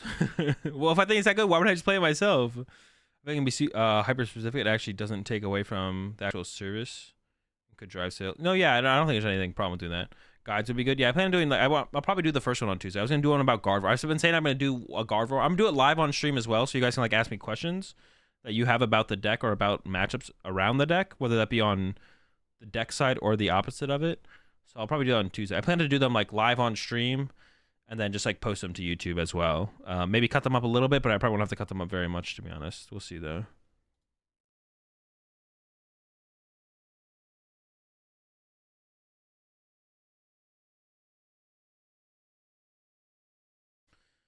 What's the best version of Chi and Pao? Lost City or Crossfire? I don't know. I haven't played very much with it. Over Gardevoir. Oh yeah, I'll go over all the popular matchups with the deck. I plan on doing Gardevoir first though. Tuesday. All right. Pastas. Spaghetti E. Angel Hair Pasta F. Bucatini. Like a B. Fettuccine. Where's fettuccine? Wait, what the fuck? Bucatini spaghetti. Dude, is there not fettuccine on here? Am I tripping? I swear I saw fettuccine on here when I looked at this earlier. Linguine. Dude, they don't have fettuccine. Am I tripping? Dude, what? I have to be tripping. This looks like fettuccine, though. Was this Tagatella? That's basically fettuccine. We're putting up an S. Linguine. Bucatini. Gnocchi's pretty good. Like a B. Tortellini's not that good. That's like a C. Ravioli ravioli might be S. Yeah, ravioli is probably S. Lasagna's actually not S, it's A. I mean, the only thing you make from lasagna noodles is literally lasagna, so. Rigatoni and penne, both very good. No idea what this one is. Farfel, that one's like okay, that one's mid. Fusilli, that one's worse than Farfella or whatever. I've never had this one before, I don't think. Never had this one. Macaroni. Macaroni is pretty solid, actually, to be honest. Concha. Dude, what? I don't know how to say that. These ones I've never had before, I don't think. I don't think I've ever had any of these. Gnocchi, not a pasta made from potatoes. Yeah, I don't know why it's on here, to be honest. But if it's on here, we'll put it in B. But lasagna is S tier, though. Lasagna is lasagna S tier? Lasagna is kind of S tier, to be honest. So we should put it in S tier then, actually. You only make one thing from lasagna. And linguine is taking the place of fettuccine. So it should be like this, probably. And then fettuccine should be here. But how is there not fettuccine on this tier list? How is there not fettuccine on this tier list? It makes no sense. It should be fettuccine, linguine, bucatini. You can make gnocchi from wheat. Oh, can you?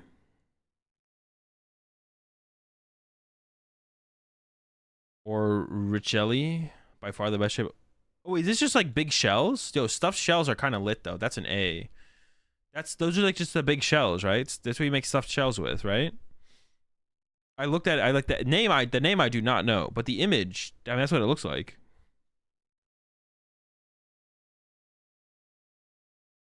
Yeah, but I don't know what any of this is. I got no idea what else is down there, to be honest.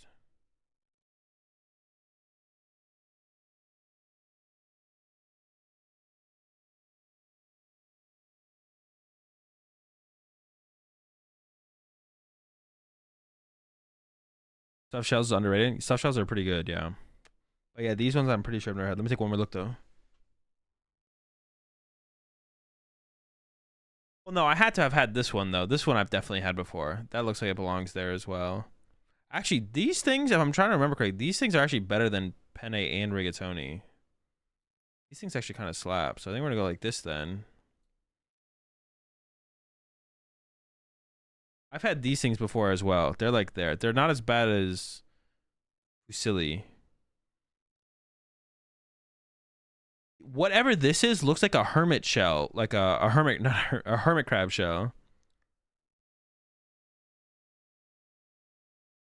Cavatappi is an S or A. I'm unfollowing Cavatappi. There's no Cavatappi on here though, is there? I don't think I've ever had Cavatappi. Well, if I have, I don't know it by the name Cavatappi. What about Zoodles? Zoodles are now.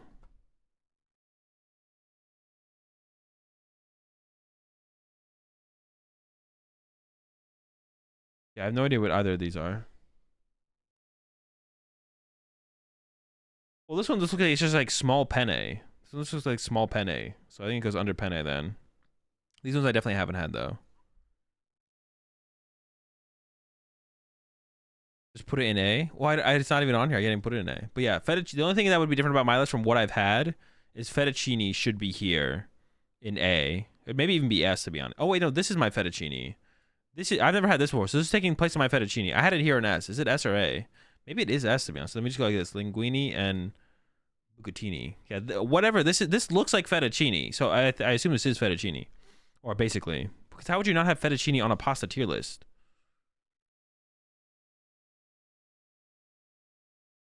My kids gatekeep me from being good at Pokemon. They take too much time to raise. That's reasonable, to be honest. That's kind of unlucky. Risoni is like rice shaped, but it's not as small as rice, right? Yo, appreciate the 42 months there, Fred. How's it going, bud? All right, chat. I think I gotta go get my dinner. I'm kind of hungry now. I wasn't that hungry before, but after playing that game of Lost Tina, I'm kind of hungry now, to be honest. So I'll be right back. I'm gonna go get my dinner or late lunch, whatever you call it. What would you call it? And then we're gonna get into. Well, we're gonna watch the fourth. We haven't watched the fourth episode of Road to World, so we'll watch that. I'll watch that while I eat, and then we're gonna get into some more Lost Tina action. That's the plan for the rest of the stream today so far. I don't know if we'll come with anything later, but who knows? I'll be right back.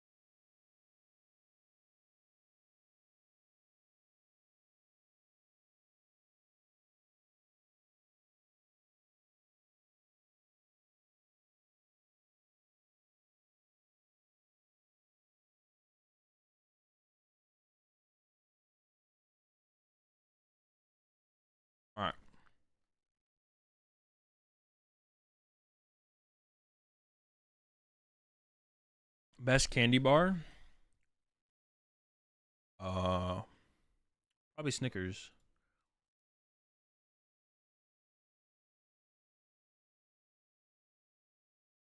Azul gets his flavor text for a Prime sub. This is for people with a chipper disposition. Those who are gloomy, but it has discrimination with regard to age and gender. Needs more research. Don't ruin it, chat, please. Do I get to ask questions? Do I get to ask questions of do I get any questions, or I have to just guess it off that alone?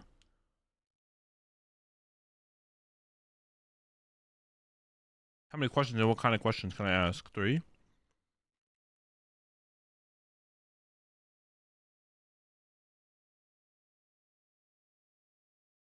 Tends to prefer people with a chipper disposition. Oh, wait.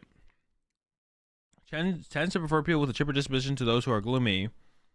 Basic ones like the podcast, okay. But it has discrimination with regard to age and gender. Needs more research. What set is the card from?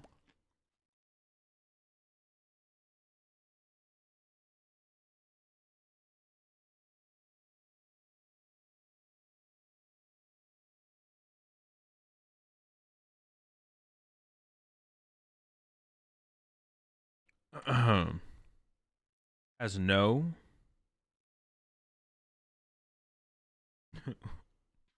What set is the card from?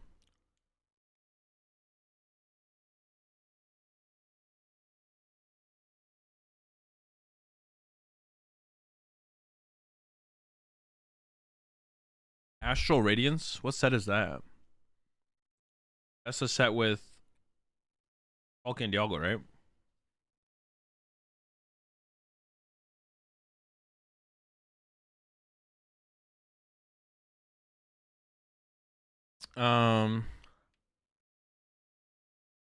Alright, give me what stage is the card?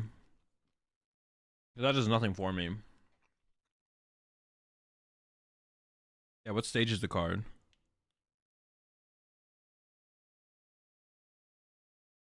Give me an attack. Chipper. Chipper disposition. Basic Astral Radiance. Oh wait, you need to give me an attack name now.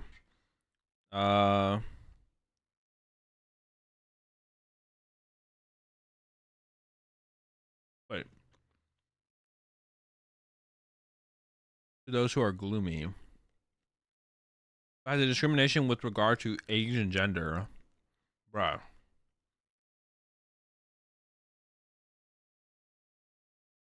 No, the rule is the attack. You have to give me the attack. You can't change the rules halfway through. What the heck? You should pick a better. You should pick a better card then. Well, right now, I have no clue.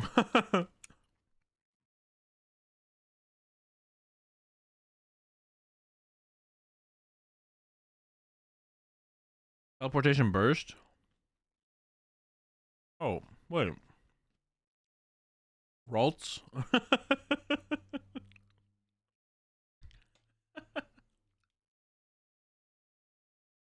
Yeah, that's on you. What? Ralts.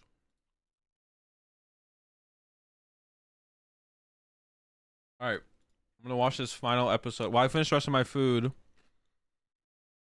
Appreciate the prime sub there. Rye. What do I pack? Plenty of rolls, but we're all out of cupcakes. I'm gonna finish the rest of my food. Let's watch this final episode of Road to Worlds.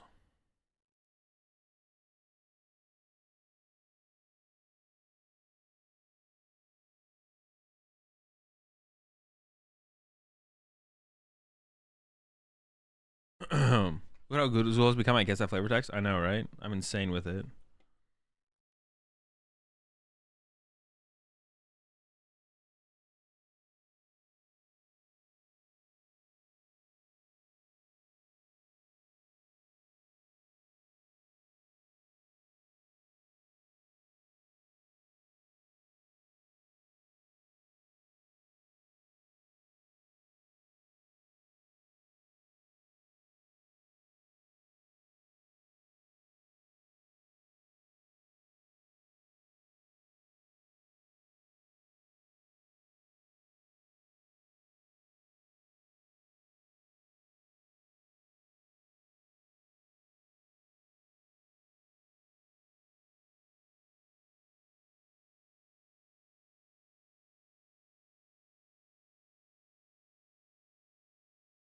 Easy dub.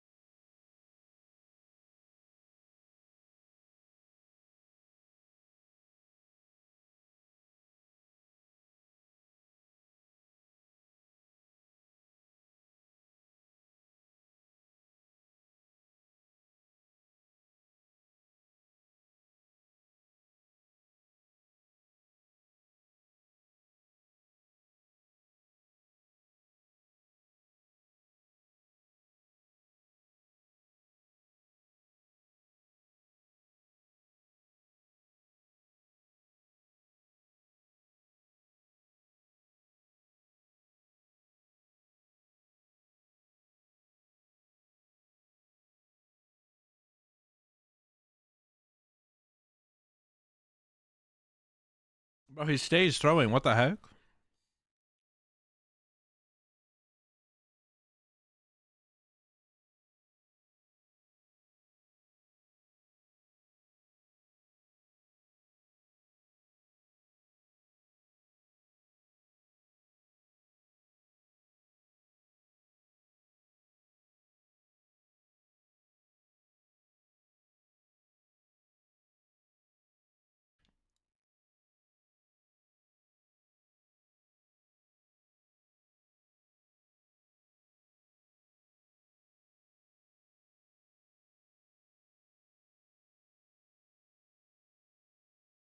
No, I haven't played against Bradner.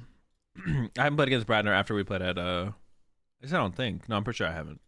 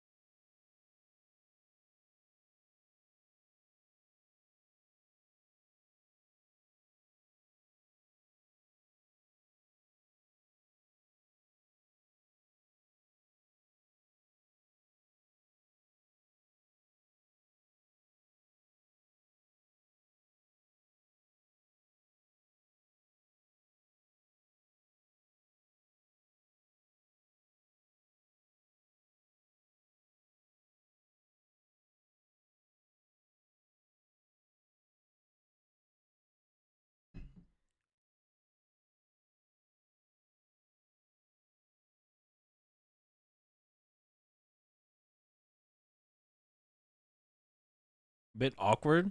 Not really. Have they ever done anything else like for the video game? I think this would be a cool thing for them to do with the a Unite team, to be honest.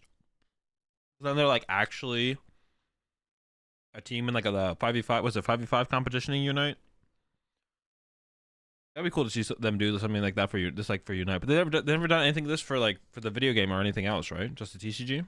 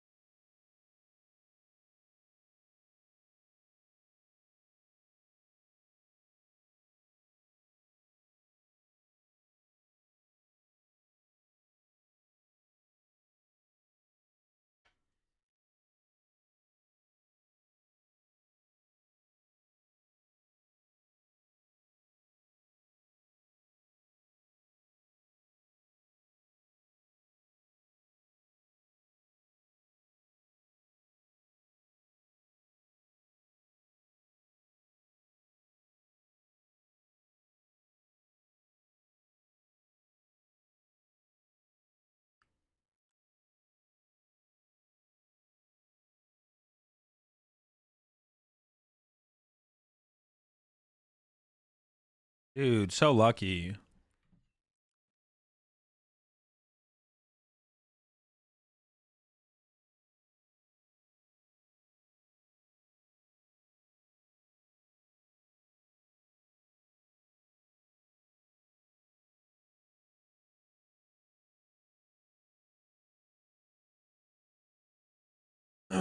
These scrubs, bro. Can you change your deck after day one? Yeah, you can. Yeah, it would be bad. It would be really bad if you couldn't. You can change your decks after day one because if you couldn't, then everyone in day two would have a like almost a not 100% read on the meta, but they would have like a how many people get into day two compared to day one? Like 2/3 of the players come from day one, so you have an exact read on because you could literally write down every single deck that everyone in day one who makes it to day two, and then you know have an exact read on all of those decks. So yeah, you can change your. It would be way too big of an advantage to have a day two invite then.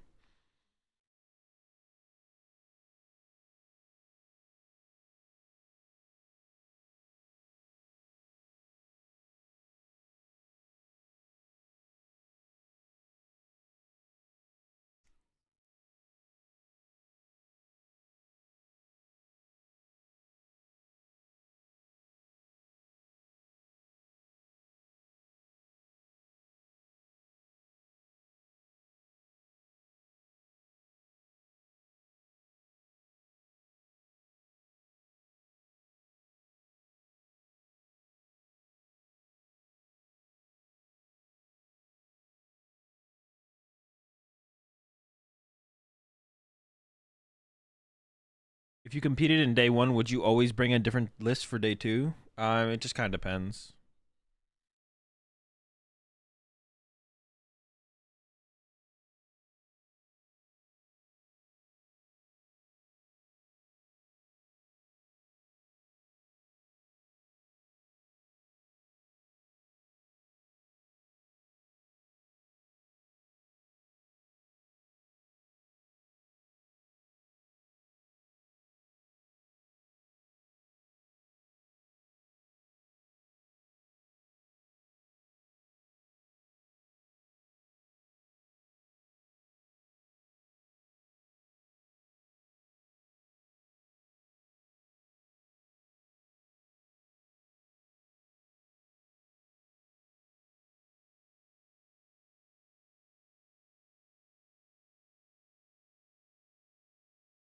Bro, they knew about the slow bro? What the heck?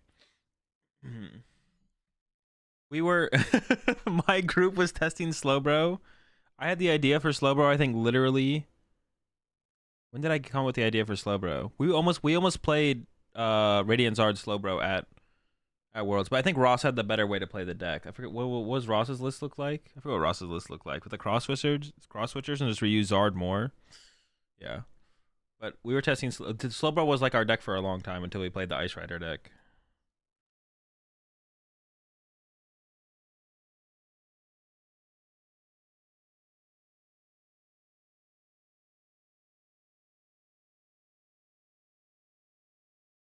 What slow bro? The slow bro that draw when your opponent's at one prize card, you can draw 2 prize cards.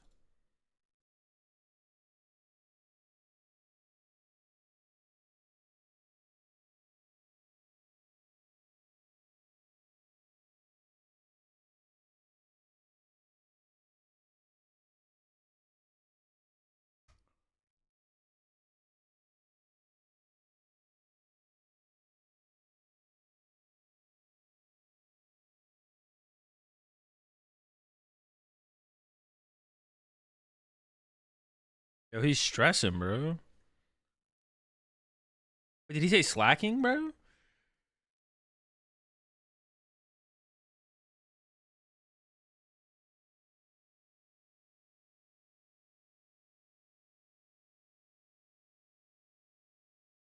Nah, well, yeah, I stress like that sometimes, not all the time though.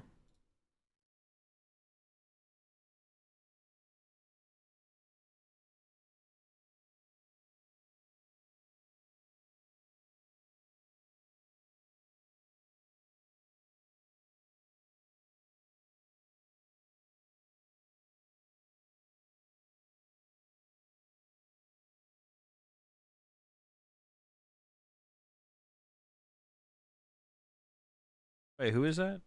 Pokemon video game caster. Oh, okay.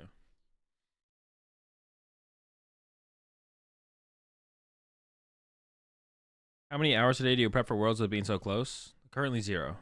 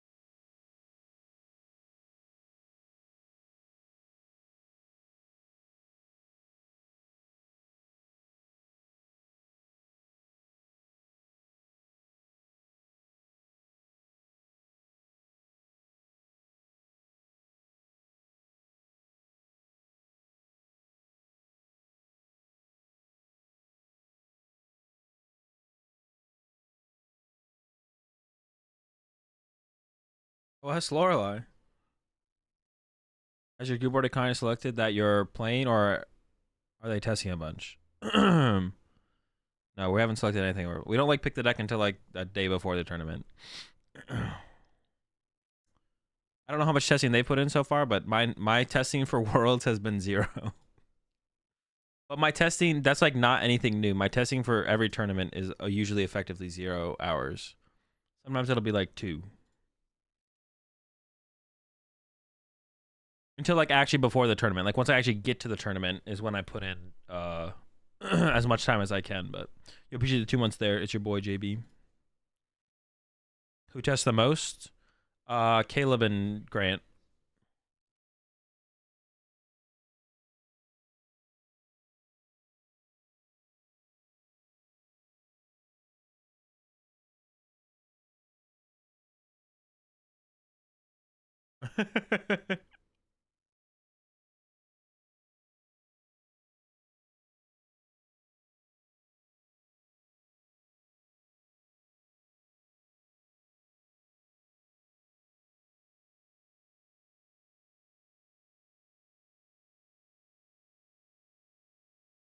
Wait, Stone Turner was like really close to like just bodying Worlds then, right? Because I would have beat everything in cut. Like it is favored against Palkia.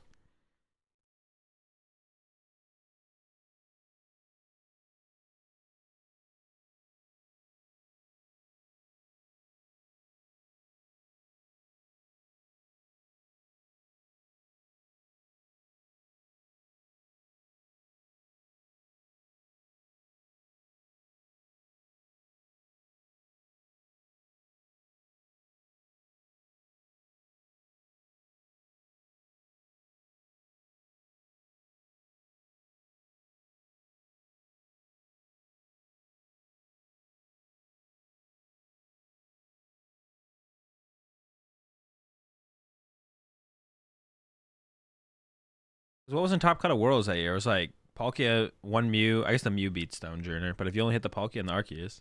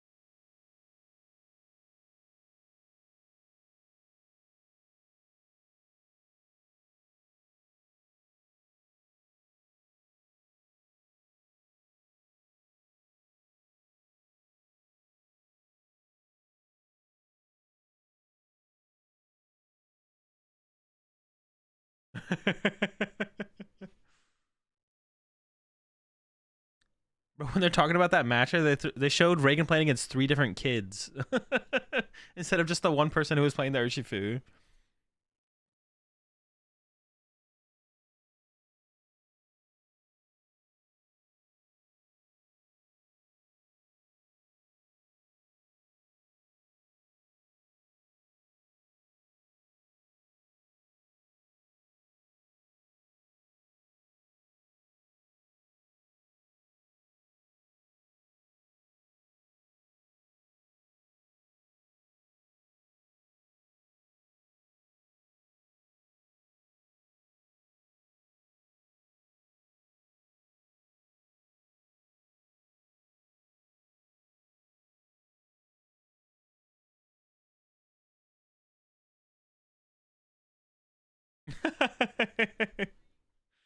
Oh, nice. This one had that open thing. Do you have a person you don't enjoy playing against?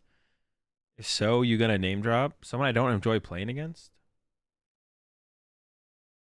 I can't think of anyone. There's like no one comes to mind. I don't know if I would name drop if someone did come to mind, but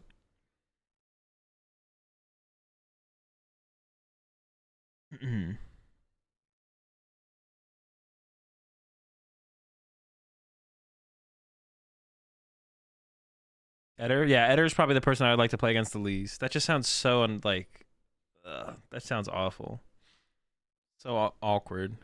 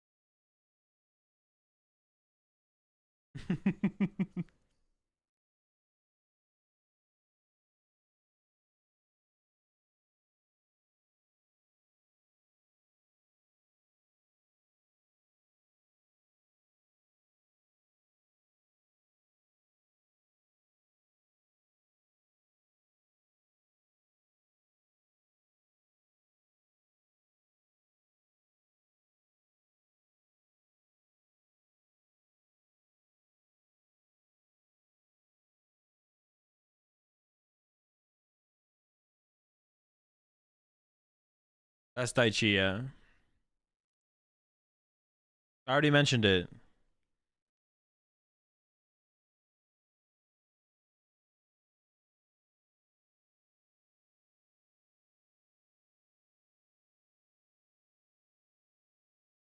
Okay, flip question. Who do you like to hit during an event?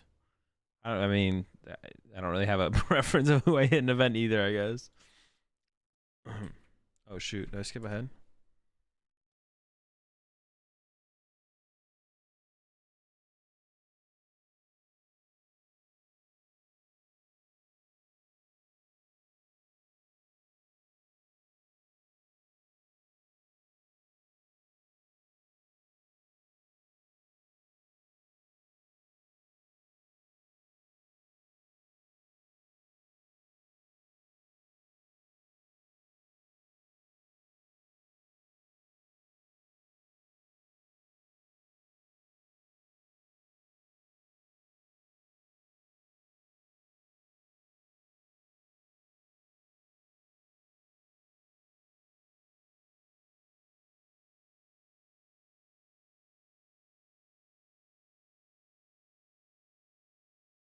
No.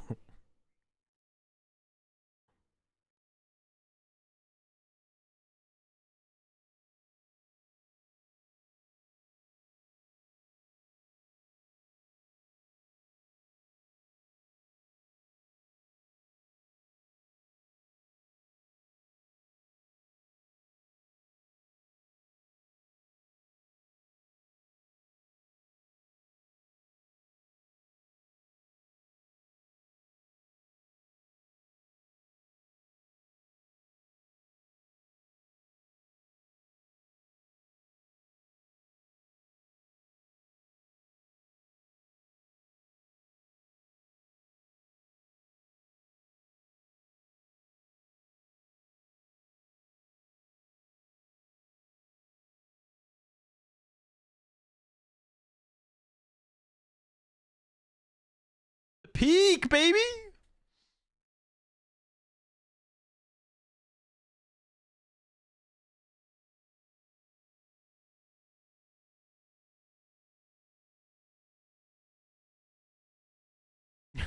Send him to the shadow realm.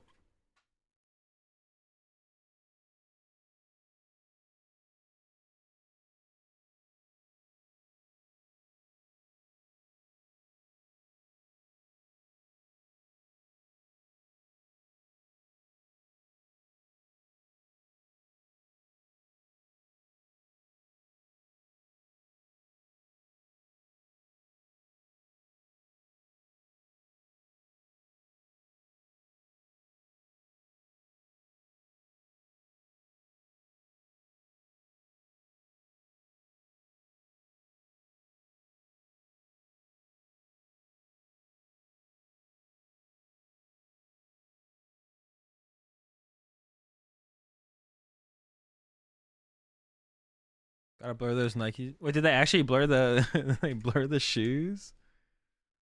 Why do they do that? Why do they blur like the shoes? Is that like a common practice, or is this like a Pokemon thing? Like, it's just shoes. Are they not trying to advertise it, or is there like some conflict? Or they're just trying to remove Pokemon's association with any other brand.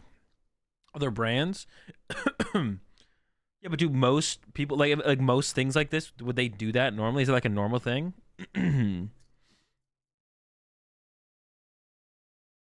Yeah, I know they blurred Rahul's U.S. flag thing. Big brands won't advertise for free. No. But like, if they put Nike's brand on there, Nike's not gonna shut them down. Nike can't, right? That's what I'm saying. Like,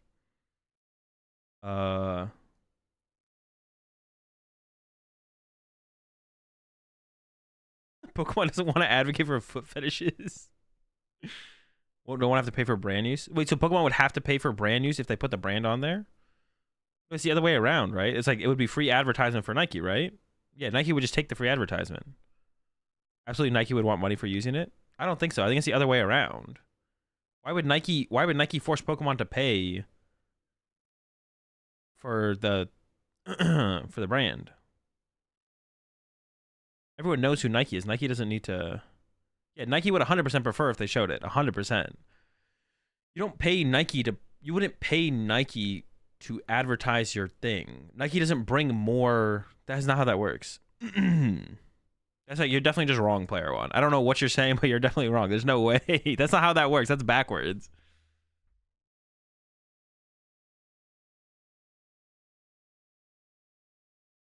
Oh wait, Azul, Pokemon has a deal with Puma. Oh, do they actually?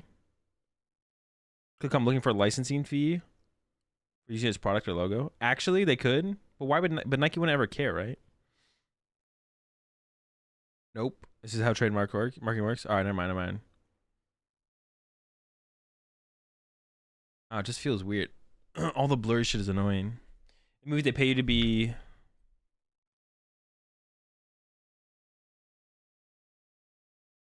Nike won't care. Yeah, like if someone makes like a YouTube video and they have Nikes on. If someone makes a YouTube video and they have Nikes on, like they shot a TikTok, Nike can't sue them. Nike can't try and get money out of them, right?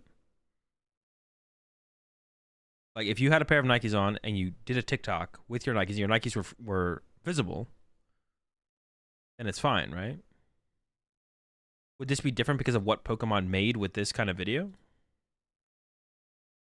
Pokemon is different than Joe YouTuber, but like, what is the separation? Like, what becomes the point where it's like, oh, now all of a sudden Nike can come after them, or is it more of a would come after them?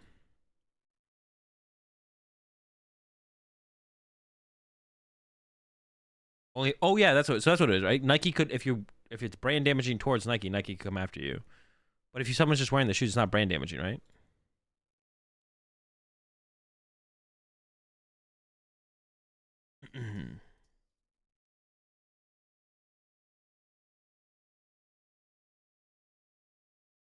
I assume so, horse.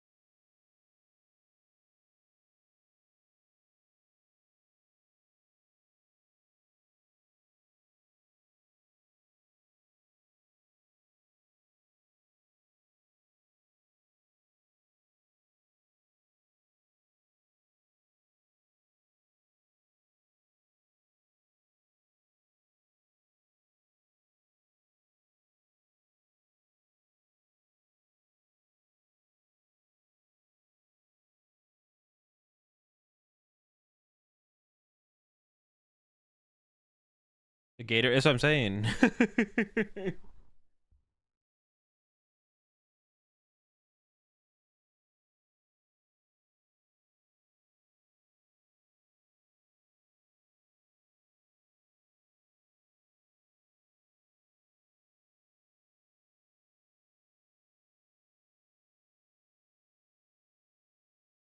I think they have a policy saying no other brand than their own can appear in the content.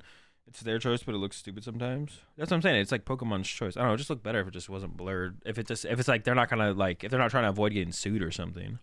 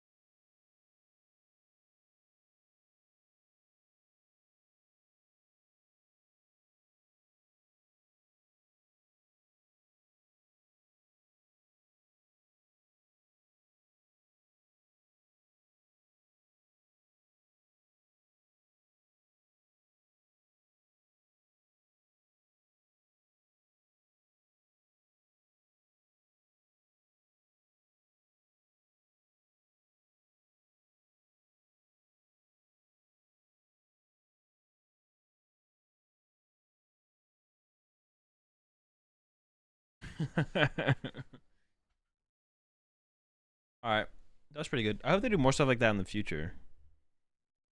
But that took how long did that take for them to come out with that? Keon Loki better than all of them. Facts.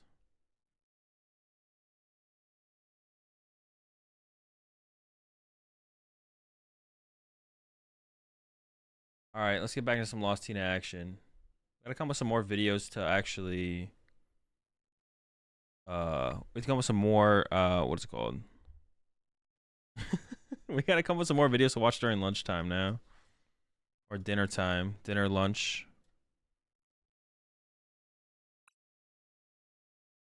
Lost Tina. Still got the same list. All right. Well, we won our first game with it. Let's see if we can win again. I'm not really digging the cross switchers though. That's like the one thing I don't like. That's the one thing I dislike the most is the cross switchers in here. I feel like they're just gonna be hitting my lost zone more though, more so than actually playing them. I don't know if I actually like those.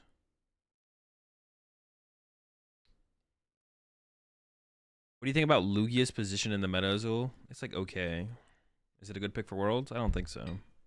Unless all of the how'd Palkia go? I played 2 games and then I was done.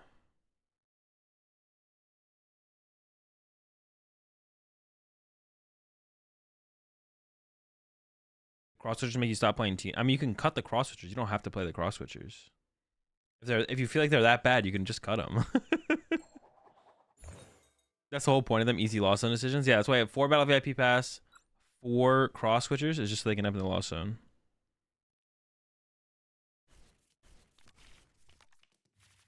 Dude. All right, we're fine. It's fine. We'll top deck. They'll mulligan something. Please, please. Dude, I need some help here. Play Guzma. I mean, we probably... Dude, Guzma in Lost Zone would be insane, bro.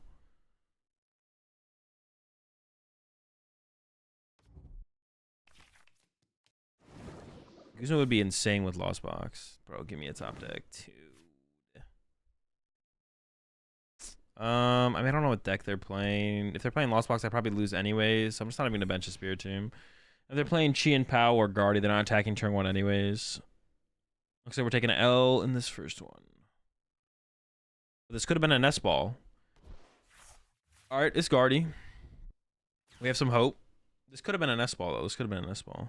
If I cut all the crossfits, I'm definitely adding a nest ball. I don't even know how many boss I would want to play. Like 2 or 3, I guess, for the boss count. Yeah, maybe they Iona me here. Who knows? Stablezard? It's not great. Seems pretty mid.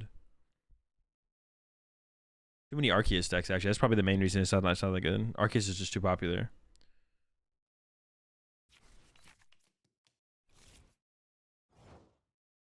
Top deck. Dude, I'm just going to go next, bro. I don't even want to play this. I could have put the Spirit Tomb in play to shut down the organization, though.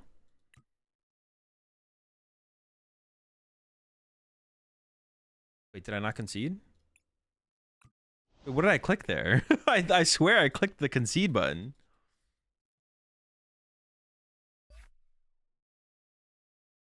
Then if Arceus is popular, then Lugia should be fine now. I mean, depends on what kind of Arceus it is. Arcturaludon is probably favored against... Arcturaludon's favored against Lugia. And Arceus... Arceusina is unfavored if you have the Urshifu. If you don't have the Urshifu, I actually don't know. It might be close. Yeah, Turbo Lost Box against all these Arceus decks has been tough. Has been hard. Yeah, it's pretty tough. It's a pretty tough matchup. It's definitely tough times for I think it's tough for Lost Box right now, but you know, it's still been one of the most popular decks recently. I see like people on Twitter still, you know, like kind of praising Lost Box in the current meta. I don't think it's that good though. I think it's like okay. I think it's like very all right. But a lot of the tweets have to do around like League Cups and stuff. It's like I don't know. I mean, Lost Box is still a very good deck. Like winning your League Cup with Lost Box really doesn't mean that much, to be honest. There's not a good indication of like how good a deck truly is in like the meta. Yeah, I'm not a fan of like Lost Box right now, like Turbo. I don't think I like Tina more, but And then Sable's art is like the worst of them because you Sable's art is like the worst of them all because the Arceus matchups are super tough for that deck. They're like winnable, but they're tough. Arcdur is probably just like an auto loss because of the Lost City. You get to like Zard once and they just Lost City it away and then you just lose.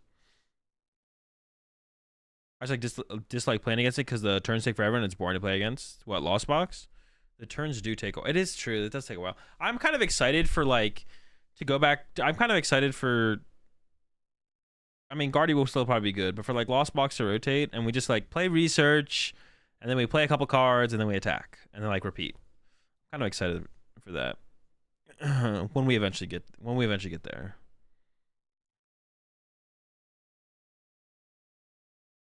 I don't know how long it's gonna take to get there, but I'm excited for that moment.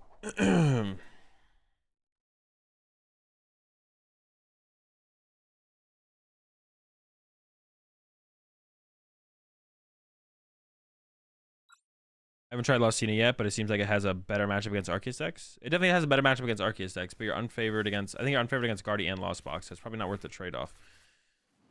I'm about to rage. I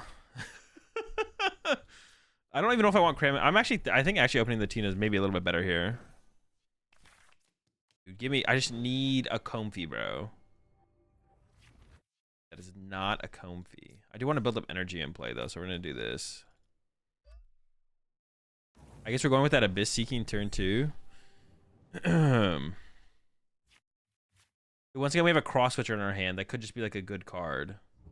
I don't know. I mean, one of them would, like I said, one of the Cross Switchers would become a Nest Ball, but.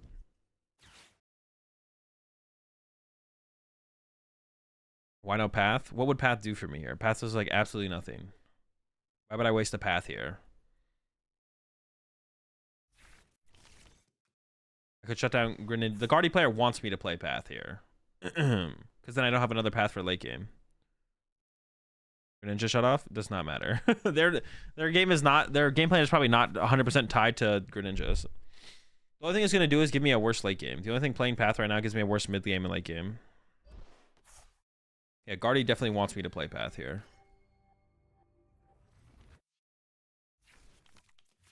They started Worker anyways. Yeah, and they also started Worker anyways.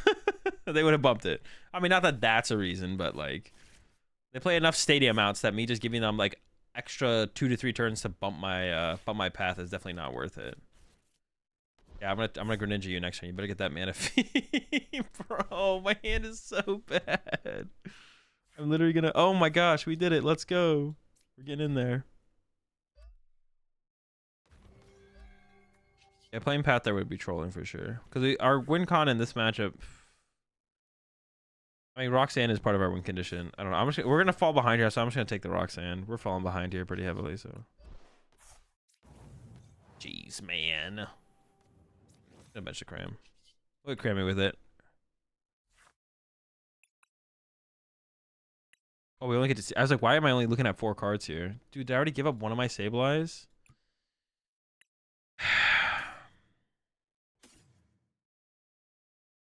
Oh, I only get 2 of them. Oh my gosh, bro. Well, maybe it is these 2 then, actually. This is so bad. All right, I definitely want the Path because I want to be able to like Path them twice.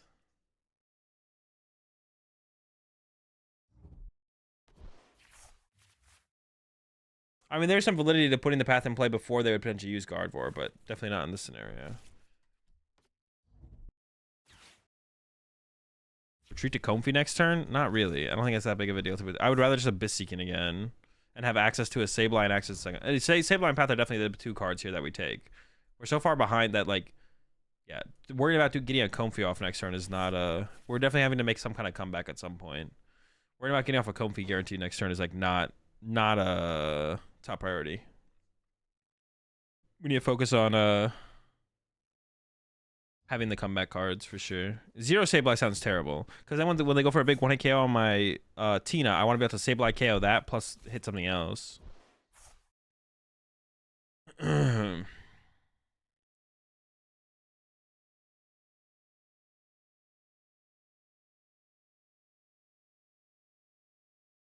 How's the crosser just felt? Has the cross?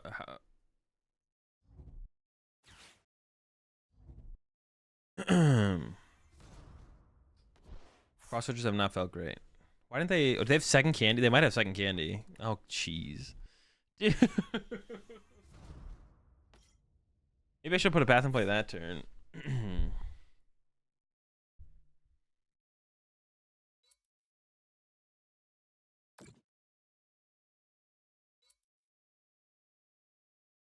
When you guys ask me questions, you need to just like ask. When you guys ask me questions, why do you guys ask me questions with like an assumption?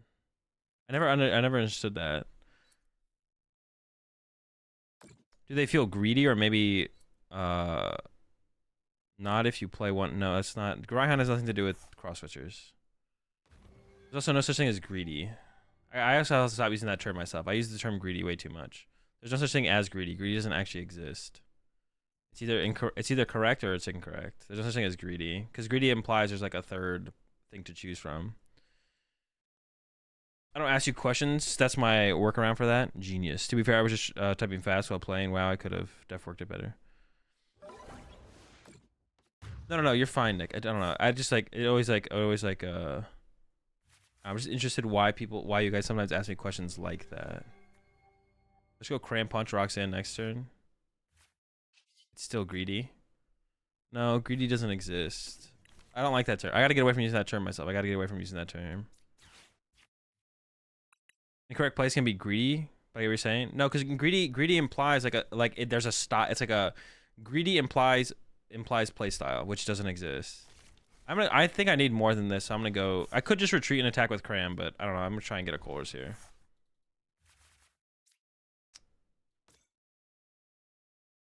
Yeah, greedy implies play style, which doesn't exist. So we can't use the term greedy. It's illegal.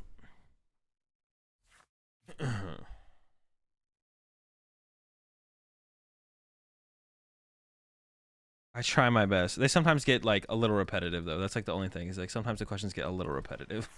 They get a little repetitive sometimes. But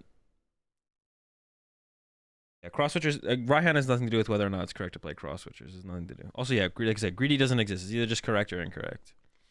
Playstyle doesn't exist, so we have to remove the term greedy from our vocabularies. It's not greedy. It's capitalistic. Yeah, I'll go with that. Isn't greedy just a certain category of incorrect, or does it not? Or does it? So it does exist? No, not really. It just doesn't exist. Wait, they know that doesn't work, right? You're winning, bro. Because greedy implies like that, like when you make a mistake or when you make a good play, you could be making a greedy correct play, right? Because it's just like you just should be true. Why would they ever do it like that? Did they think that got the KO? I mean, I'm stuck. You got me. Congrats. Dude. This is where the cross switchers will be good.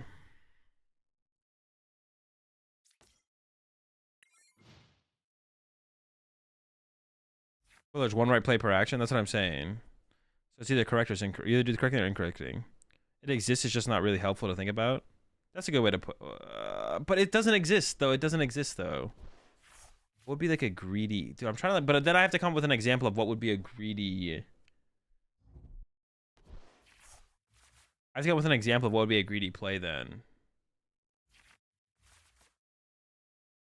Some of those millions are greedy, but how are they greedy? In what way are they greedy compared to just something being? If there's two things that are incorrect, what separates one thing from being incorrect and greedy, but the other one being incorrect? I feel like you could break it down so they all appear to be greedy.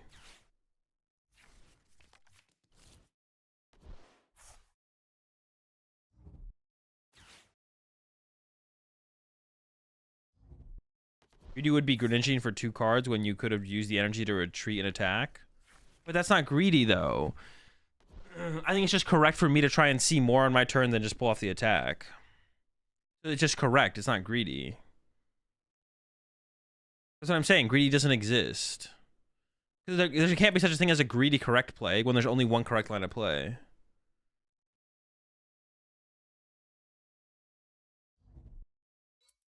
Saying something is greedy is just saying why it's incorrect to an extent. I guess you could make that argument. I guess maybe that is fair.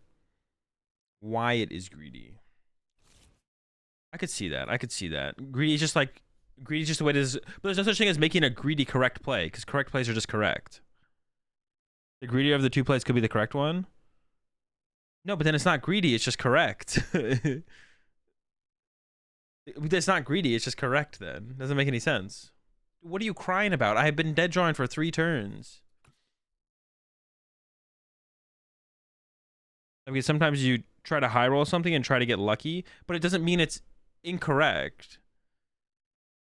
There can't be, there's no such thing as a correct play and a greedy correct play. It's just either a misplay or a correct play. That's what I'm saying. There can't be a correct greedy play.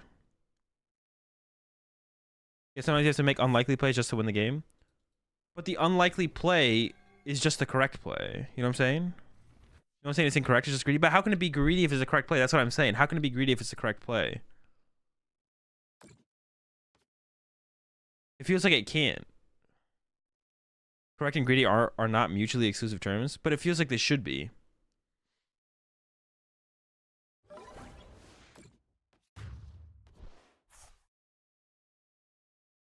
But you can't get punished if you make the correct play, Bella. You can't.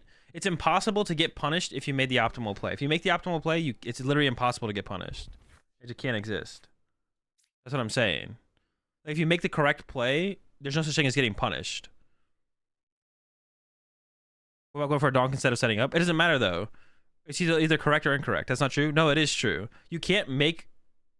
Wait, what did I just say? Yeah, you can't make the correct play and get punished. It's impossible to make the correct play and get punished because you made the correct play. So there's no such thing as punishment. It's just the outcome is the outcome. Punished implies you made a mistake and then you got punished for making the mistake. But if you make the correct play, you can't get punished. This game is just 40% luck anyways. True. Why are we even arguing about it? It's just 40% luck. You can be greedy and it can be correct. It feels like that's not... I don't know. To me, it feels like that can't be true. I don't know if I'm right for assuming that, but it feels like that can't be true. I have 5 in here.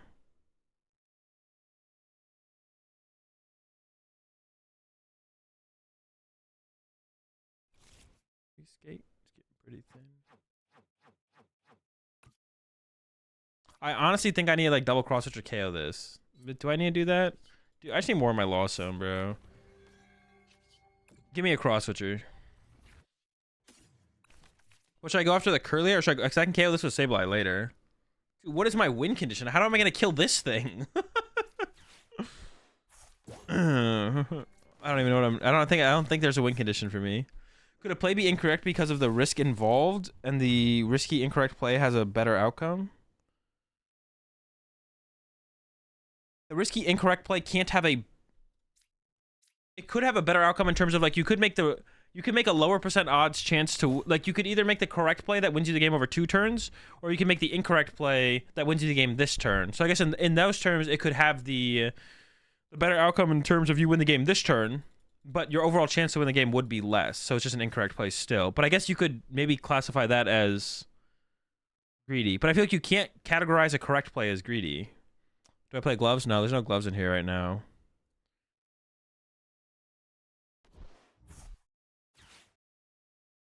Isn't greedy taking a high risk, high reward line? Yeah, but in Pokemon, there's only ever one correct line of play to take. So there's not like, it's not like, there can't be a high risk, high reward line of play in Pokemon because there's only one correct line of play. There's many misplays you can make, but there's only one correct line of play to take. So because of that, you can't compare the correct play to anything. That's what I mean. Because there's only one correct play to make with each hand of cards or each sequence that you have, that you can't compare the correct play to anything. So the correct play can never be greedy because there's nothing to compare it to. Right? It's uncomparable. I can win here still, but it's probably not going to happen.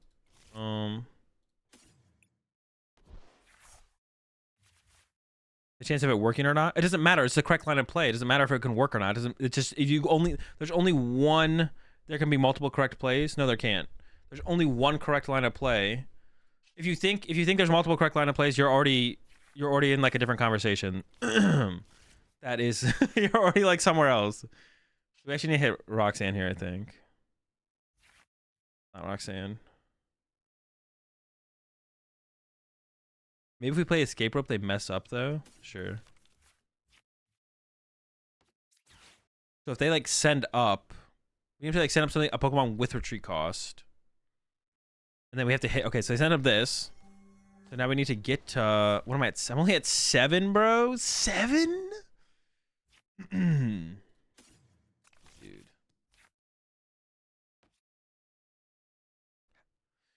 It doesn't matter. The correct play could have a high risk of failure. Not all correct plays. But a high risk of failure to what? Compared to what? You can't, if it's the correct play, you can't compare it to anything, Stink. Like what has a high risk of failure? But if a high risk of failure implies that there's something else you're comparing it to. But if it's the correct line of play, it's not like there's multiple correct line of plays and you can compare them to each other. There's one correct line of play and a bunch of incorrect lines of play.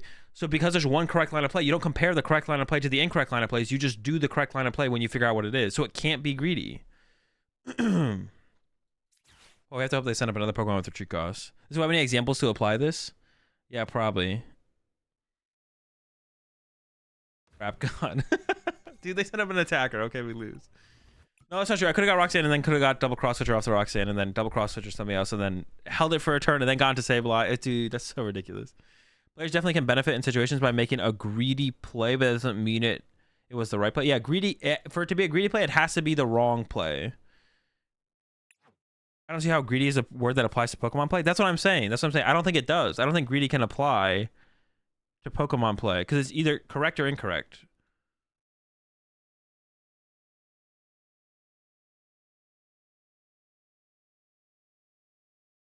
I guess, but see, I think it's just but maybe that's what greedy is. I think it's just like it has the appearance of being a greedy play. But I guess yeah. Like some misplays can have the appearance of being a greedy play. Only misplays though. Like you could have a situation where it's like you can attack with Cram. Let's say these are both misplays. Like the play I just had where I could go use Greninja to try and find Colress to then retreat my Comfey. Or I could just retreat my Comfey to Cram attack with Cram. But let's say the correct line of play is actually just to pass and not do anything. Then I guess you could perceive the Greninja line of play as greedier. I think risky is better than greedy. Risky still, that's what I'm saying. It still can't apply it to the correct line of play, right? Greedy could be taking the 2 prizes with boss rather than taking the 1 prize. No, I mean, they would have to be behind what are you doing to achieve that, not just what gets achieved. You took a risk when you did not have to. But that's what I'm saying. For the correct line of play, you say you took a risk we did not have to. But you did have to take the risk if you want to make a better optimal line of play, right? So that's what I'm saying. Like for the optimal line of play, it can never be called greedy. That's what I'm trying. That for sure, I think is true. Are there greedy deck lists? No, there's just either correct deck list or incorrect deck list. But you can never play the most correct deck list. So I guess in theory there is like a greedy deck list. Maybe I don't know if that's true though. I think it's bad to think of it in terms of being like a greedy deck list.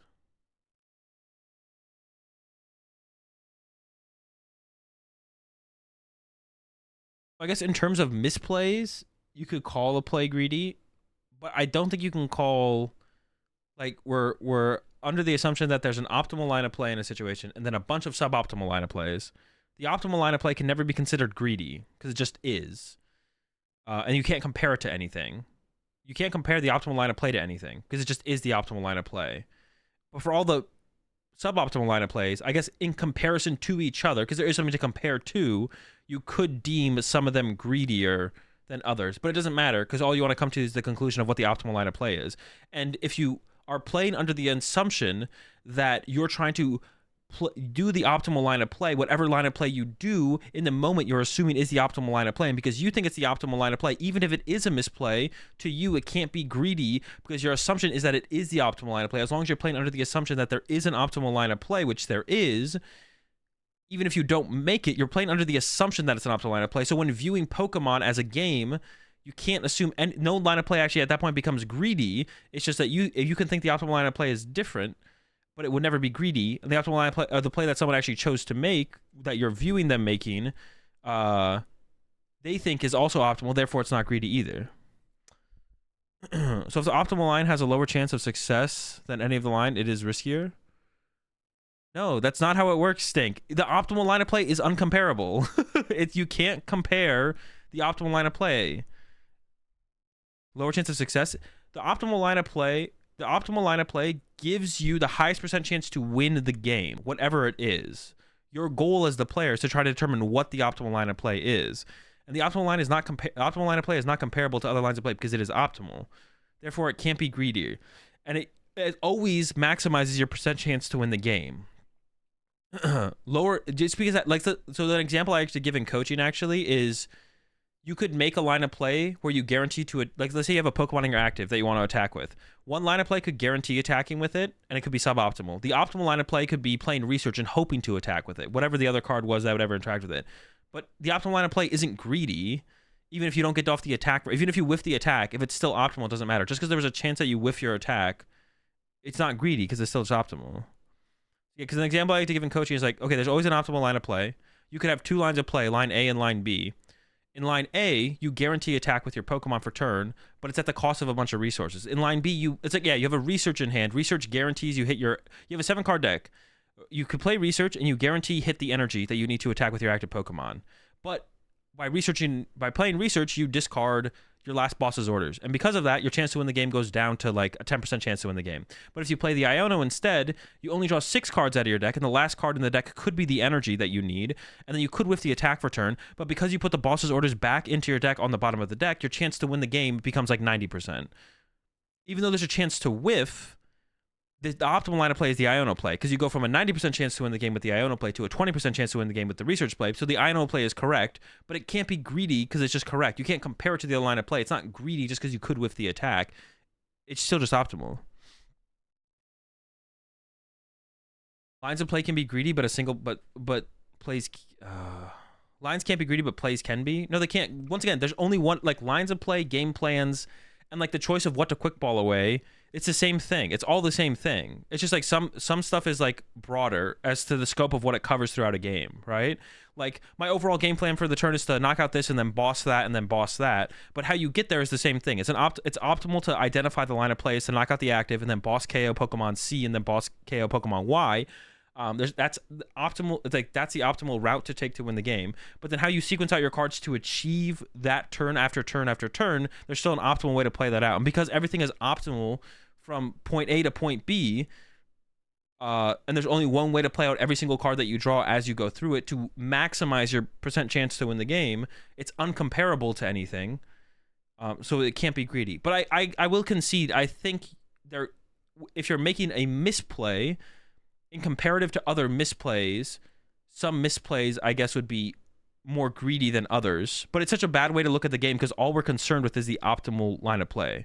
You're choosing the optimal risk to take? No, but there's only one optimal risk to take. We are choosing between them, but we're in seek of one. It's not like two different lines of play could lead to the same outcome. But at the end of the day, the correct play can't be greedy.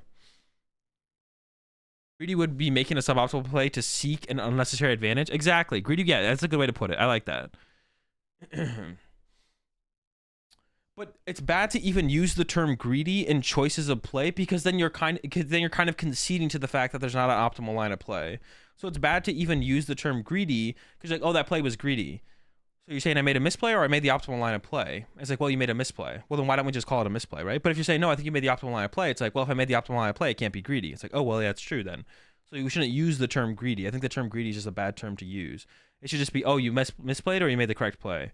And then, because yeah, greedy, I think greedy is a bad term to use because a lot of people don't understand, because it kind of like takes away from the idea of optimal line of play.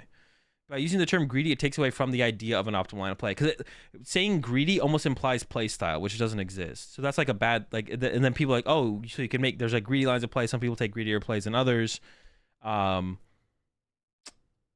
it's just a bad term to use. I always try and get away from using those terms, especially when I'm like coaching and stuff. What if the misplay pays off more than doing the optimal non-risk play? Pays off more, but then maybe you had the wrong idea of what was the optimal play. What is the correct play then? The correct play is still the correct play. You maybe just didn't have the best idea on what was the correct play.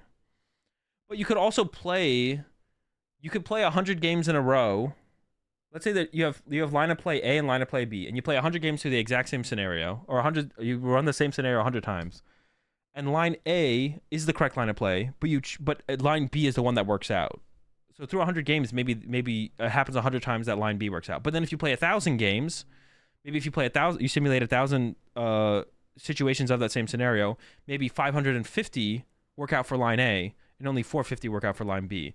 So there is a certain amount of time something has to come up for it actually to replicate the true optimal line of play, for the true optimal line of play to succeed more. But how many numbers of games that is, I don't know. And the thing is, like, things are constantly changing in Pokemon as well, so.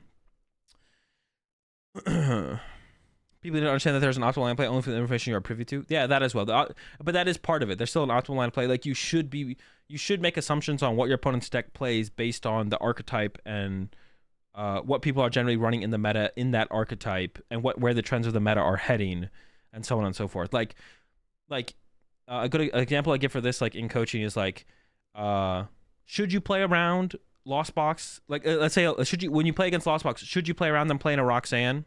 Or not Roxanne. Like, should you play around... What's a better example of that? Should you play around a Giratina deck playing 4 Roxanne? Probably not. Like, Giratina runs some Roxanne. Lost Tina does. Should you play around a 3rd and 4th Roxanne after they've played 2 Roxanne? Probably not. But if you have the luxury of drawing well enough to play around a 3rd and 4th Roxanne without hurting your chances to win the game if they don't play the 3rd and 4th Roxanne, you probably should. Another example I give for this is, like, this is why it's so important to keep up with not just what are the top decks, but what's in the top decks. Is if this week Turbo Lost Box decks are playing 0, if Turbo Lost Box decks are playing 0 Roxanne, but next week, Friday, like before a major tournament, Turbo Lost Box decks are playing 4 Roxanne, you should probably know that going into Saturday of a regional, when you sit down against your first Lost Box, when they hit you with 4 Roxanne in a row, it probably would have been good to know that ahead of time so you don't just lose to 4 Roxanne against a Lost Box. It's important to keep up with what are the top decks, but the next step that people don't take often enough is what is in the top decks. Because that's information that you want to try and maximize before going to a tournament, so you can make judgment calls in the middle of a game based on not just what's on board and what's in their discard pile, but also what to potentially expect as well. That's like the step that people miss. They're like, okay, I know how my deck works in general against I know what the top decks are. I know how to play my deck. I know how to play my deck roughly against the top decks. But then it's like, when they get hit with a tech card that everyone started playing 2 days before a regional, and they didn't keep up with that, then all of a sudden they could be losing games for no reason. So you want to keep up with that. 4 Roxanne and Lost Box Turbo confirmed. But that's like, yeah, because you never know your opponent's full 60, but you should be able to make... There's like a correct, educated guess to make on what their 60 probably looks like to make educated plays around what is the optimal play in the scenario. But you can never truly know their full 60. But there's like a correct way to analyze it, analyze the meta, and keep up to date with the meta leading up to that tournament to make good or reasonable calls in the situation. Sometimes you just get hit with like a second spirit. Like, sometimes you're playing Mew and your opponent just has a second Drapion that you didn't expect. And you're like, well, that kind of sucks. But it's probably correct for you to assume they don't have another Drapion after you lost City their first Drapion, right? So it's still like the correct, like in that situation, if you're just playing against someone in a tournament, you're playing Mew, round 1 you play against them, they Drapion you, you go Lost City KO the Drapion, and you play in a way that doesn't play around a second Drapion, and then they hit you a second Drapion. Well, that sucks. But it's correct to have only played around 1 Drapion, especially if it's a deck that generally plays only 1 Drapion, if any at all, right? But that's why best of 3 is so good, because then you get to go into game 2 and game 3, talk about why you say 1 correct deck list if you don't know your 17 matchups for the weekend. So there's, like, theoretically, after a tournament is over, there was an optimal 60 cards that could have been played at that tournament based on, you could like add layers to it. So after a tournament is over, there's like a theoretical optimal 60 cards that you could do based on layer 1 would be what was the actual meta percentages of each deck. And what do those lists, or what do those exact lists look like even? Well, you probably wouldn't be able to do this. You could start with like layer 1 would just be meta percentage of meta decks. Layer 2 would be what were those exact 60 cards of every single deck. And then layer 3 would be what was the caliber of the player playing each individual deck. And like theoretically an AI could get to the point where it could analyze that and give you the perfect 60 cards for a previous tournament. Now, you have to decide what your deck list is before the tournament though. So, but based on what the meta is and where the trends of the meta are headed, there is still like a theoretical perfect 60 cards for each archetype you could play at the tournament. And once again, you would only be able to figure that out post-tournament, what the perfect 60 could have been. So you can never actually get to the perfect 60 cards. Well, the chance that someone actually plays the perfect 60 cards in general for a tournament is 0. The chance that you play the perfect 60 cards for even just a certain archetype for a tournament is also 0. But you want to constantly be testing with the idea of trying to get to that perfect 60 cards.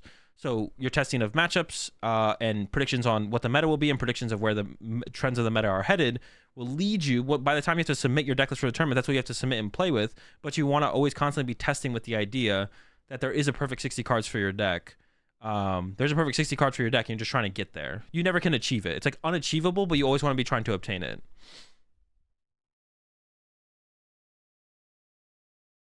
Well, yeah, like how Rapid Strike was mid until NIC and then it wins and people are like, yeah, okay, let's look at this again.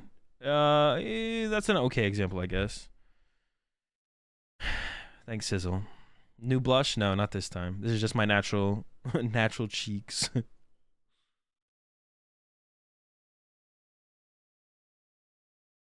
it's impossible to obtain the perfect 60, but you always want to be testing with the purpose of trying to acquire the perfect 60, basically. Rapid Strike did well, so people looked at Gengar VMAX. That's the answer. It's like, well, if Rapid Strike's good, Single Strike stuff has to be good too, right? It's gotta be.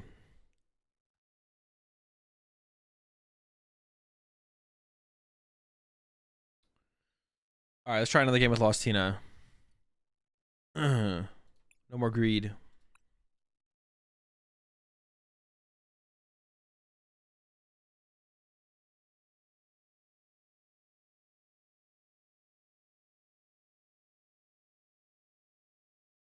Big rant. It's just a rogue deck that one happens to every card game. I mean, I think Rapid Strike is probably a little bit better than majority of people were giving it credit. It's actually a deck that me and my group were testing, like why cross switchers? I don't know. Henry was playing them. Henry thinks they're good. I haven't played that much with Lost Tina. I just want to see how good I think Lost Tina is. So I don't see a reason not to just copy Henry's list. I'm not gonna do all the work myself. When I can this is like a big thing as well. When I can just abuse the work of someone else and just like pick up Henry's exact 60, I don't know why I wouldn't do that. Not that I think Henry is right for sure, but like that's like why would I not take Henry Brand's Lost Tina 60 to start with instead of playing my own? Or even if I had my own Lost Tina 60, I'd be like, well, Henry Brand is trying something different here that I haven't tried before. Let's see how it feels. Let's see if this is any good. It's not the correct 60? Yeah, but it's never the correct 60, so look, Henry could be closer than I would be.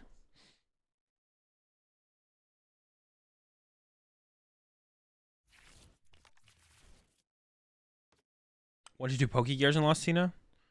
Poke Gears are chill. I could see cutting, if we cut the crossers, we could add some Poke Gears, yeah. I could see it. Dude, the Manaphy, bro. No turn one. They're scared of that turn one. Dude, everyone plays in fear of the turn one Greninja. Everyone's scared of it, man. I don't have it, but I wish.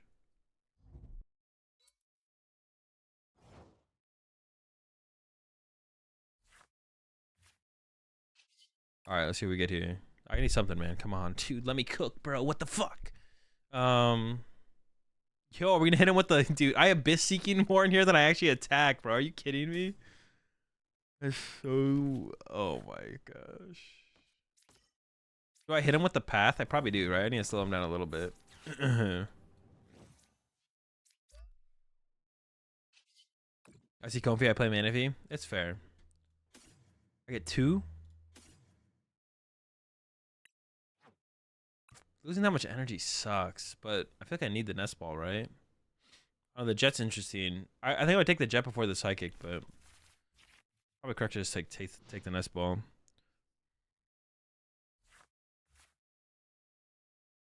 This has just become a abyss seeking deck, bro. We just sit here on abyss seeking until we lose, and then we just like go to the next game. Maybe instead of 2 Roxanne, it should be 2 Iono. I saw people having a discussion about that on Twitter. It's like someone said something about basically 2 Roxanne is, or 2 Iono is cringe. Gotta play. I think Roxanne is a way more powerful card in the late game for sure. It's way more powerful than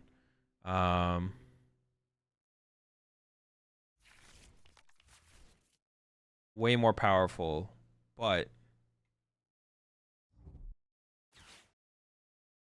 you do want to play the game. You know what I'm saying? Yeah.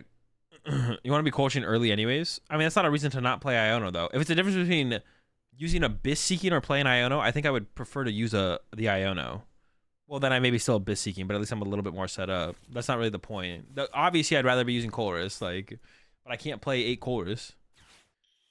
Iono can fix your bricks? Exactly, yeah.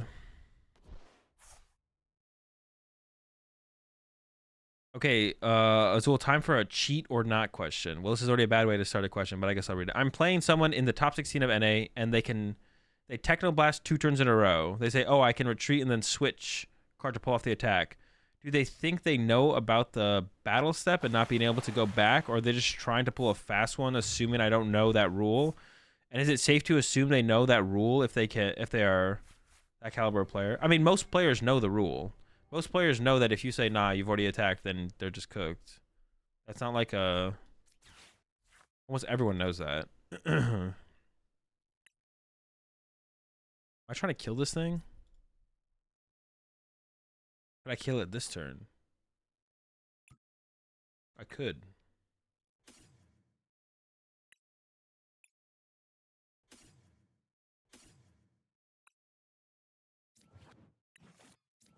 Dude, stop. I'm trying to click go back. Please, just let me click go back, bro. Please. You're allowed to ask your opponent to fix it, but you're allowed to say no. Yeah, exactly. Like, you can... It's fine for them to ask their opponent, the opponent, to be like, yo, can I change this? And it's also fine for you to say no. I don't know, like, if your question means something else or not. Well, it's actually like a pretty good turn because I can shred this and then we're chilling. What the heck? How's this turn going from so bad to so broken? Wait, what's in my hand?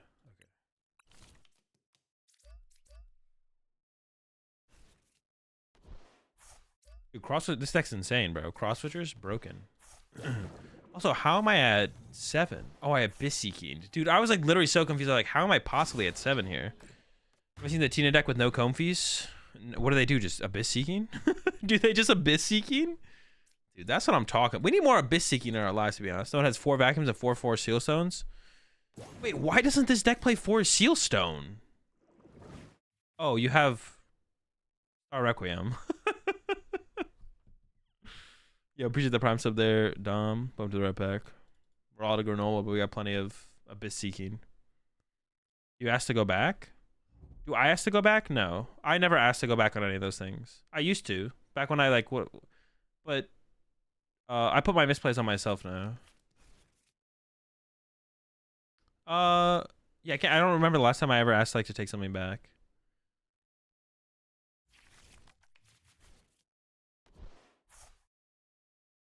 Yeah. But in that situation, I wouldn't ask to take anything back.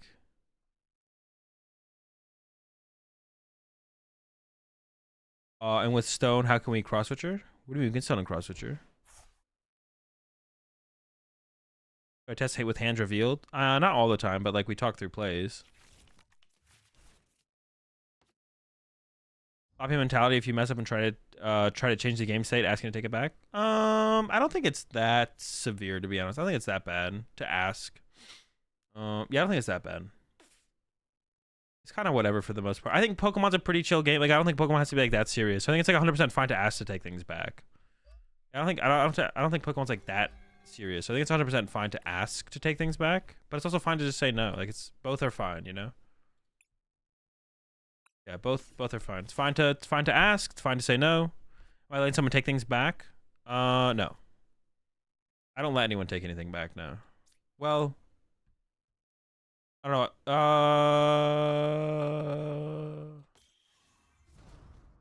No, I don't think I let. That's why I don't ask to take things back either, because I usually don't let anyone take anything back either. What if they cry? I mean, then I probably have to call a judge and get them removed from the venue, bro. What the heck? No time to cry, bro.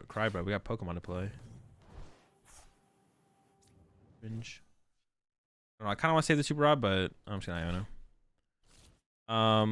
Yeah, I don't ask. I don't let anyone take anything back. But also, like, I don't let, like, if someone, I said this like 1,000 times, but if someone, like, if I'm playing against someone and they like see an extra card off a Culver's or something, like I don't call a judge there either.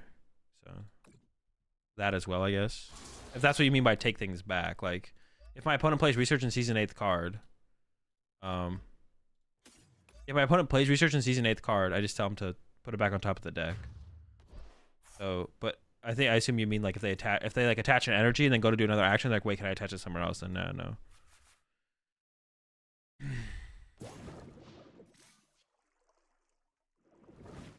Like testing or fun. Well, in testing, you should always be taking things back. Not taking things back in testing is cringe. In testing, you should be taking things back all the time to try and create optimal board states to work from to figure out what is the correct plays. No time to cry, bro. We got some Pokemon to play.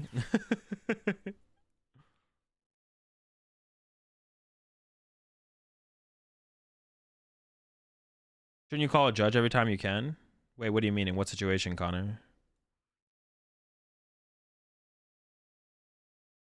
Think you're sharking? Well, it's not sharky. That's not sharking.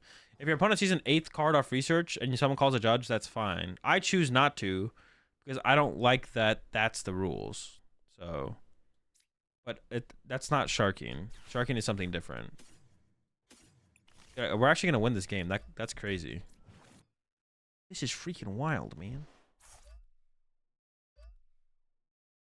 You should every time you want. Yeah, that's a correct. Yeah, like I could call a judge on my opponent when they draw an extra card off research and get a prize penalty, but I'm not trying to win that way. Unless I think they did it maliciously, of course. Like if I think my opponent played research and drew 8 cards to see an 8th card, then yeah, I'm gonna call a judge. But I don't think I've ever seen an opponent where like I don't think I've ever had an opponent do that maliciously. If we're assuming everyone's cheating all the time, then I should just like literally sit down across from my opponent and then call a judge immediately. Like anytime your opponent cheats, even if they did it on accident, you can't cheat on accident. So we're already here. So you already don't know what cheating is, Connor. You can't cheat on accident. There's no it's impossible. They contradict each other. Cheating requires intent. Can you say hello to my father, Brad? What's up, Brad? The biggest Rayquaza fan in the world. Thanks, man. Appreciate it. What's up, Brad? The biggest Rayquaza fan in the world. You know what I mean? No, I don't, because you literally said that you think when people make accidents, they're cheating. I'm assuming by you making that statement, though, what you mean is, should you not take advantage of your opponent making a game-altering mistake, even if it was a mistake? What you're saying is, if they draw 8 cards on accident off research, why wouldn't you call it? Because it's an accident. Why would I want to call a judge on an accident? Then I'm not beating my opponent in a game of Pokemon. I'm beating my opponent in a game of rules. I'm trying to beat my opponent in the game of Pokemon, not a game of rules.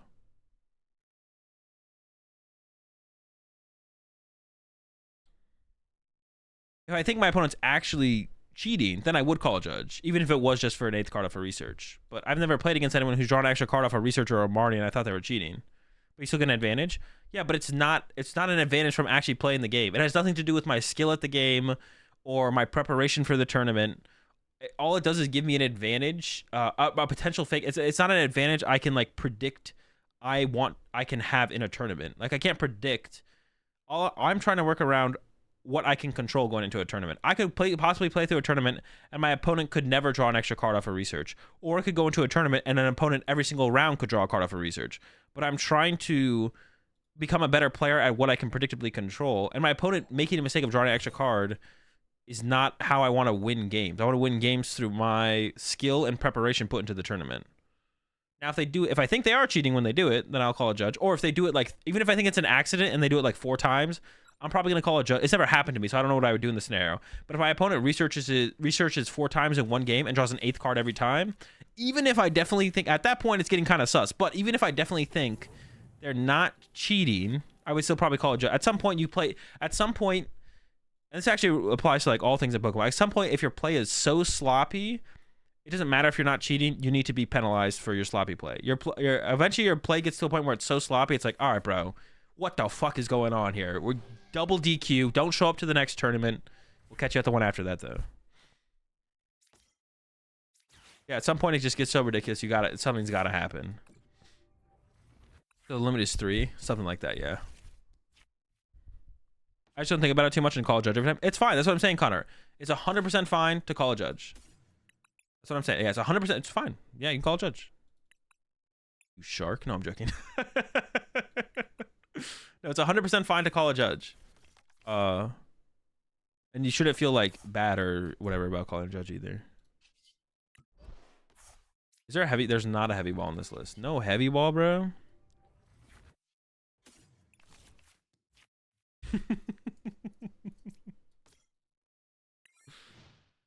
You get banned next time for sloppy play. We know that now. Yeah, we're banning them now. So lost Cena for Worlds. Yeah, write it down. Write it down. I once had someone tell me to shuffle my whole deck because one extra card fell off. Still face down as they thought I saw it. Well, yeah, if they thought you saw it, them thinking you see it isn't a bad thing, right? They genuinely thought you saw it, so they genuinely think your deck should be sufficiently randomized, which is like that's fine. And out of courtesy to the situation, you shouldn't have a problem with it either. Even if you didn't see it, you could be like, I didn't see it. If your opponent's like, I don't know for sure if you didn't see it, then at that point you should be like, okay, that's fine. I'll just randomize my deck again. Randomize your deck in. Because if your deck was supposed to be sufficiently randomized to begin with, sufficiently randomizing it again to just like clear the air with your opponent is fine. You know what I'm saying? If my opponent had a long turn and played second, if you didn't see it, it shouldn't matter. Yeah, but your opponent doesn't know for sure you didn't see it. That's the point. When you sit down, let's say you have a deck of cards and you sufficiently randomize it. When you're supposed to sit down to play a game like Pokemon against your opponent, your deck is supposed to be sufficiently randomized. But if your opponent sat down across from you, took their deck out of their bag and just put it down for you to cut, and they said it's sufficiently random, and let's say it was, and let's say they're not cheating, would you believe them or would you want them to sufficiently randomize it in front of you? If my opponent had a long turn and played second energy while during the whole match he never done that, I can believe it accident/mistake and let him take it back. But if it's done in intent of cheating, well, you'll never know if it's done. Well, that's why. Yeah, I mean, it's hard to tell if it's intent with cheating, right? Is Tina the play for Worlds? Appreciate the 16 months. They're primetime Wizards. Been seeing it do really well lately. I hope so, bro. I hope everyone rolls up with Lost Tina, bro. If the deck's broken, like, how could you not?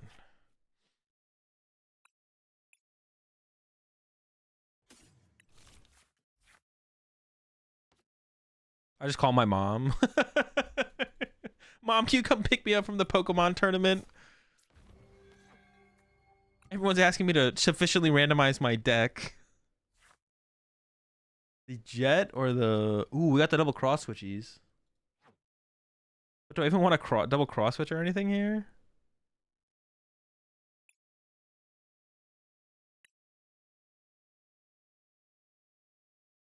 Yeah, does cross switcher matter in this matchup? Or I probably should have played the switch first. Wait, when did I get the switch? Because I could have got a jet energy. I forgot about jet energy. Actually, I misplayed that. Actually, KO and Aralts is just better, right?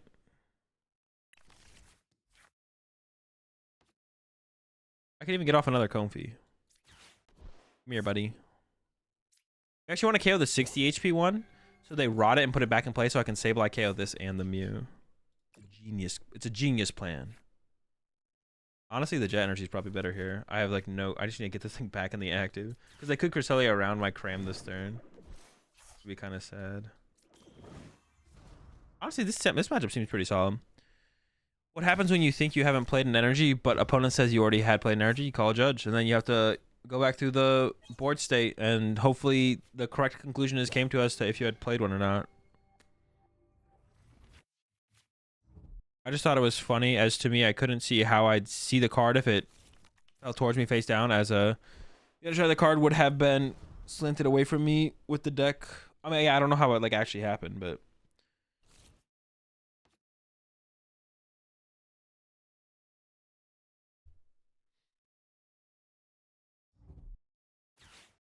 Azul, are you allowed to move cards around from your deck each search? I mean, you can, but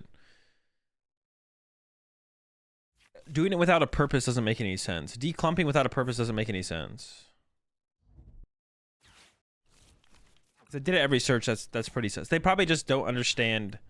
Most of the time, it's nothing. Once again, most of the time, it's that wouldn't it be anything malicious.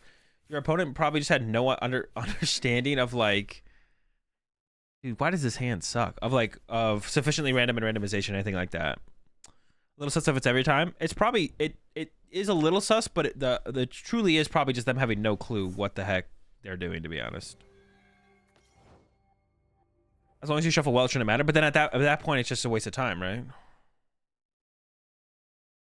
Wait, are they down any stadiums?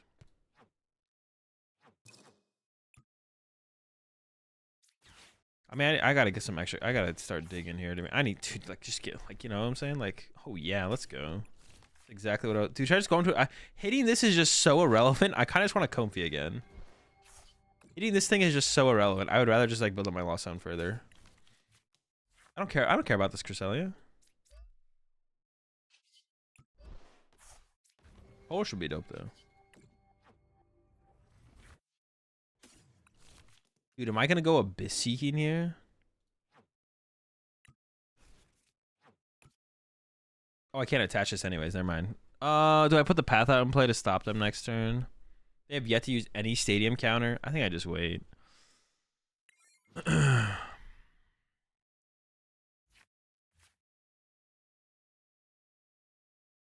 don't know, maybe hitting with Cram there was fine. We hit with Cram, but I mean, I dug that much deeper and didn't see anything. So this next turn, I probably wouldn't have seen anything either. Are they retreating? That's cool though. That's cool. They're retreating, bro. We're both just sitting here doing nothing. Classic. I've been considering making a marker for keeping a marker for supporter and energy attached on board for that reason. I saw someone had a little wooden thingy that had like 4 sides on it, and one of the sides was supporter played, one was energy. Well, one was, what was it? It was like supporter played, energy played, and then supporter and energy played. It had like a 4 sides to it, I think, and they just turned it to whatever side it was. That kind of stuff is like fine as long as you actually keep up with doing it, because a lot of people like have those things or like ability markers, and then they just don't actually do them. So, yeah, retrieve return. It probably was retrieve return. Like, so those kind of things are fine, but make sure if you're actually gonna use them, like actually do the thing, you know. A lot of people like have ability markers and stuff, but they don't actually like do them correctly. Do I even want an Iono here? I don't even know. Maybe. Screw it. Screw it.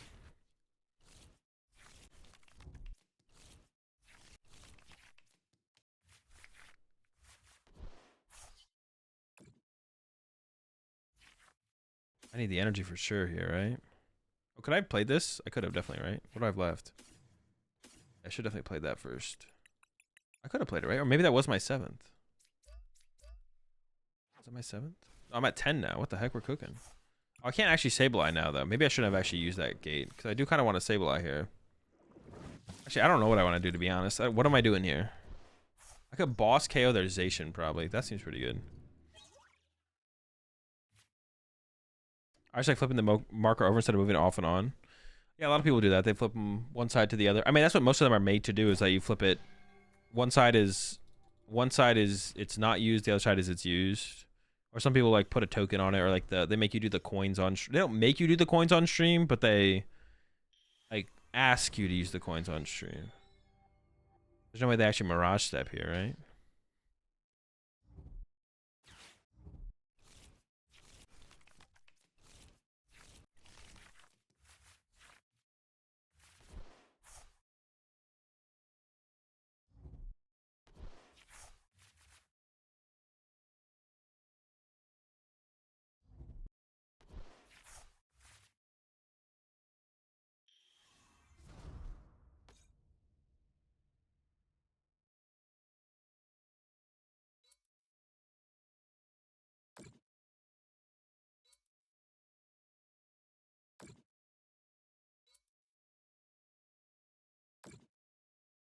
Lorelai came in here to try and make me go get food for her, bro. What the heck?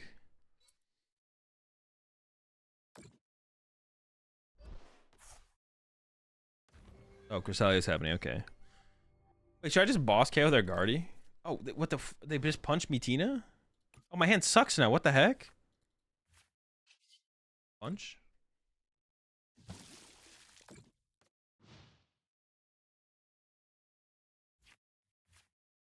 Been seeing these Guardy decks run the Sky Seal. Yeah, it's good against the Arceus decks. The Sky Seal is good against like Arceus and stuff. Oh, I thought they played research. I was like, damn, they're going in here. They're really going in here. I tried tapping. Felt like a Magic player. I just do the tapping myself. It's probably just what I'm used to the most. I tried doing the ability markers, but I'm sure I could get used to the ability markers, but I was doing the thing that annoys me, is like where I wasn't keeping up with them consistently, and I was like forgetting to remove them from my board or whatever. Yeah, I'm sure I could get into the habit of using them correctly consistently, but the tapping I'm just so used to, and like I actually like untap everything at the end of my turn and stuff like that. So, or usually I do forget sometimes still, but I'm more consistent with the tapping than anything. So. Flipping the ability marker feels fast and consistent. Yeah, I'm just like, I don't have the habit of it yet. Is there a rule of tapping versus ability markers? Not really, no. You can just do whatever. Yeah, cool. Boss my thing. Yeah, wow. Really cool there. You have fun beating up on my poor Giratinas? It's like, is this fun for you? Why does my hand suck, man? Gosh, man. Why does my hand make suck? What do they got in here? What they just? Why were they so bent on getting rid of their Cresselia there? Did I punch it last turn? A punch here.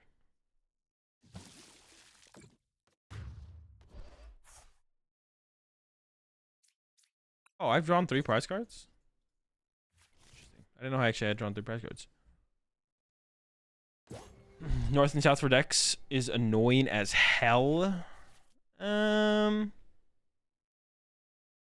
I mean, I personally don't have a gripe with it, but I played Pokemon No Health. I never really played any of the other ones, so why no Path there? Because they probably just have a counter stadium. I'm not like disrupting their hand. They've only played 1 stadium counter. Also, they can just knock on my active with Zacian. So putting this in play means they could just like go for turn. I don't even have to counter your stadium. Just punch. They have to have more than one. They have to have one or more stadium counters left. So it's like a waste for me to put the Path in play. Basically, I'm not gonna get value out of it. Unless, especially because the Zacian just can KO my Cram for free. Unless I was trying to burn through their counters. So I could have put Path in play. But then maybe I'm not going to get my second Path anyway. So I'd rather just hold the Path and combo with Roxanne at some point. Yeah.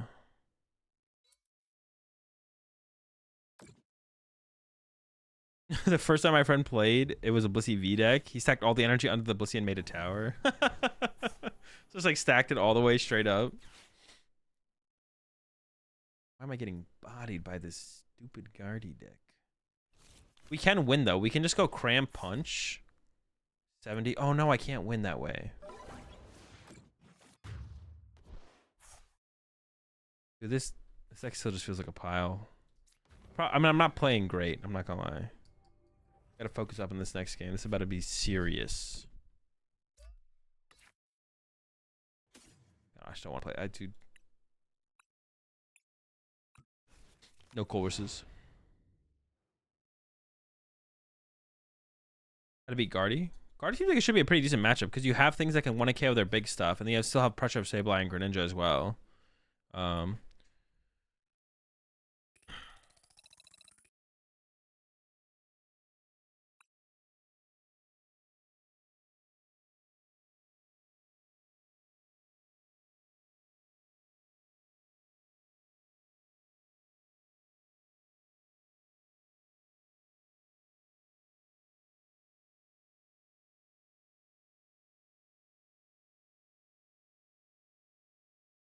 All right. Do I remember meeting a guy that played 4 Candy and Guardy? No. All right, chat. We're going super ultra. I stood up, I stretched. Going ultra try hard. Going ultra super try hard right now. No mistakes. Only dubs. Here we go. Ooh. Dude, I've not seen one of these. What's a Battle VIP pass?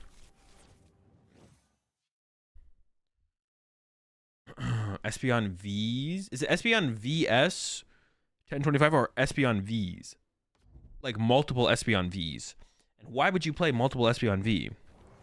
Had some water yet? I say drinking water. What the fuck? Don't talk to me ever again about water.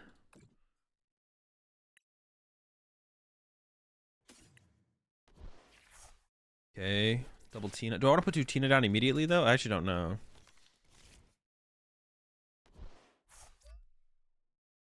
I don't like the idea of using Cram in this matchup, to be honest. Cram is cringe. Oof. Water versus VIP. What do I even want off the VIP pass? I don't even think I want anything, to be honest.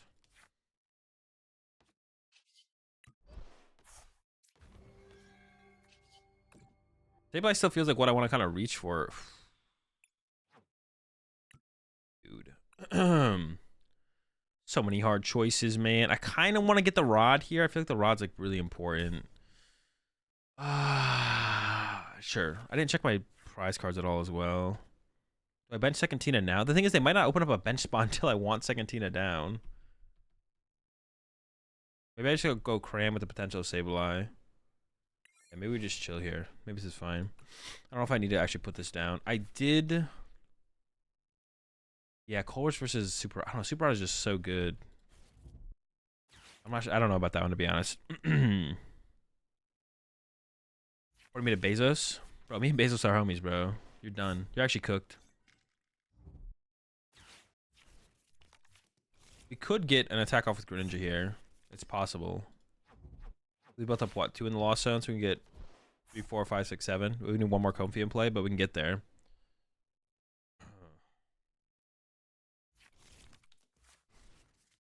Cringe. Manaphy? Alright, so we don't really need to get to 7 here, then. Bro, they're kind of cooking. Help. Guardy's just a broken deck, man. Ooh, okay, they prize the Ralts. That's good. So escape rope.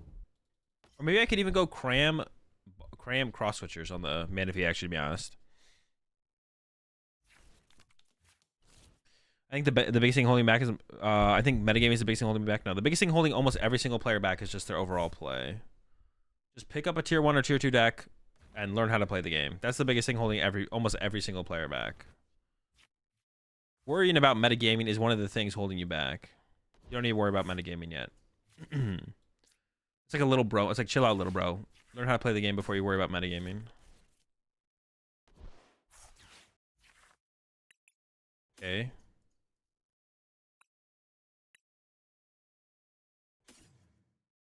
Oh, Sableye is pretty important.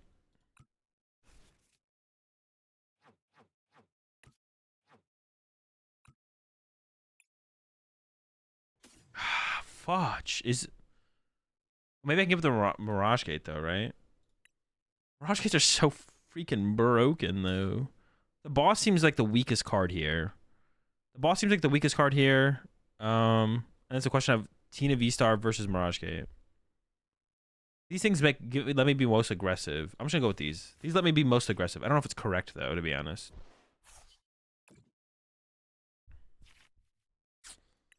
Oh, it's got to be the Colress. I can't louse on another Colress here. I mean, I could.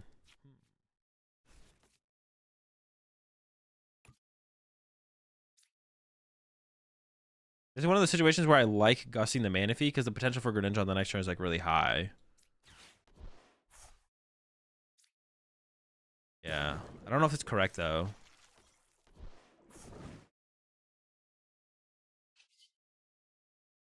I'm going to play the Rod in case I get Iono to increase my odds of actually. I could have prized one of my waters as well. This is why checking your prize card is important. Because I maybe prize one of my waters, so I can't even use Greninja. I mean, they could just Super Rod this back as well. Maybe this isn't correct.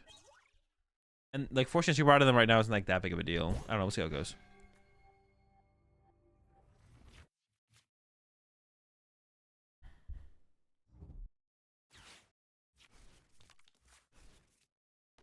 What's your advice on building a... What is that word? Fiscal? On building... No, I have no idea what that word is. I'm good at Pokemon Sleep. But the amount of people who are probably bad at Pokemon Sleep because they don't get enough sleep is probably really high, actually, to be honest. So, good on you, actually.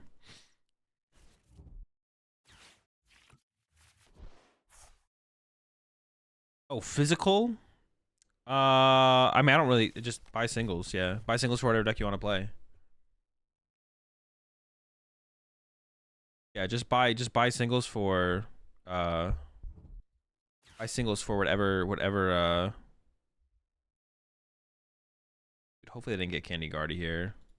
Might get stomped by the Candy Guardy. Dude, every time, man. How's the Guardy matchup with this deck? I don't know. We're learning together, to be honest. we're about to find out together. Yeah, just buy to get a physical deck put together. Just buy singles. That's it. You're not supposed to get the Force Ralts here, though. No Manaphy, though. No Manaphy, baby! That Greninja's coming for that bench, bro. Knockout. What is this thing? 70? This is the 60 HP one? Dude, and they got the candy. There's 60 HP one. That's annoying.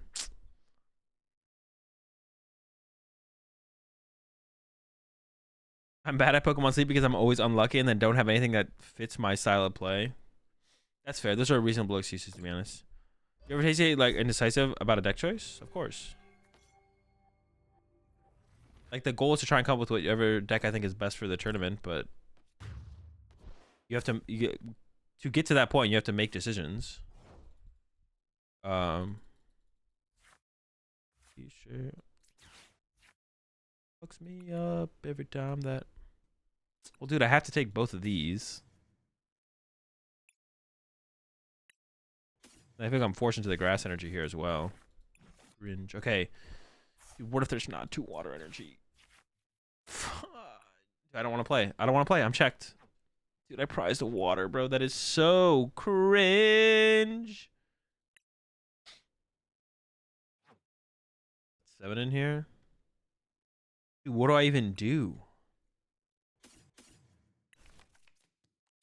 I got a Shreddy on. I got to get him with the Shreddy.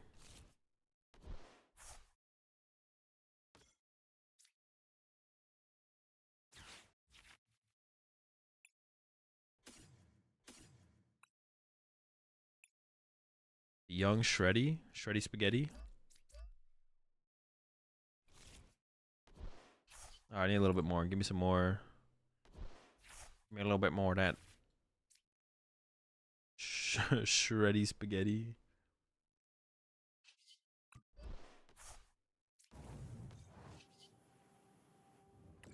Maybe I should just have never believed in the...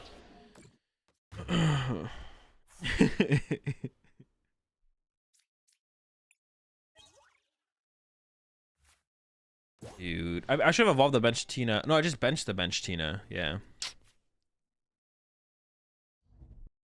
Best feeling is getting a donk on your opponent before top cut. Worst feeling is getting donked. Dude, there is something like when you are like on the winning into top cut and like, dude, whenever I'm on a winning in, I have like an absurd amount of confidence. I can't explain it. Like, but up until that point, I'm pretty neutral. But I have a lot of confidence when I actually get to like a winning in. Like the amount of confidence I had the last 2 times that I played out my winning in or played out the tie-in in instead of tying, I just had like an unreal amount of confidence when I did that. I don't know. Dude, I just don't like this deck. This deck doesn't feel good. We drawing like freaking. Shoot, I dropped my. And then like we're just getting literally bodied. Like. This is not fun. The deck doesn't feel fun to play. The deck feels mid. Like, this deck is like so stressful, man. You have to be doing something right to get the win in. A little bit.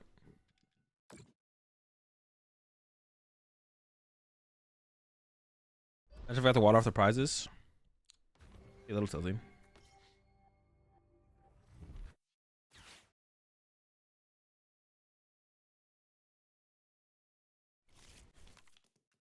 I'll never touch Lostina again.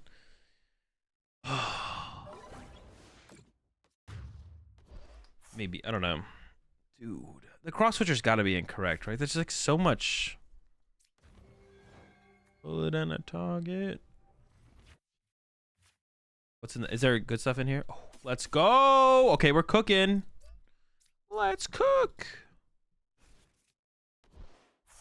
I honestly just want to get... I just want to get a Roxanne, and then Roxanne into Path. What am I at now? 8.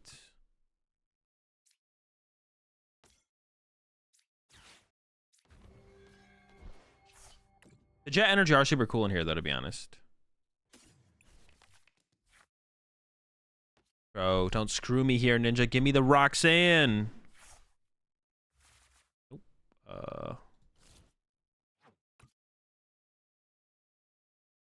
You know what I kind of want to play, though? Let's play some Goodra, bro. Goodra with Jet Energy? That's what I'm talking about, bro. Fuck Giratina. Wait, how many energy do Goodra decks usually play? Is it like 10? We can make it work. We'll make it work. Let's put some Jets in a Goodra deck. That sounds like way more fun than this. This thing's a headache. I'm just gonna delete it, bro. Like, I just can't, bro. I can't with Lost Tina, bro. Every time it just does not, it doesn't feel fun. It's not fun. It's not enjoyable. I don't even want to like make like usually I make YouTube videos on like most decks, but this is one of those decks where I'm just like, dude, what the fuck? Every time I play, dude, it's just bad. The deck is just, I'm just gonna stick to my guns on it. The deck sucks.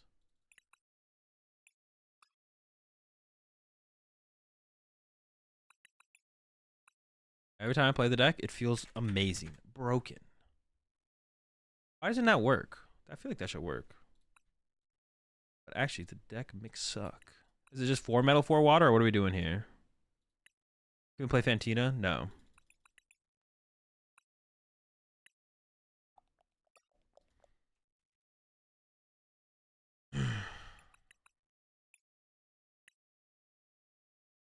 Wait, how did...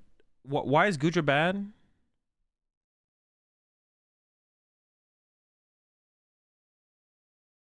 Yeah, why did Goodra become like a bad deck?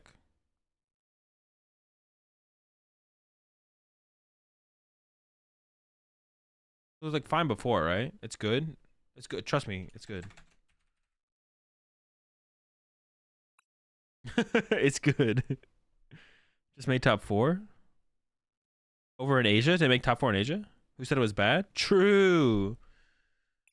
Chi and Pao. Chi and Pao is tough. Yeah, that is true.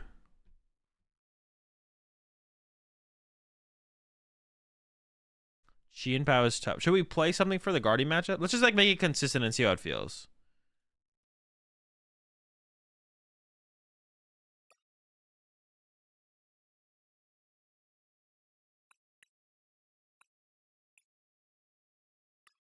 Wait, what else do I play for Pokemon? Just a cram?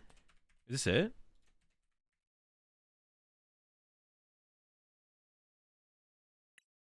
Panic Mask? I could see it, yeah. You could play Alolan and Vulpix V to help against Guardian Chi and Pao. I think to lose to Vulpix. Would we auto beat Chi and Pao though if we played it? I have thought about Sableye here to be honest, but usually Greninja does the same thing Sableye would for you.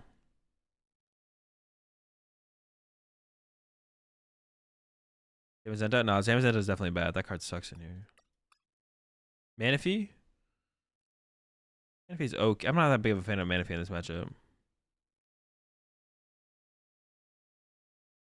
Dude, stop flexing on everyone, Joe. What the heck?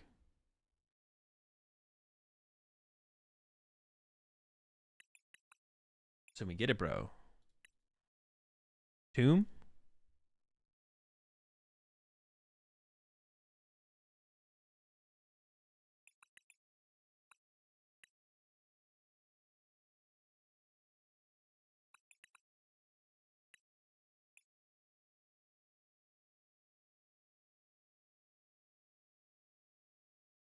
Do we go with Roxanne or do we go with...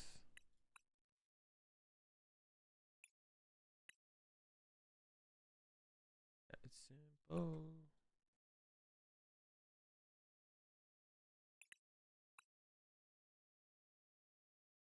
Yeah, Roxanne or Iona. That's what I was asking. That's what I was thinking. I've been usually fine with 3 gate in this deck, so we'll try the 3. What was the energy count like in this deck before? When people were running this deck before, what was the energy count here?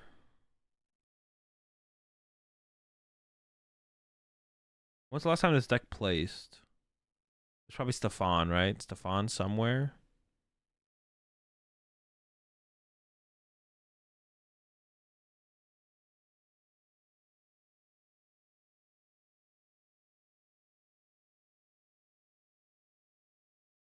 Or EYC was it, right? EYC. Yeah, what did Aiden play? 11 energy. So far at 12, we're probably doing pretty good.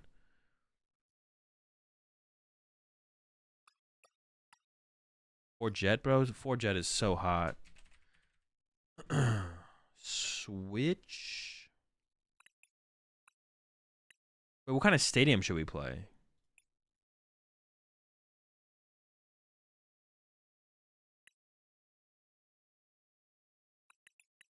Yeah, what stadium should we play? Dude, I'm just gonna become obsessed with decks that play Jet Energy now. Artisan or Court? Squawk? Bro, do not talk to me about Squawk. Well, if we have Jet, we don't play Court, right? Because that's either means that's our switch into the active, or that's our retreat off the Comfy. Top 4 for Asia was Lugia, Mew, Lost Tina, and Goodra. Is the Lost Goodra list out there? Lost City, the Zation. Yo, is Lost City the move? Like, no memes. Lost City in here actually seems kind of lit. Path? We might want a late game path, yeah. I could see a late game path for the Guardian matchup. Why do we have Choice Belt in here? Why did I add Choice Belt? What matchup? That kills Dragonite, right? That's how we kill Dragonite. Lost City. I kind of like the Lost City. Good against Guardian and Lost Box decks.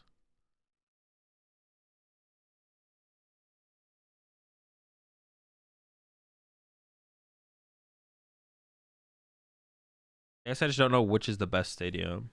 But I don't mind the city. That's a good shout. Do some schmitties. I mean Artisan is also kind of cool too. Super Rod. Super Rod or Recycler though. Yeah, Super Rod or Recycler actually. What one's better? Clara or Melody? No, Melody's cap. Melody's cap. Because before you were just playing one Recycler, right? Drapion. Do I want a Mew card? It shouldn't be Drapion though. It should be Spiritomb if we're doing a Mew card. This also helps against the Lugia matchup, so I'm down. Cool guy. Rod, IMO. All right, we'll try the Rod. I actually don't know which one I like more, so we'll just do one Rod. I don't think I've tested it with Rod, actually. I think I've only tested it with Recycler. Choice was good for Mirror as well. Yeah, I'm not trying to bop Mirror. Wait, why did I play this again? Dragonite. Dragonite's the main reason, right? Dragonite comes up, starts swinging. We got to swing back. Manaphy might be an inclusion. So we got 3 spots open still. Do they just become the Poke Gears? Maybe they just become the Poke Gears, right?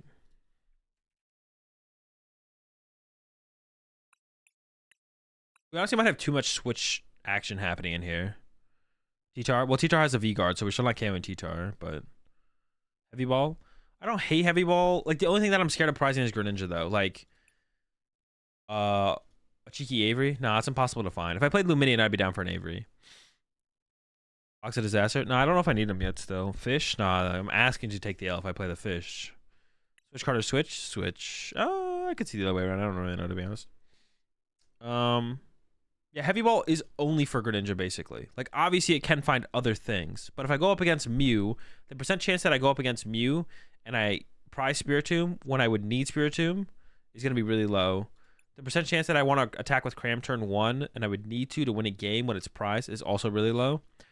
I do want to use Greninja in most, if not all of my games. So Greninja is really the only thing that I would want to include. The only reason I'd want to include a Heavy Ball. But I don't have a way to search out the Heavy Ball either. And I'm not at... Goodra's pretty aggressive at seeing cards, though. But I don't have as many impactful 1-0s, so I don't think it's worth playing the Heavy Ball. Heavy Ball's like a reasonable shout, though. Reasonable. Well, we have to figure out is the tech card count. Like, is Lost City the best stadium? Actually, what is the best stadium? Is it Lost City? What if we just went... All right, let's just go with pure consistency first. Let's just go with... Let's just go double Artisan. Let's just, like, consistency first... Do I need choice belts? Let's go no choice belt even. Yeah, let's just go pure consistency first. We'll see how it goes, and then we'll see what we need to. We'll see what we need to add. Lost vacuum? Nah, vacuum's cap. Vacuum shoes? That's got to be cap. All right, pure consistency. Won't you come back? Oh, pure consistency. All right, that's it. We're starting at pure consistency, and then when we run into scenarios that consistently come up that we feel like we need something, then yeah. Why does Pokemon Sleep need access to your mic? They gotta hear you. They gotta hear if you're snoring or not. You know what they're actually doing? Pokemon Sleep. What was my? Did I say this on stream? Pokemon Sleep is just Pokemon Sleep is just TPCI getting access to our dreams and stealing our dreams to then figure out a better way to sell us products for marketing. But now. They need access to our mic because they're stealing. Pokemon Sleep is stealing our snores to turn into ASMR audio to then sell. That's why they need access to your mic, because they're turning our snores into ASMRs and then selling it. Wait, is there not sleeves of this? This deck box and the coin are super sick, but is there not sleeves of the deck box and coin? Bro. Dude. Oh, wait, this is actually a Pokemon. I think. And where are they? Because I want to make fun of them while I'm here. Dude, these things are super lame. Like, I just don't get these. Like, why? The name of the sleeve is Beach. Like, bro. This game is based on the Pokemon universe, and you come out with a sleeve that looks like a beach called Beach. Like, no way. And this one as well, Autumn. Like, bro, what? There's so many other things you could use. Or like these ones too. PokemonTCG Live. Enhanced Giants. Beach? Why does it like, well, at least put like one little Mudkip or something down there, you know? I don't know.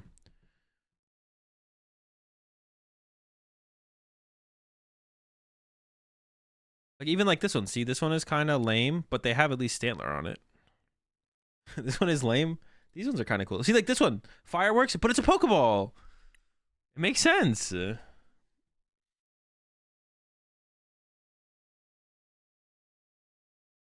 President of TBCI eats our dreams confirmed. It's possible. Haunter Squad. Dude, did they really not make sleeves of these? No, they did. April 2022 ladder reward. So there should be sleeves. Oh, did I not earn the? Did I not climb high enough to earn the sleeves? Oh, that might be it. That kind of sucks. Those sleeves are actually kind of sick. Well, I don't know if the sleeves are sick because I don't have them, but I like the deck box and the coin. We're gonna have to go with the fireworks sleeves though. I gotta go fill up my water bottle, chat. I'll be right back. We're gonna get into some Goodra action. You know you love the Goodra. All right, chat. I'll be right back.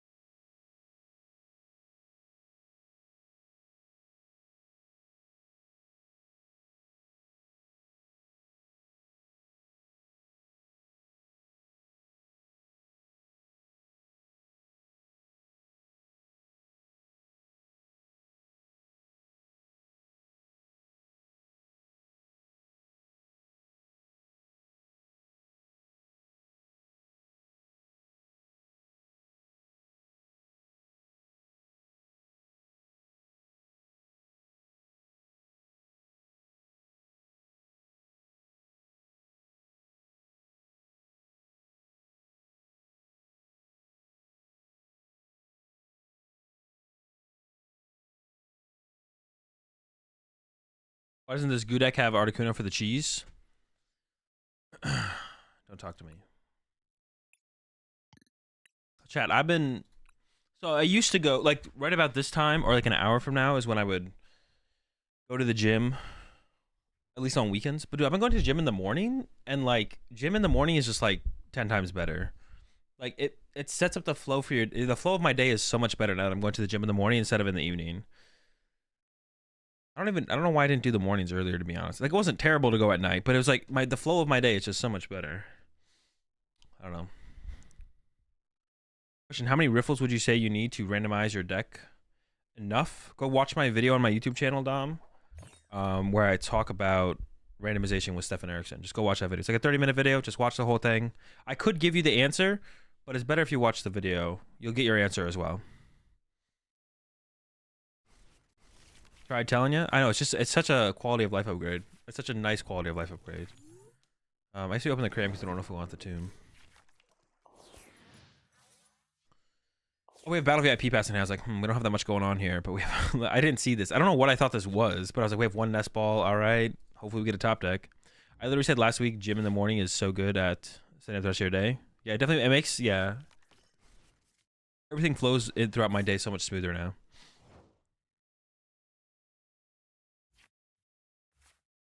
Okay. Oh, I should have. Okay, it's a mistake. I should play. I should bring back the misplay counter, to be honest. I want to get. Yo, appreciate the 5 gifted there. Ray 676. Welcome to the Rat Pack fan. Kappa, Bella, Slim Brady, and Bubs. Welcome to the pack. Welcome back to the pack. We're all the guacamole, but we got plenty of fresh fish. See, that's what I wanted, the extra basic Pokemon. So now I'll go get this comfy here. Should do a little bit better price checking though. Appreciate the support there, Ray. Welcome all to the pack. Oh, I didn't even freaking set my thing up for the price check. I should very least check my energy so I don't get freaking bodied by that. Metal 4 water, 3 jet. Metal 4 water, 3 jet. Okay. Skip rope. Oh, I don't want to put 2 metal, 4 water. Okay. Should I play the switch card or should I just attach? I think I'm gonna go with the attach here. I don't want to put another comfy down. That's fine. I was like thinking about putting another comfy down, but I don't want to put another comfy down. 2 metal, 4 water, 3 jet. Yeah, okay. I wish I had my price tracker set up. I don't have it set up right now, but I'll have it set up soon. Spoiler: Azul says that pile shuffling is best. I'll watch it too. Yeah, you just go watch the video. I think it's a really important thing to do as well in life for anyone who wants some life advice. It's okay to take some things that people say at the value, but it's always better so that you understand why, because then it'll make more sense for you to do the thing. Like if someone tells you that you should mash shuffle your deck a certain amount of times, and then that's it. But if they explain to you a little bit further as to why, or why that is that, then you know that'll help you. That'll reinforce it for you, and then make you understand it, and then make you like, I don't know, you know, it's just like it helps. That's what I'm trying to say, you know. Yeah. At least for me, I feel like that works for most people though. To have like information as to why something is, and not just knowing just why something is. The information of why something is definitely beneficial. We might actually not attack this turn. Dude. Do my courses even exist? Oh wait, I can't even. Yeah, I'm not gonna actually attack this turn. It's just not gonna happen. Wait. No. Wait. No. Wait.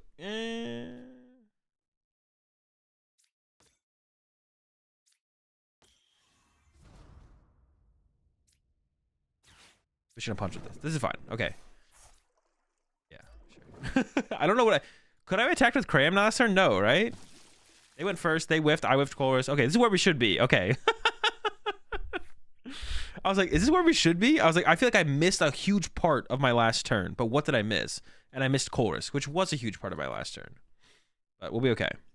They have Dark Psychic. Oh, so it's Arctina. Arctina with the Umbreon. Okay.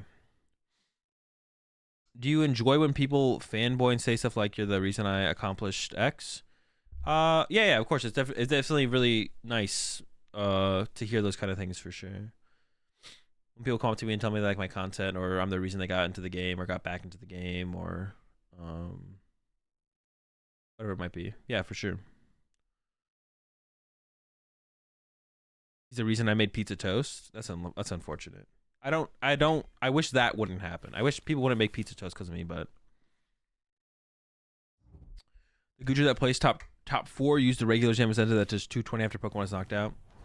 That thing's got to be capped. They're trolling for that, but besides that, they're pretty chill. Definitely trolling for that though. So when can I ever bench? I can't bench another Goodra V for a little while, right? I definitely have to hold off on it.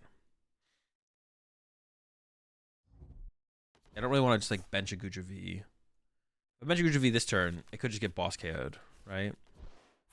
They did just have to Starbirth for a boss though, so maybe it would be fine for me to bench a Goodra V here. They are down 2 bosses well, I believe, right?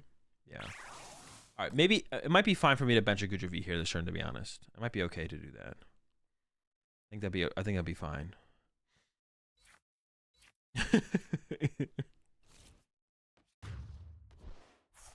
All right. So Comfy. All right, let's see what we got here. Comfy first. We're at what? 5, 4? Bro, I also put 4 Poke Gear in here. This is going to literally see a Colress now, too. No, okay, good.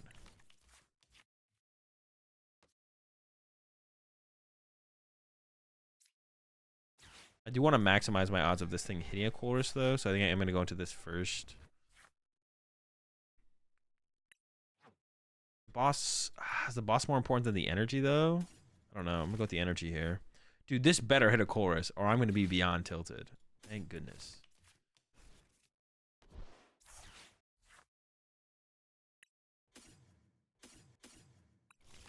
Okay, found the whole squad. Just a water. Oh, I can't even attack, dude. That is so pathetic. Dude. That's so pathetic. Alright, pass. Sheesh, man. Oh, wait, I could have punched with Cram, though. Oh, I'm literally just trolling. Oh, wow, I literally am trolling. Yeah, I could have... Now they have boss on my Goodra, don't they? I mean... Well, if they do... Oh, my gosh, dude. They're trying to... Okay, we don't just lose, to be honest. Them getting the double turbo. Bro, they just have like this next boss as well. They just have the Tina and the boss. That's so tilting. This is still winnable though, to be honest, because we can get our last. We can actually still win here. So I'm gonna stick this out. It's tough. It's gonna be tough. But it is winnable. So we're gonna attempt to win. I was about to concede though, to be honest. Which, yeah, I was about to concede. All right.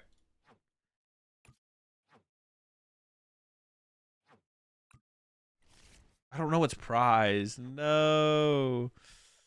I'm gonna start with Colress. Okay. I do want a Roxanne next turn.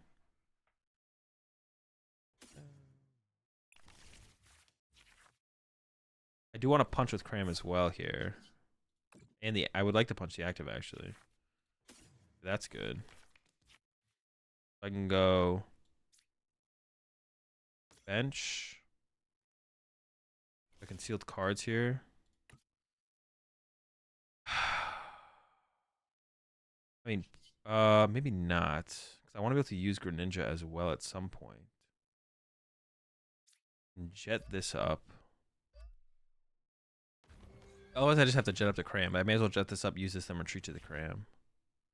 I need this, because I need to replace their path. And then Rod. Metal, water.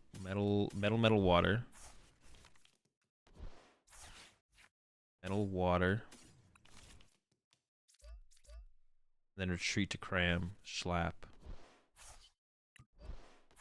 Yeah, they don't have a ton of setup here. So I'm feeling okay, to be honest. I don't think we ever bench the Spirit Team still. We hold the Artisan. Okay, we're feeling okay. We're feeling okay. We're doing okay.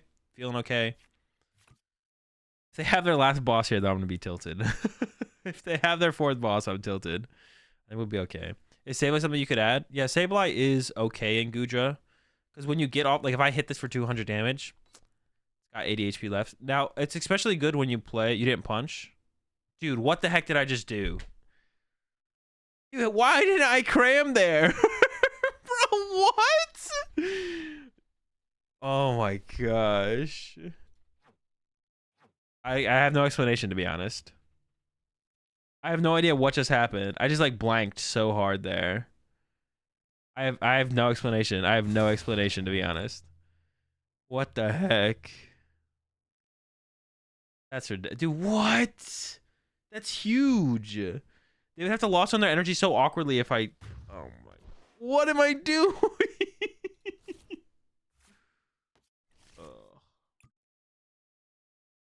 Dude, I can't... I want to check my loss zone. I can't check my loss zone, bro. I'm tilted.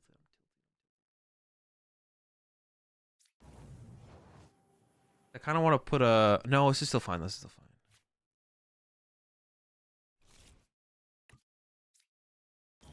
Do I Roxanne here, or do I just chill in Colress? Because they didn't do anything last turn, and I have the out here in hand. So they would have to pull something off their prize card. which is 1 random card, 2 random cards. Roxanne is 3 random cards, but they didn't do anything. I feel like I should do this. That stadium. Chorus. I actually want to save the water to put on the... Oh, they went with boss here, actually, though. Yeah, because they're down to 1 prize card now.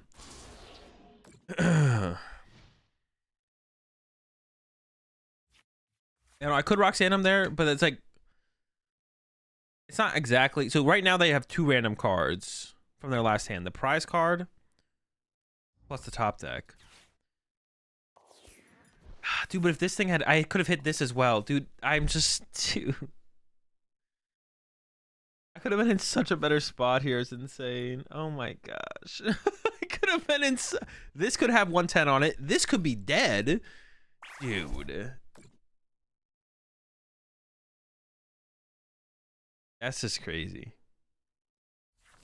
Punish for the greedy pass. It was greedy to pass there, to be honest. If I boss the Giratina, though, I don't have to heal till next turn, right? I boss Tina. Catch here. Punch. I shouldn't have to boss here because this thing should have 110 damage on it. Dude, that's so bad. Holy smokes. I will have to Roxanne them soon because I'm actually about to deck out. I didn't mess that math up, right? No, we're chilling. If they play, okay.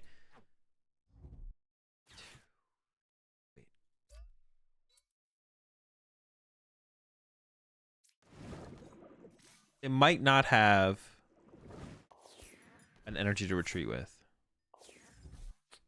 Fudge. I actually should have won this, to be honest. I actually should have won. Like, I don't, dude. What?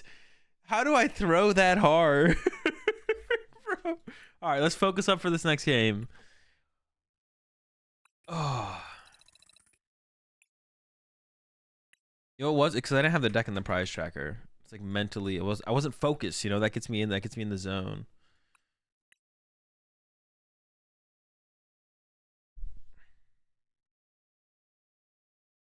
You drink some water. Bro, I've been drinking. I'm going to time you out. I'm going to drink water one more time.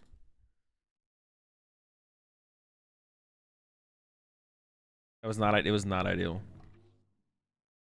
What do you think of Kecleon Lost Box? Probably bad. I don't know, though. I haven't tried it.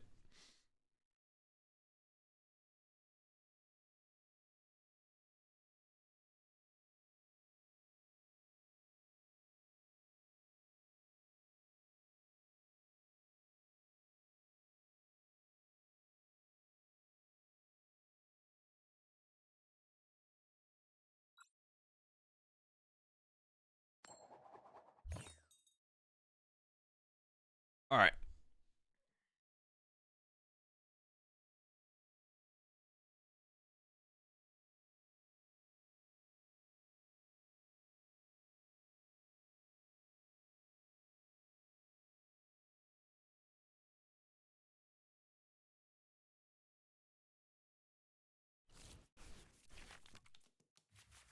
All right, pretty good starting hand.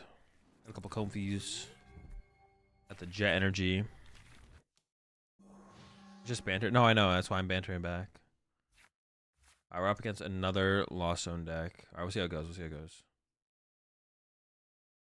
Do I need the Manaphy, though? I guess is the question. For like, how scared of Greninja should I be? Maybe should be scared of Greninja. Well,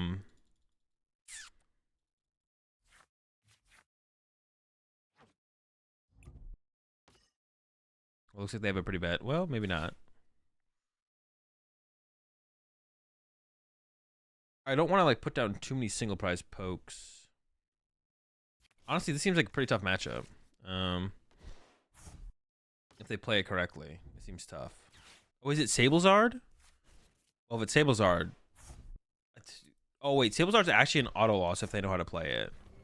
Well, no, but I can try and play with only. Wait, how does this matchup go again? They can Echoing Horn. So I just have to play with 2 Comfies and that's it. Okay.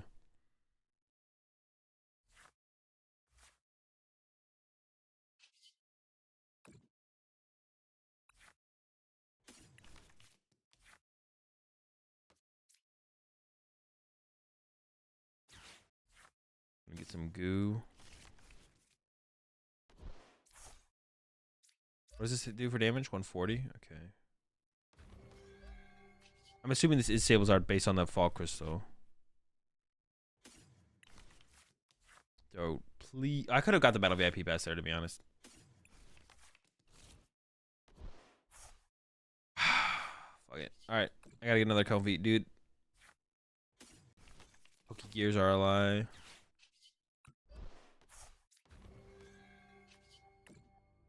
Oh, please.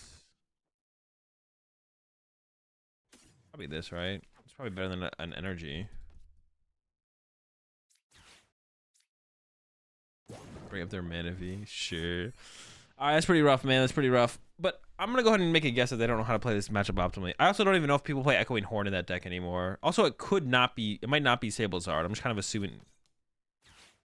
Alright, it's definitely Sablezard. How does the fish even work in there? Can't you just boss KO the fish? I saw that Pedro played that, but what happens if they just KO your fish? Do you just, like, is that it? What happens when they kill your fish? Fish OP? But they can just kill the fish, right? They just boss kill it and then they Iono you. It doesn't play 2 fish, right? 2 fish? There's no way it has 2. 2 of them. Beach court, we like that. We like that.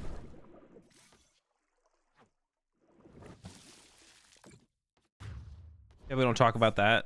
We don't talk about the boss KO of the fish. Just enjoy the fish. Appreciate the fish. It's the rare 4/4 line.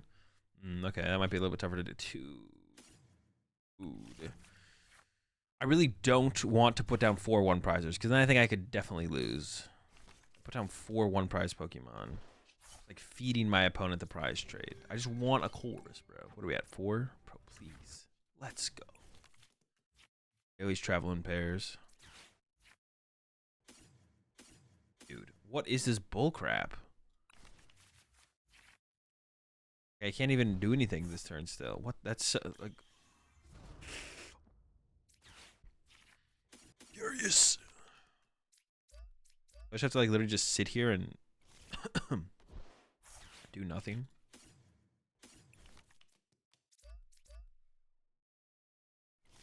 Excuse me.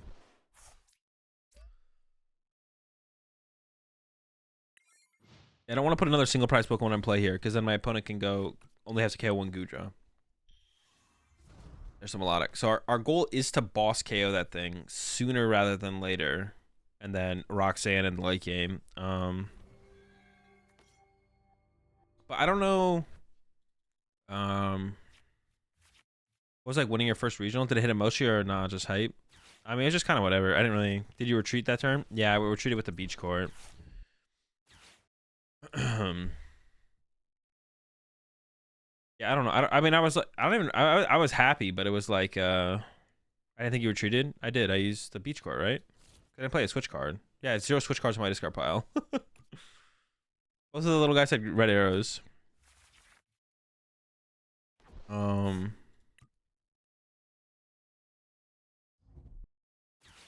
Yeah, I don't know. It's just kind of whatever. When the first regional I won was just kind of whatever. It was just like I didn't like overthink it. Like afterwards, like I don't know. I don't know. I was probably excited. I don't remember. It's so long ago now, to be honest. All right. Did I hit the gritty? No. The gritty didn't even exist when I when I won my first regional.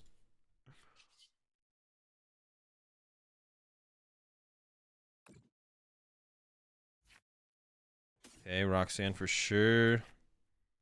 I'm tempted to just go into Chorus here, to be honest. I don't feel like I need to get the boss now, but there it is for the future.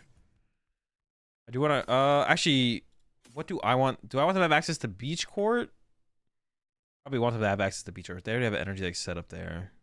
Artisan would give them basics. We just give them more Sableye to work with, right? That's a tough one, actually. Probably should have the option of an Artisan.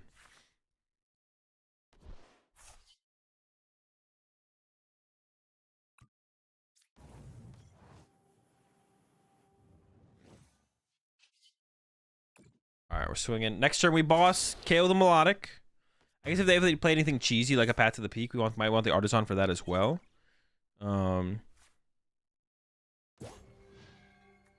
yeah, Boss KO, Melodic. Maybe they KO my Comfy at that point, and then hit him with the Roxanne.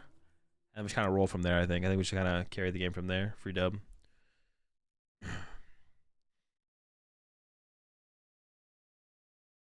He hit the Dougie. What one's the Dougie? What is the... Yeah, no, definitely didn't do any dancing when I won. And also back then, regionals only gave you got $1,500 in scholarship when you won. So I had it as a scholarship for a while, but I eventually turned it over to cash and I got paid out cash. But yeah, but back then, yeah, back then it was $1,500 for first. You also got a paid trip though to Nats, so you got a paid trip to the national championships if you won a regional. So I got that as well.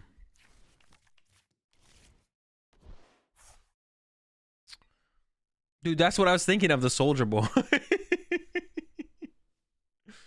Yeah, hit him with the Soldier Boy. Okay. Are they working their way up to 10 here? 8. Should make their way to 10 here, yeah. You like Star Wars? Yeah, big Star Wars. Oh, well, I'm a big fan of the Star Wars universe. I'm not a huge fan of current Star Wars media. Although, what's it called was really, really good. I forget what it's called, but it was really good. The latest show that was really, really good. Was really, really good. But the rest of the stuff has been pretty mid so far, to be honest. Do I read any of the books? I don't read any of the books. They play the Echoing Horn. Rogue One was really good, but that's not what I'm thinking of. Are you guys play one deck at tournaments? Yes. Yeah, Andor was really, really good. Andor was really, really good. Yeah, dude, they play the Horn, bro. I was hoping they wouldn't play the Echoing Horn, man. I probably should have played for the boss last turn so I could play for the Roxanne this turn. Anything post Disney has been bad. Everything post Disney has been bad. Mandalorian season 1 was okay. The conclusion to the Clone Wars was good. Mandalorian season 1 was okay. The conclusion to the Clone Wars was good. Andor was really good. Andor was just like a really good show. But that's kind of it, yeah. Everything else has been bad. I'll probably never read the books, to be honest. It probably just won't ever happen. Disney Star Wars is awful except for a few things here and there. Yeah. Yeah, everything I said was okay or good that's basically it. And everything else. Well, also no, actually I really like the animation stuff they do. The whatever that stuff is called. The short like little things. That stuff's pretty cool. I mean, if I boss Chaos and they have Charizard Escape Rope. Well, no, they can't Charizard Escape Rope me here, I don't think.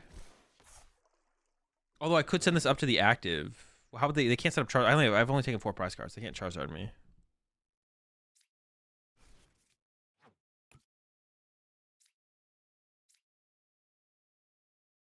I guess this is fine. I actually don't know if it matters, to be honest. I actually should have played Escape Rope, and then played Boss, because I actually can't burn these Escape Ropes now. Visions. Yeah, Visions was kind of cool. I like the Visions thing. There's a new Star Wars TCG coming out, being demoed at Gen Con. If it's sick, I might pick it up. Unlock the secret sauce for Lost Box? No, probably not. It's probably just too clunky. Dude, they have the Mirage Gate too, bro. This is tilting. They just have everything, bro. They have it all. -2, dude. Do they have the escape rope? Dude, insane. I'm cringing. They had the choice belt as well. So even if I had my bench one evolved, that's why I tried to play with only 2 single prize Pokemon in play. But then we drew so poorly, I put the extra one in play, and then yeah, that matchup is hard. They actually didn't. No, they played it pretty well. They played it pretty well because they had the melodic. But basically, that matchup, if you put 3 single prize Pokemon in play, you can bench lock their whole field and then draw like 6 prize cards in one turn. Really annoying. And I got Horn. Yeah, they had the Horn. I was hoping they wouldn't play the Horn, but yeah, the Horn is what makes the matchup terrible. I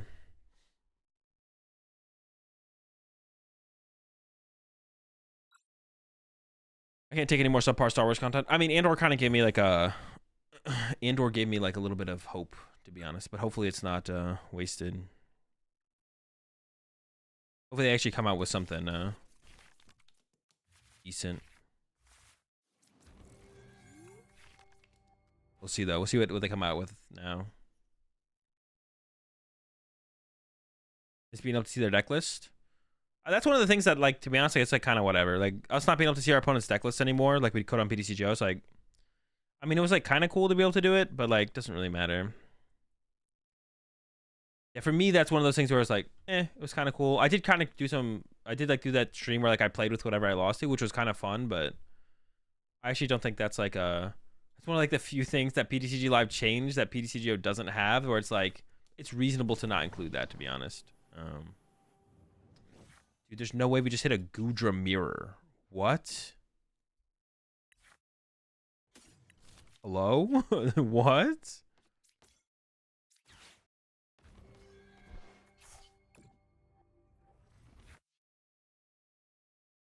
I think I value the boss more in the mirror match. I mean, I want to get the turn 2 attack, so I think I'm going for that. Or to be honest, I even want to get like the Greninja off. Oh, I could have done this next turn though. I didn't have to put the extra comfy and play this turn. I could have done this next turn. Do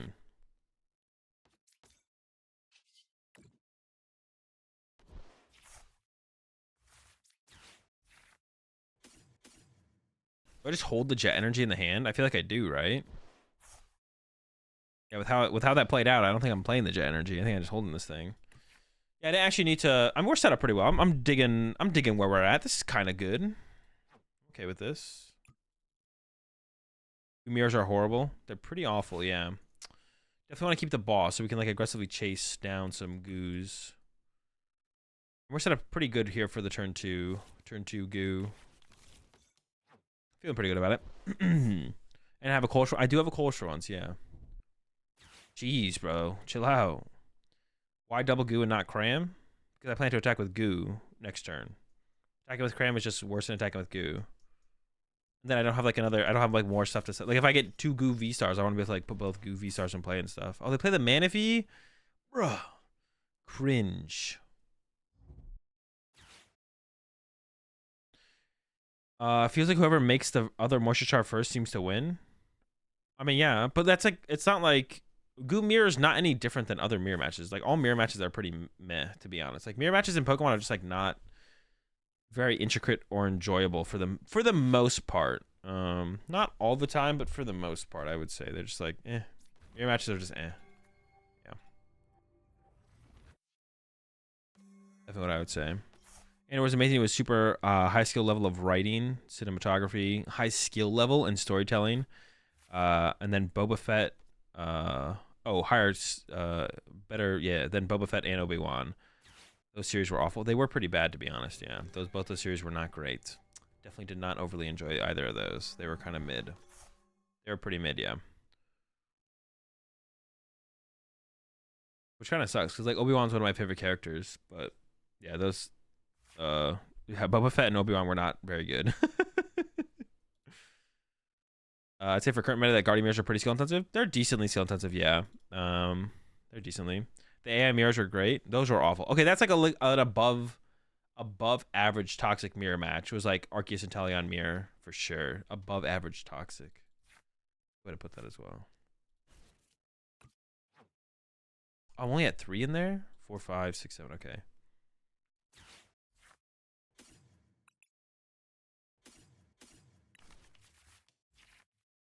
5, 6, 7. Okay.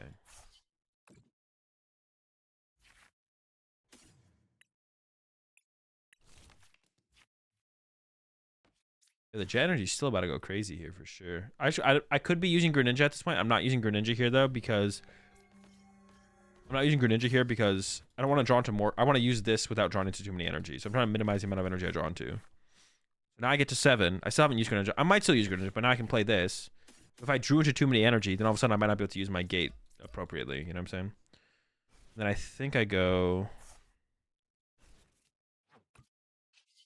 I'm gonna get rid of one of the jets actually. Jet up to the active and then.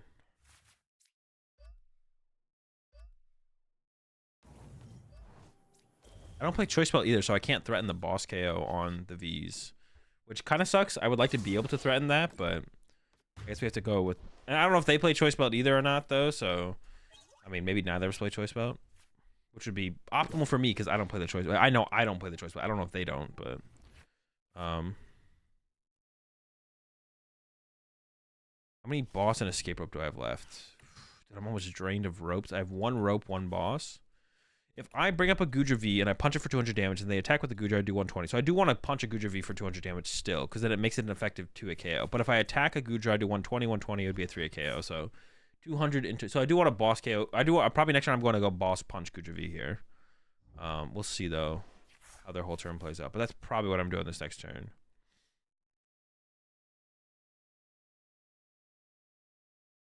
Peak Mirror was Malimir. Malimir had a very... See, I enjoyed Malimir because it had a super high skill ceiling. Malimir's skill ceiling was super high. So that is actually... Those are like one of the... Those are like a more enjoy... Yeah, it's basically the lower skill ceiling in the mirror match. The worse it is. The higher skill ceiling, the better it is for sure. That's definitely just how it goes.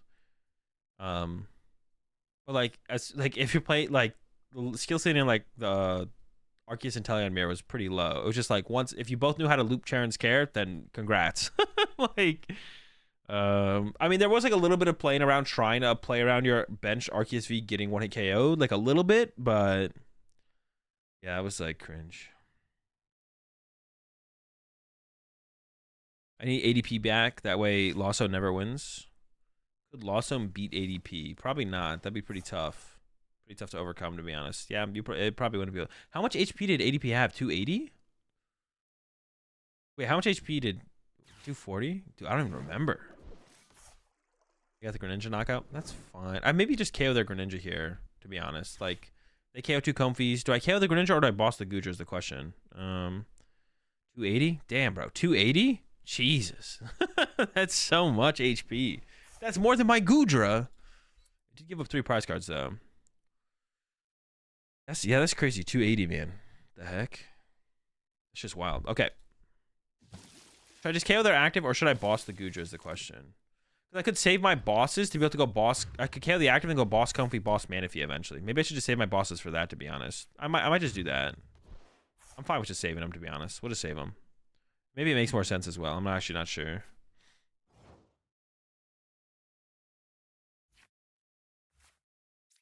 So this first, gonna take a peek.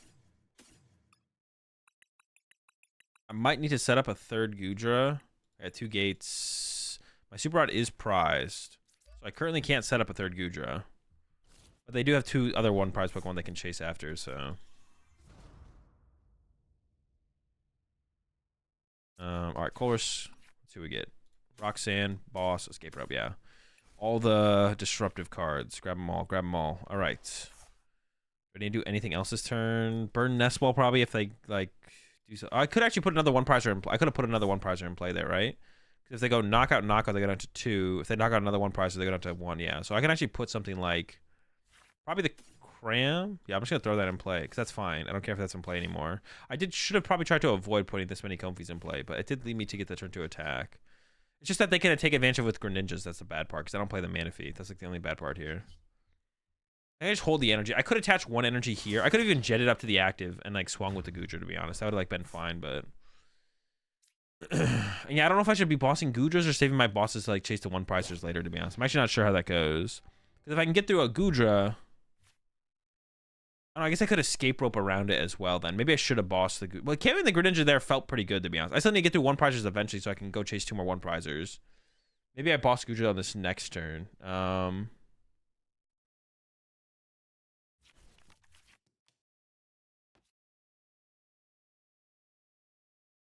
Yeah, I'm actually not sure here. I need some more experience in the Goodra mirror, to be honest. I need to brush up on my Goodra mirror. Name your top 3 Star Wars films in order. I don't know, man. Yeah, I'm not sure. Escape rope. I don't really want to give them. I'd rather give them the Goodra than a 1 prizer, right? Or would I, if I give them a 1 prizer, they KO a 1 prizer. Actually, I don't know. What would I rather give them here? I'm actually not sure what the best play is.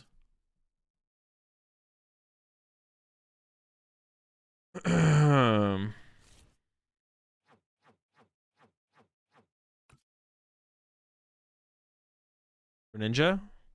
Oh, I guess, yeah, maybe Greninja is the best because they can't cram it, right? Yeah. Okay, we can do that, I guess. We can go with this.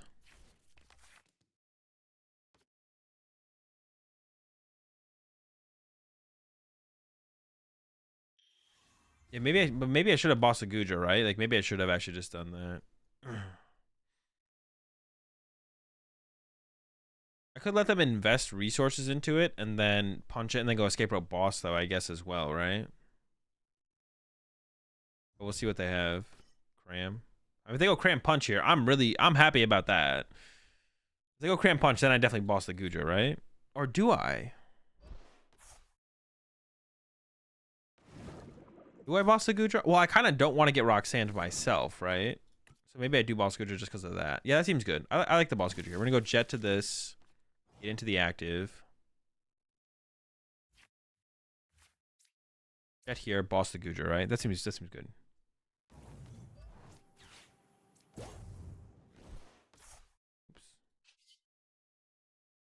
All right, that seems reasonable.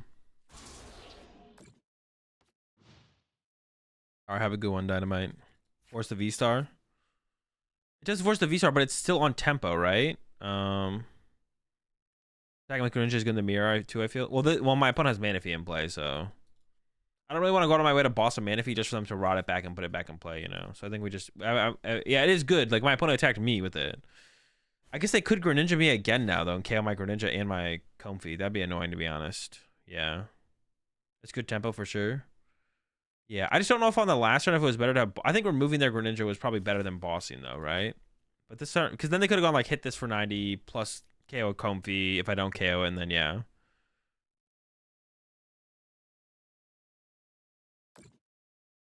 Even last turn, I think might have been better. That's what I'm thinking as well, Bonds. Like I could have gone for the boss on the Goodra on the last turn as well. It definitely doesn't seem bad. It definitely wouldn't have been bad to do that, but it would have been better than just taking the KO on the Greninja is like the question, I guess. Which I'm not sure, to be honest. Oh, I mean, if this is all they got,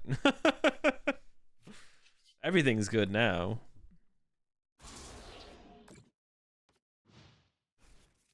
Dude, what are they? See, straight consistency build on my side versus whatever they got going. They got switch carts in here. They play Manaphy, bro. They play Manaphy. They got the Greninja playoff too. They play Sableye, bro. Like, come on, bro. Actually, that's kind of scary. They can Sableye KO this and KO this. Oh shoot, here he comes. It's that boy. Sable Fry. I kind of want to bench this third Goodra to start to build it up, but I'm not guaranteed to get my... Well, now would be a good time to do it, right? Although, what does this ever do for me? Does this ever do anything for me? I don't know if this ever does anything for me. Are they playing the Jet? Haven't seen. I don't think they might not be. We haven't seen a Jet yet, so they might not be playing the Jet. This might have been a mistake though, because now I can get Roxanne, and this is kind of just in play as a V. So I could definitely get punished for this play, to be honest. The potential to run to a fresh Goodra, though, there is some value in that, though. Like if they start hitting me with my Goodra and my Goodra start building up damage, there's definitely value to potentially running to like a fresh Goodra for the turn. For sure.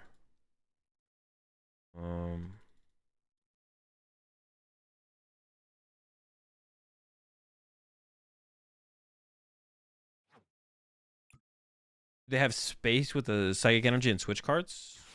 Well, switch cards are it's just like switch versus switch card. So like I play switch, they play switch card. They might not play even like 4 switch card. They might even play just like 2-2 split or something. Once you start to add psychic energy, you're probably not playing 4 jet though. So yeah, once you add psychic energy, you're probably not playing 4 jet energy, if any. The jets are kind of disgusting here though. They feel like they're super good. The jets are super good, I feel like. I don't know.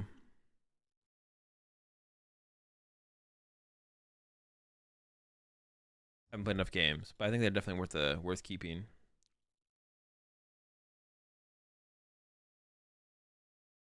It's OP. Yeah, this card's broken. There's not that many decks can actually include it in their deck, but this card's kind of insane. Definitely pretty crazy. They got the Sableye. Bro, they're taking so long.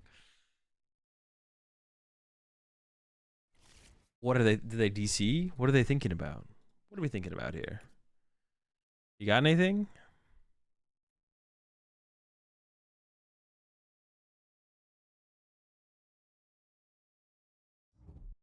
Okay. Switch fart. Do they even have 10 in the loss zone? They have 11. Okay.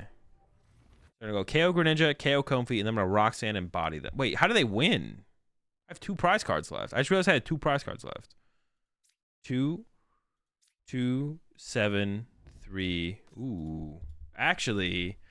Uh-oh. Zam? Their own Roxanne? Okay, it's actually losable. They can Roxanne me, and then Zam... Okay, I shouldn't have a... Why did I put this in play, man? Why did I put this stupid Goodra in play? I just should never put it in play.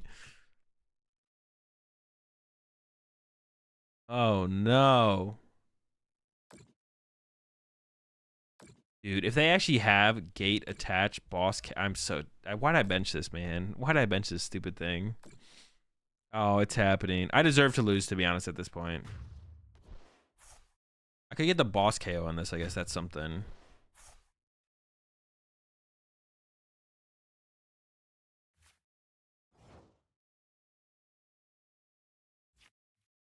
Oh, let's go.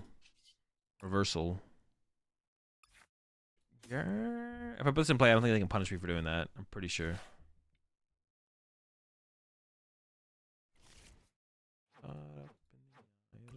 Do I want to play either of these? I think they're playing Zamazenta Kyogre.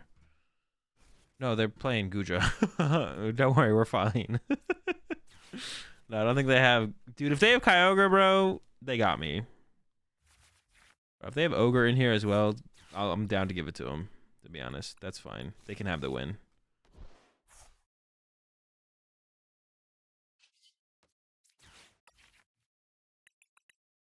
Trade this life for something new. I really want to be safe. I should dig for my last Goodra V-Star here and try and evolve that and heal it.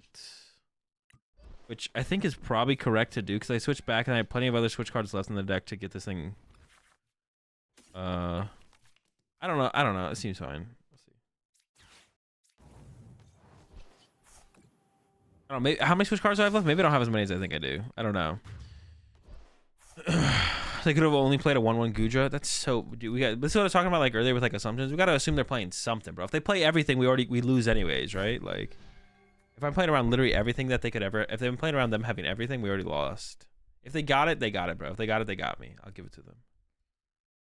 Now, out of a 3-card hand, take the bait, damn it. Does safe exist? Oh, I didn't even read your message. Does safe exist? What did I say? What did I say?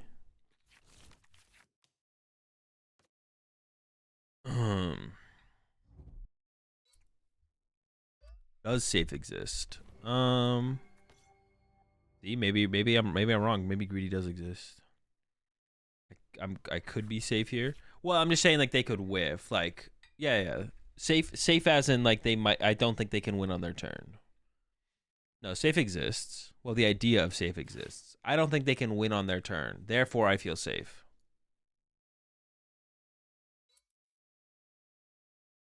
Getting pretty close here, though. You guys think they have a double cross? Dude, if they have 2 cross switchers. Dude, I can't type. What do you mean? You just type. Are you gonna say something else? Wait, what?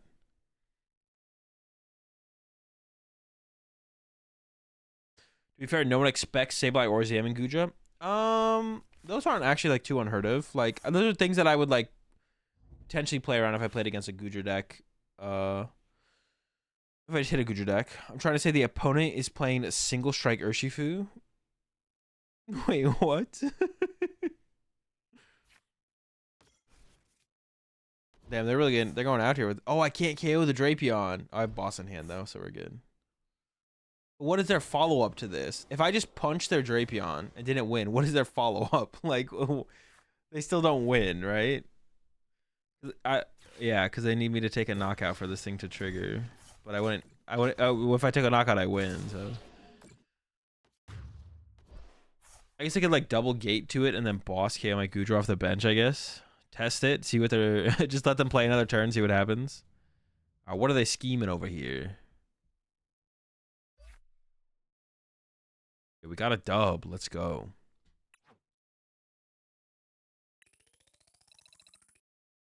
I think it's going to be my last game for the night, chat.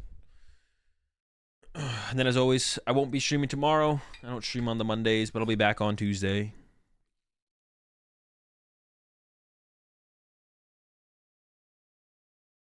Yeah, I think it's gonna be my final game. We'll do some more Goodra.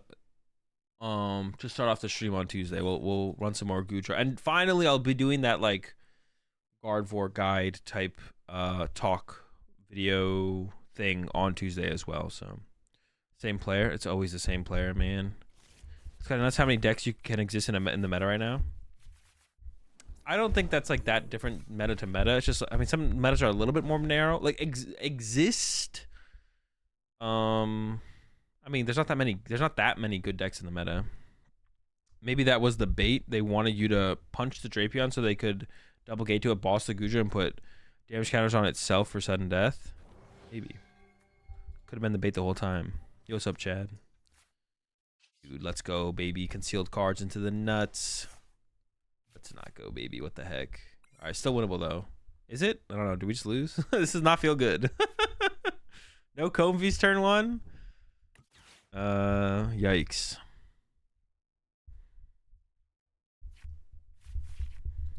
What are they playing? Psychic Energy, Mirage Gate. Probably just standard Lost Box shenanigans. We could get turn 1 tier, I guess. Possibly 10 playable that you can win games with. Oh, for meta decks? I mean, that's not even that high of a number, to be honest. Like, I don't think this meta is that wide. Well, what was the last meta? What was our last meta? Pre-Paldea Evolved? What were we playing pre-Paldea Evolved? Guardy, Lost Box Kyogre, Lugia, Mew, Arcdex. Now, this meta, we're playing Guardy. We played the exact same decks plus Chien Pao. But last meta had... Maybe, yeah, we really just plussed one deck. Because people were even playing like the Rapid Strike. It's literally the exact same stuff plus Chien Pao, right? Yeah, last meta was the same thing plus Chien Pao, I think. Arc decks are maybe a little bit more widespread than they were before, but... Dude, we hit an... Oh, wait, it's the same player. I was like, we hit another Goodra? What the heck? But it's the exact same... It's the same player, so that makes sense. Ah, you schmuck. Come on, buddy. What are you doing?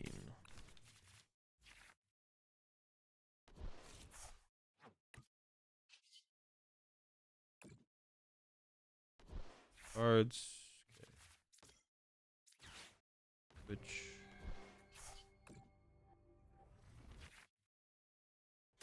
I think go with that. Dude, in Tinglu, if that counts. Okay, it added 2 decks. But I mean, I guess that's what we're gonna... United Wings? Okay. Wait, but are we counting this? Like, at what point are we counting these decks? I'm sure I could go back to last format and find a bunch of bad decks to count, to be honest. So, like, how far are we going here?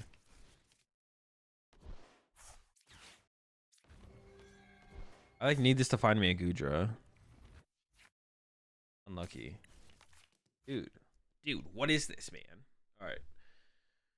Oh boy.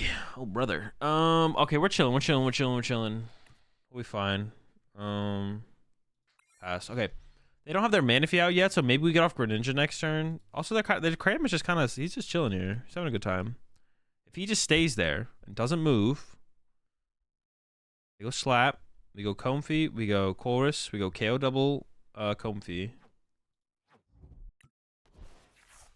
And then we get into Goodra after that. Dragon Poke should be weak to Dragon. Nah. Pokemon being weak to their same type is kind of toxic. Not a fan. It's not like terrible though. I mean, Alchemist had relative sets with United Wings, so that's why I said it. I mean, he got top 64 at NAIC. Like, you can find a lot of bad decks that got top 64 at NA. I'm just like trying to get... What is our gauge for...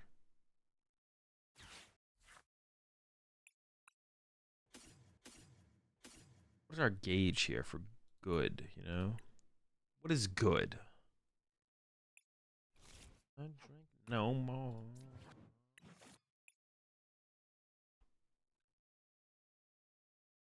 I kind of want that escape rope, but I think I like these cards more. If we stop at Chien Pao. That means Miraidon's not a good deck if we stop at Chien Pao, though, so... All right, I'm gonna do this first. I'm gonna play the. I don't know what energy I have prized, so I think I have to play the rod first. Anyways, I'm gonna do this now.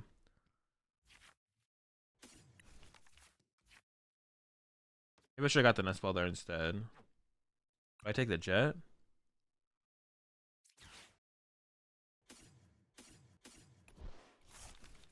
Honestly, God, show. But there was a metal left in the deck. There's 2 metal left in the deck.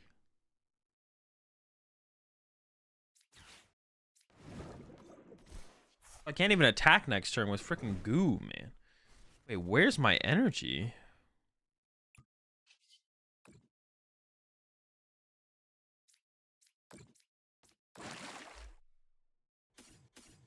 How am I attacking? I need to hit double gate to put 2 metals on a Goodra? That's bad. That's terrible. Wait, so double metal, water, water, water.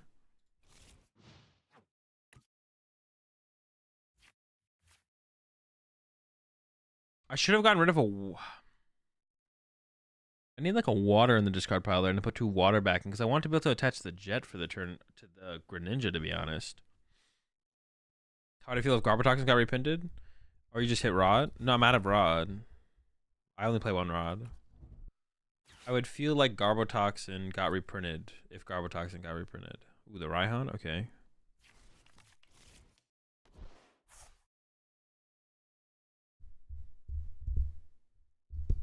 Yeah, I would feel like Garbotoxin got reprinted if Garbotoxin got reprinted. Yo, appreciate the 500 bits there. Chad with a J. Got some bits laying around. Keep killing it, brother. I appreciate the support. As always. What do I think about Sableye and Goodra? It doesn't seem that good.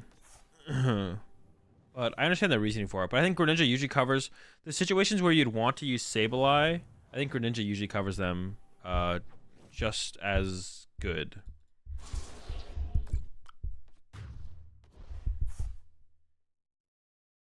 Just as well as it could. Zul, you're an honest man. You love Garbodor. Garbodor was like, Garbodor was like fine, but yeah, I don't think it's like, it was fine. Which was okay. I really do be having 2 metals in here. This is not good, to be honest. We're in like a pretty bad spot. Oh, we get to attack. But then I have like no energy left.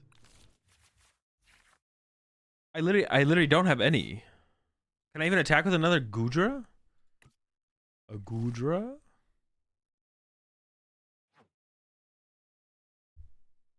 Water, metal. So I have a water and a metal prize. So I need to get those out of my prize cards, I guess, to attack again.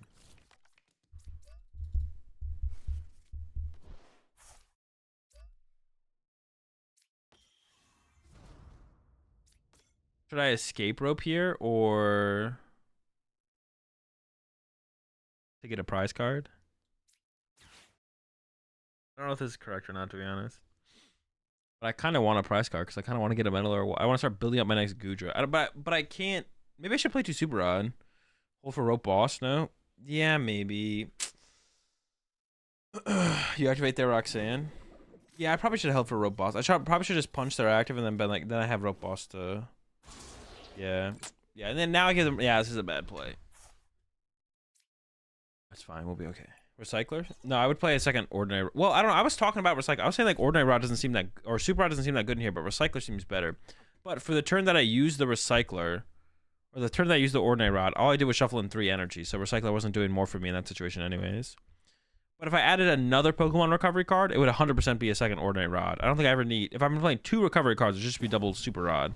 But recovering Pokemon in this deck is like not even that good to begin with. So.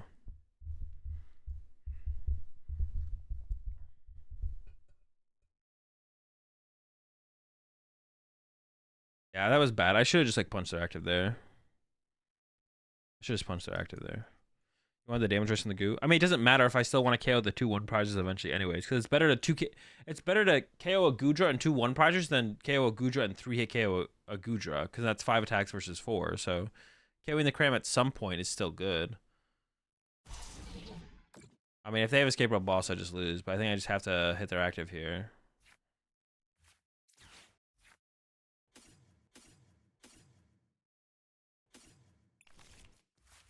I did get the escape rope again. I could escape rope.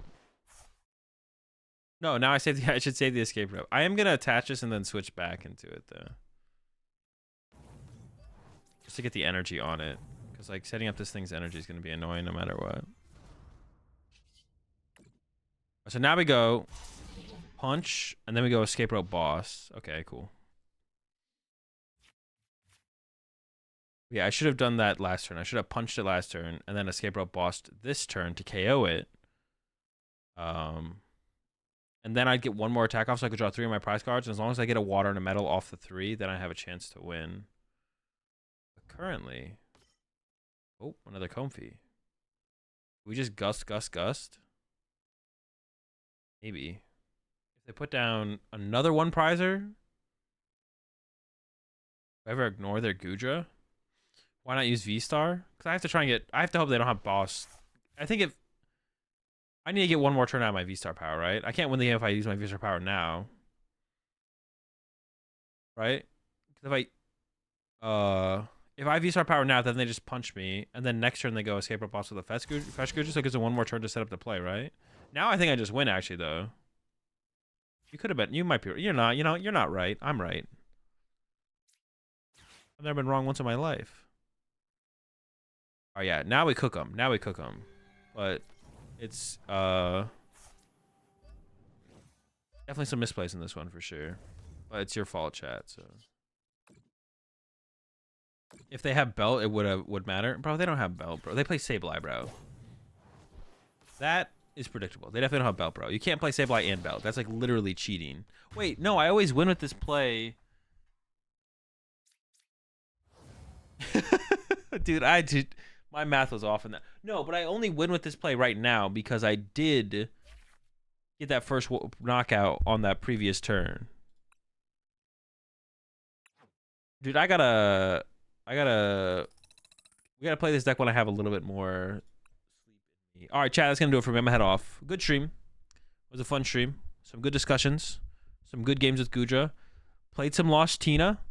I think my opinion on the deck has been reestablished that the deck is just not... Dude, I can't... There's no way I'm playing the same deck that other people are playing, and then those players actually play Lost Tina. I gotta be bad with the deck. I'm gonna go ahead and say I'm not bad at Pokemon, but I've gotta be bad at Lost Tina. There's no way these people are rolling up with Lost Tina and thinking it's good. Every time I play that deck, it's just terrible. There's just no way. It can't be real. Lost Tina has to be a fake deck. I was going to say it's winning a lot. Every time I play the deck, though, it's like, this deck sucks. There's no way.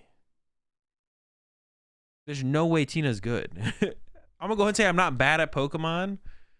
I will say maybe I just haven't quite figured out the correct way to play the Lost Tina deck, but... Azul, you're not good at a deck. You just want to be good at Pokemon. Stop thinking like that. Dude, but that's what I'm coming. That's my conclusion I'm coming to here. It's like, it doesn't make any sense. Let's see. Who is still streaming? Lorelei's on. I'm just going to raid Lorelei. None of the usual suspects seem to be on, so... Of course, no one's really on this late anyways. All right, chat, have a good one. A fun stream, as always. Some discussions, some games. I like the way the streams have been lately. Especially with the kind of just like the chilling and chatting kind of stuff. I like doing more of that. Of course, we do want to play some Pokemon as well. I do enjoy playing some Pokemon. This Goodra deck was fun. I think I'm going to work more on Goodra. I won't be streaming tomorrow because I don't stream on Mondays, but I'll be back on Tuesday. Check out the YouTube channel if you want more content from me. Yeah. Lost Tina sucks. See you on Tuesday.